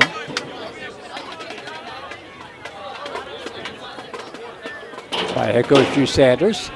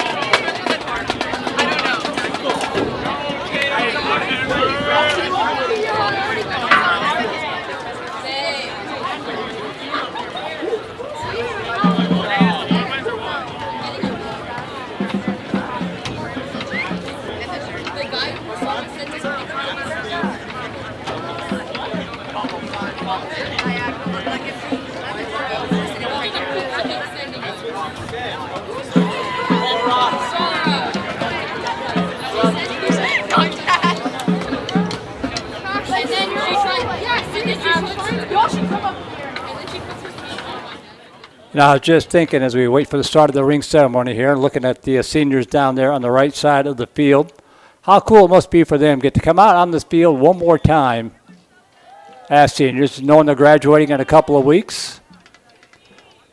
Usually the season's over, and unless you're a soccer player or a lacrosse player, you don't come out on the field anymore. But these guys get to come out here one more time with their friends and their teammates and celebrate the amazing 2024 state championship season one more time.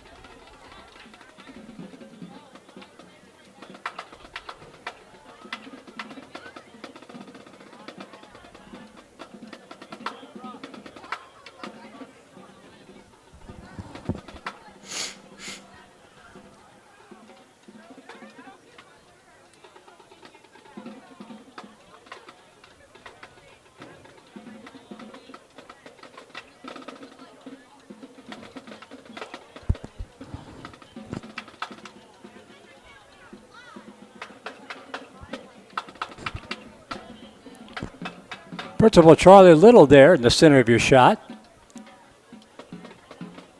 Coach Sand is the only football coach as they walk through the frame there in Viper history.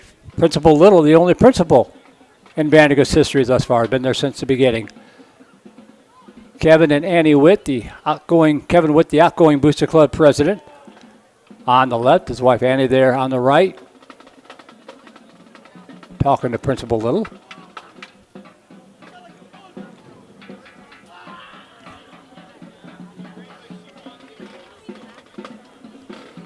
So we're standing by for the championship ring presentation.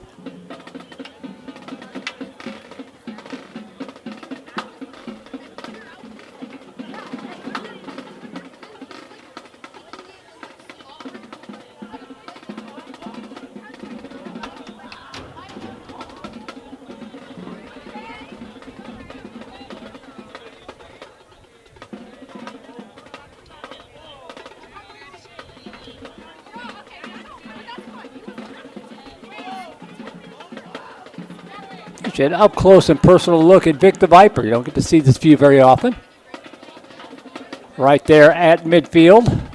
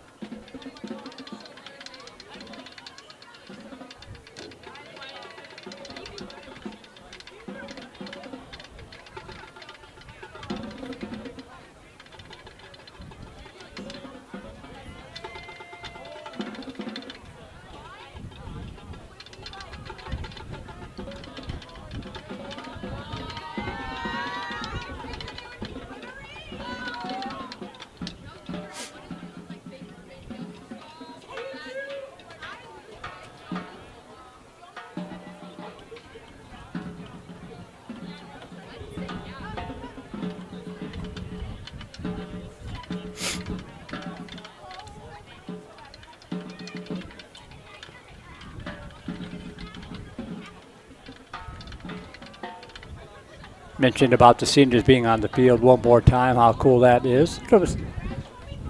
Sense of passing of the guard, too, with the 2025 Vipers just completing their spring game. A lot of those guys, of course, are part of last year's team. They're coming out here to join their current seniors teammates. So one last time that this championship-winning football team will be presented together for the Viper fans before they move into summer, and this year's juniors become next year's seniors, and this year's seniors move on to college or whatever else they have in store for themselves. So kind of a cool little snapshot here for Vandegrift football.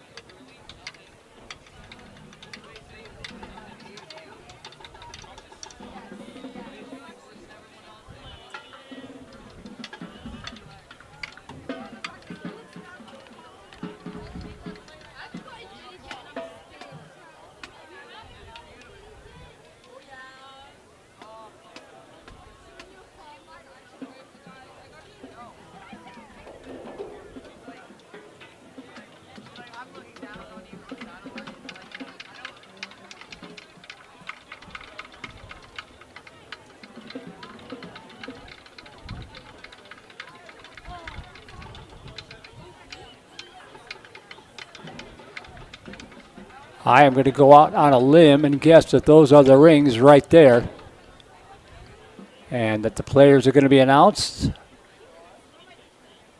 and come through the Viper to receive their ring. I don't know that for sure, but that seems to be what's taking place here.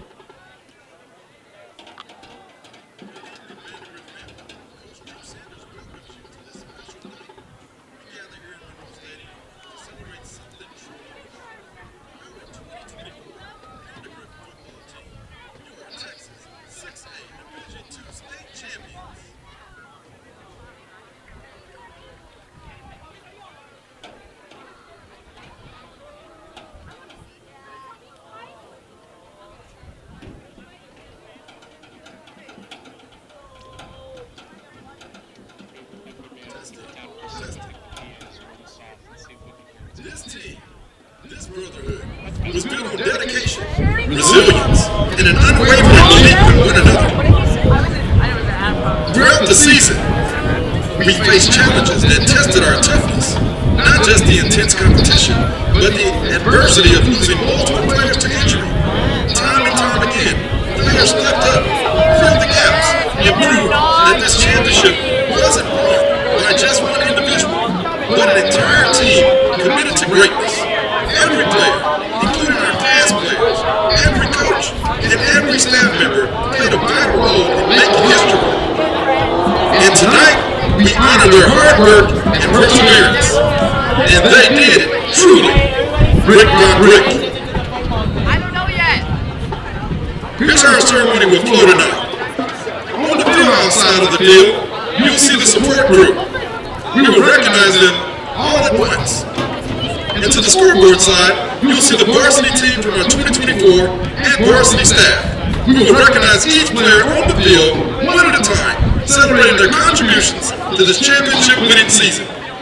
Following the ceremony, everyone is welcome to take pictures on the field or at the designated photo opportunity near the concession stands. A quick note for our senior players. Before leaving the field, please return your jerseys to the jersey turn-in table located at either exit. Again, we encourage all of you, players, families, fans, to stay through the end of the ceremony as we give a heartfelt thank you to our dedicated coaching staff and support personnel who have worked tirelessly to make this season a success. Okay, let's get busy recognizing our support staff and group. Without these vital members, we couldn't have done what we did. This elite group includes our playoff attack squad, our middle school coaches from Canyon Ridge and 4 Points, our student trainers, and ball boys. We're going to recognize them right now. Ring bearers, please begin passing out our championship rings to this vital group. Fans, as this happens, can everyone please give them a round of applause and let them know how much they're appreciated. Round of applause.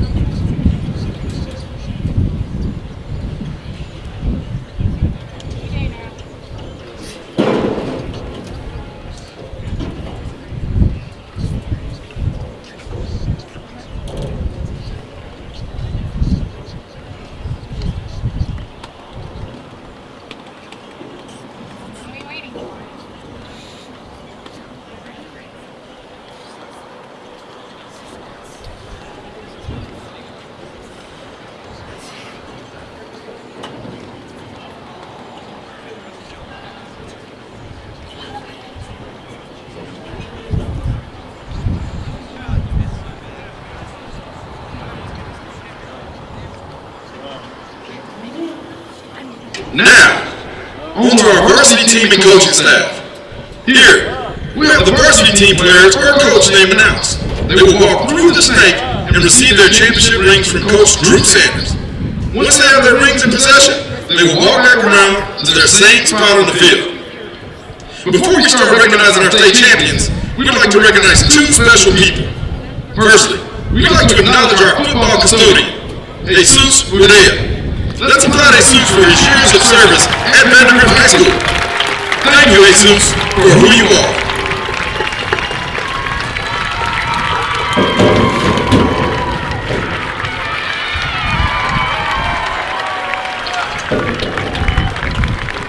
Secondly, we must acknowledge the distinguished leadership of Charlie Little. Principal Little has served as the Vandegrift principal since the school's inception, and his guidance has been instrumental in the success of all programs and teams at Vandegrift. Sir, we express our gratitude for his dedication and contributions to both the school and the community. Thank you, Principal Little.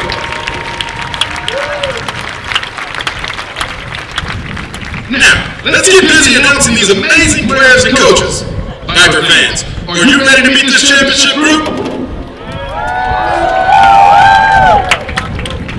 First up, number 0, senior, Hollister Stevens.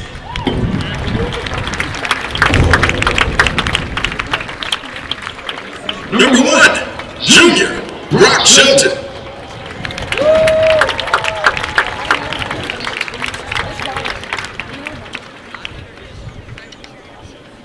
Number 2, senior, Aiden Jones.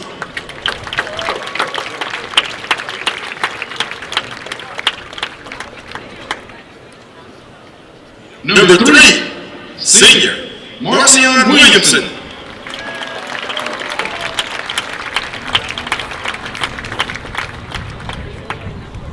Number 4, senior, Brendan Fournier.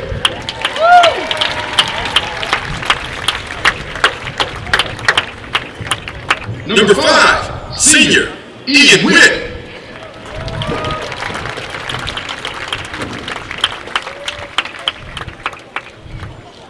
Number 6, senior, George Furley.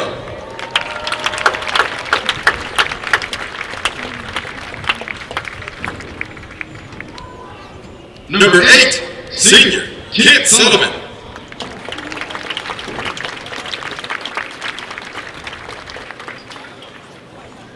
Number 9, senior, Scott Buchanan.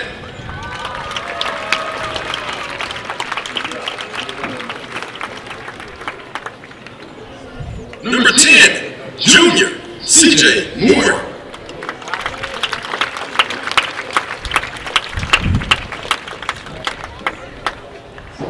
Number 11, senior, Jack Hurkamp.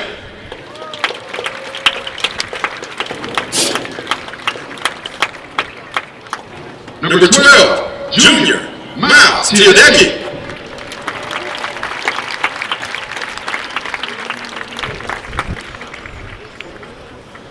Number 13, sophomore, Gavin Custer.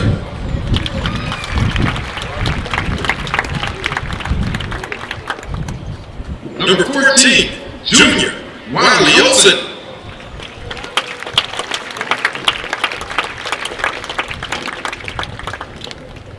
Number 15, senior, Georgia Lacey.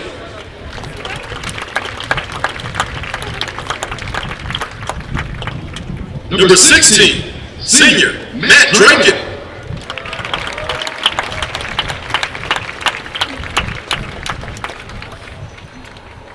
Number 17, senior, Jack Rutberg.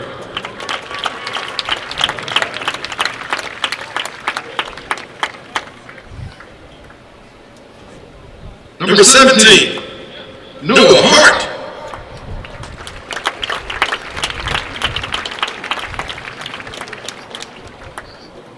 Number 18, senior, Hudson Ratcliffe.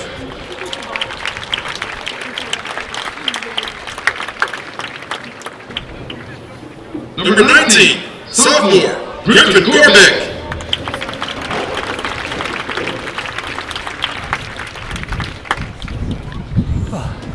Number 20, freshman, Preston James III.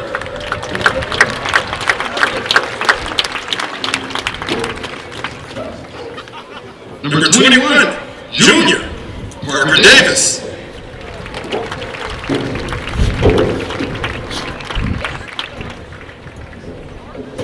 Number 22, junior, Tobias Gray.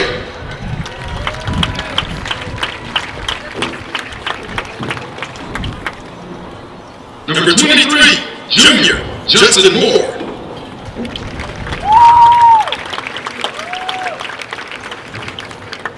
Number 24, senior, Brock Hinowosa.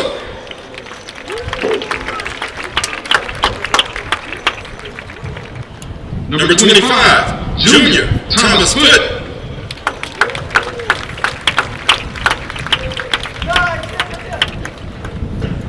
Number 26, sophomore, Jake Venuto.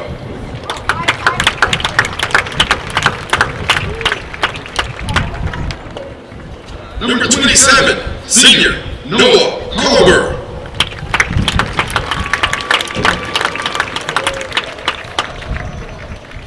Number 28, junior, Brady Serchik.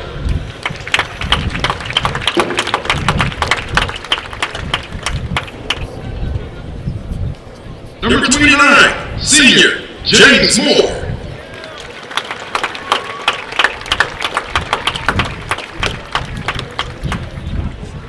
Number 30, senior, Chase Babb.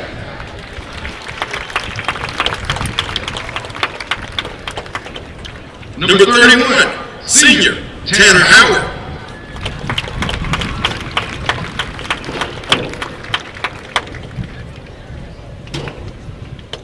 Number 32, senior, Daniel Mercano.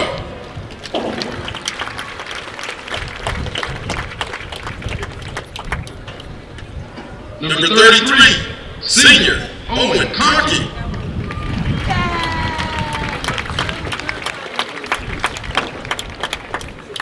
Number 34, senior, Wyatt Kemper.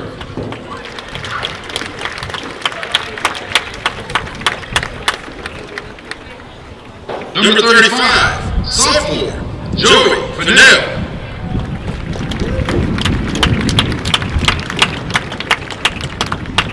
Number 36, senior, Jaeger Omanek.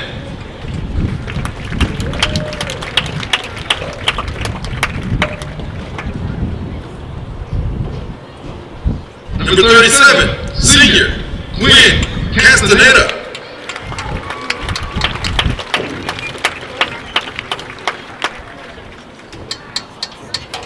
Number 38, senior, Reza Maysami.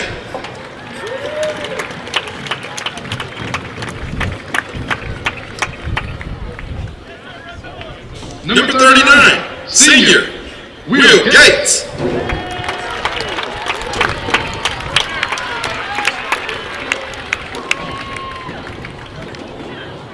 Number 40, junior, Sam Brown.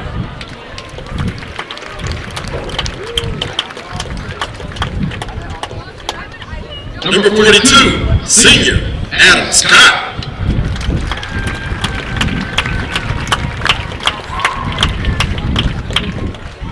Number 43, senior, Davis Penrose.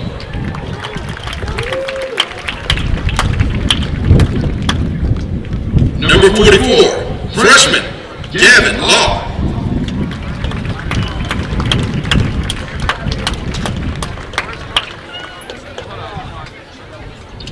Number 44, senior, Matthew Headland.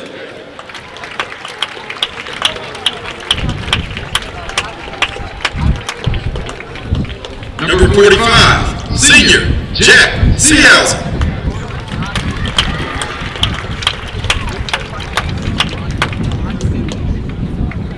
Number 46, junior, Arnav Sagi.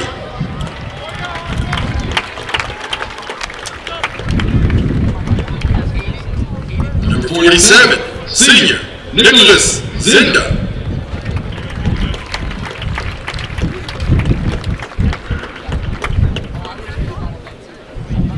Number 48, senior, Van Irwin.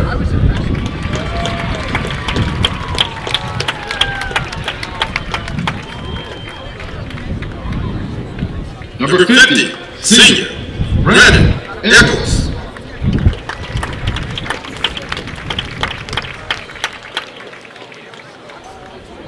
Number 51, senior, Mason Gregory.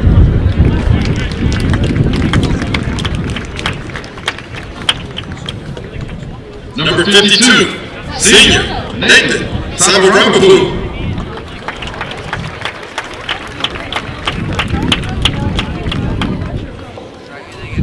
Number 53, junior, Braden Hall.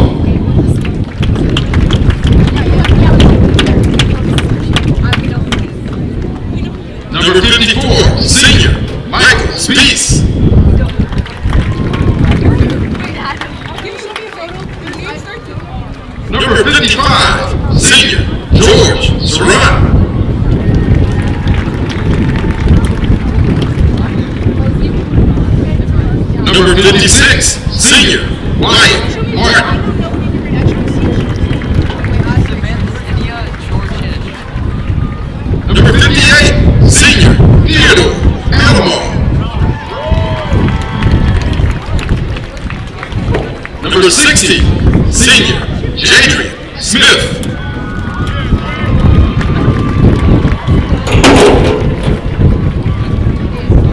Number 61, senior, Parker Valenzuela.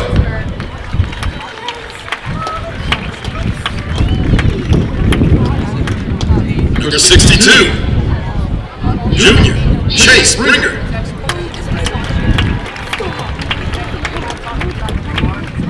Number 63, senior, Austin Lewis.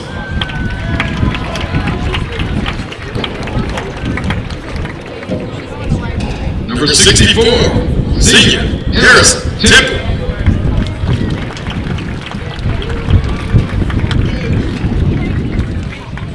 Number 68, senior, Bo Haynes.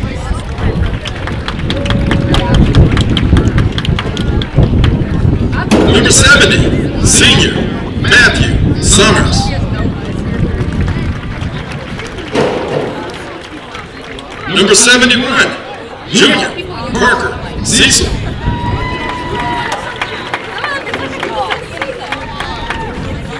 Number 73, sophomore, Kate O'Rourke. Number 74, junior, Will Wood.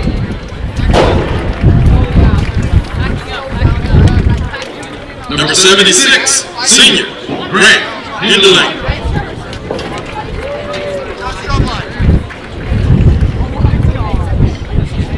Number 77, junior, Carter Manning.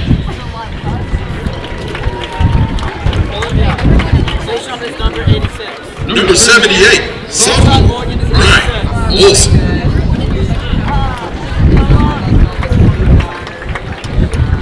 Number 79, junior, Abid Garcia.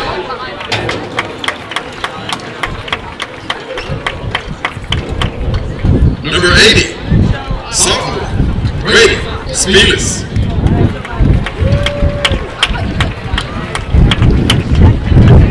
Number 81, senior, Luke Burkham.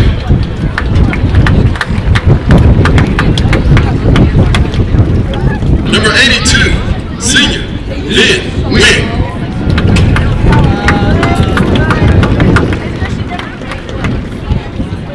Number 84, junior, Thomas Beagle.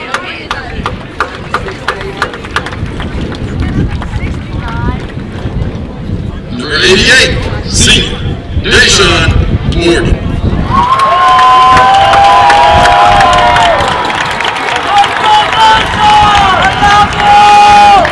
Number 90, junior, Roman Sturgeon.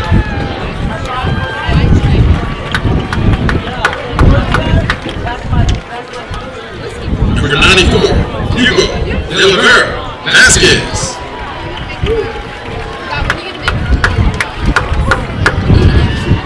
Number 99, senior, Logan Fisher.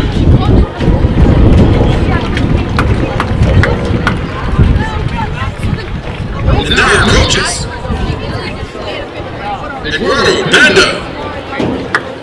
She wouldn't stop showing us pictures of you when we took Dedrick Dixon. throwing every single day she goes,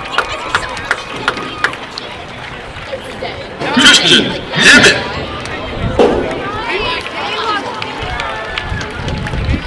Gerard Hickle.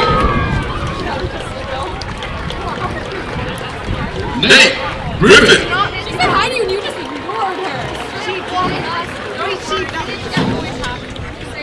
Jared McCollister. Paul Mudd.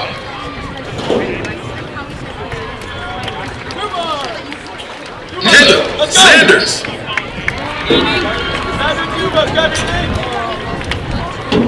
Tim Spradlin.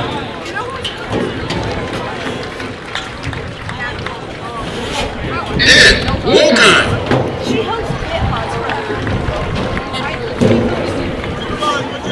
Jake Willingham. Jonathan Winship. AJ Woolley.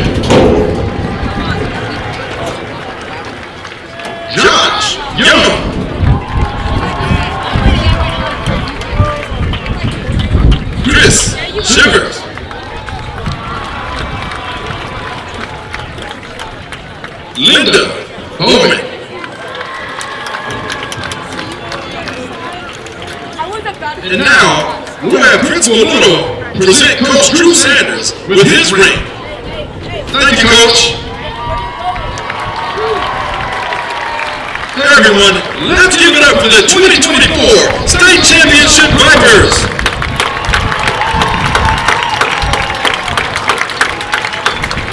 Coach invites everyone down to the field to take pictures. Remember, no food or drink is allowed on the field, and seniors, do not leave until you turn in your jersey and put in the jersey turning tables located at the exits. All done for tonight. Thank you so much, guys. Great job tonight. We'll see you tomorrow.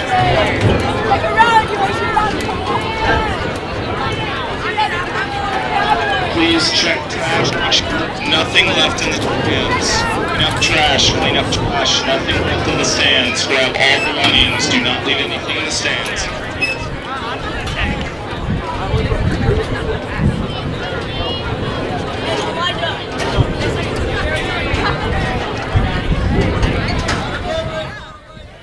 All right, so I think that is going to wrap it up for us tonight. Everybody's going to mill about, take some pictures, all that kind of stuff, but there's really nothing else for us to do here tonight. The 2025 spring game, a roaring success.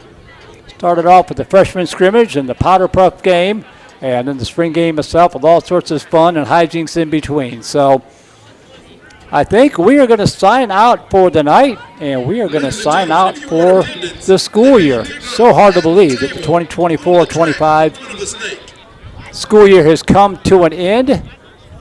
Started off with the football scrimmages in the summer, and went on to football and basketball and baseball, some other miscellaneous stuff in between. I want to thank, of course, head coach Drew Sanders and the athletic coordinator here at Vandegrift High School, Kevin Witt, the outgoing Booster Club president, and Kimberly Lombard, the incoming Booster Club president. I want to thank Coach Jaime Sayre with the basketball team and Gerard Hickel with the baseball team for all their support over this past year. It's been so much fun coming out and covering Viper basketball and baseball.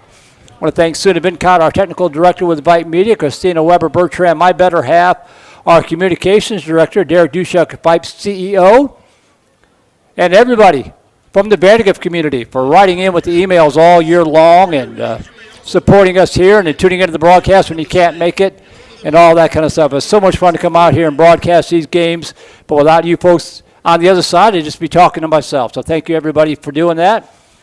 I'm going to go ahead and sign out because I got to pack up the gear and get ready for August. It'll be here before you know it. Have a great summer. Try to stay cool. Congratulations once again to the 2024 Vandegrift Vipers, and let's repeat in 2025. Signing out from Memorial Stadium from the spring game, this is Merle Bertrand signing out. Have a great night, a great summer, and we'll see you next fall on Vype Live. Good night, everybody.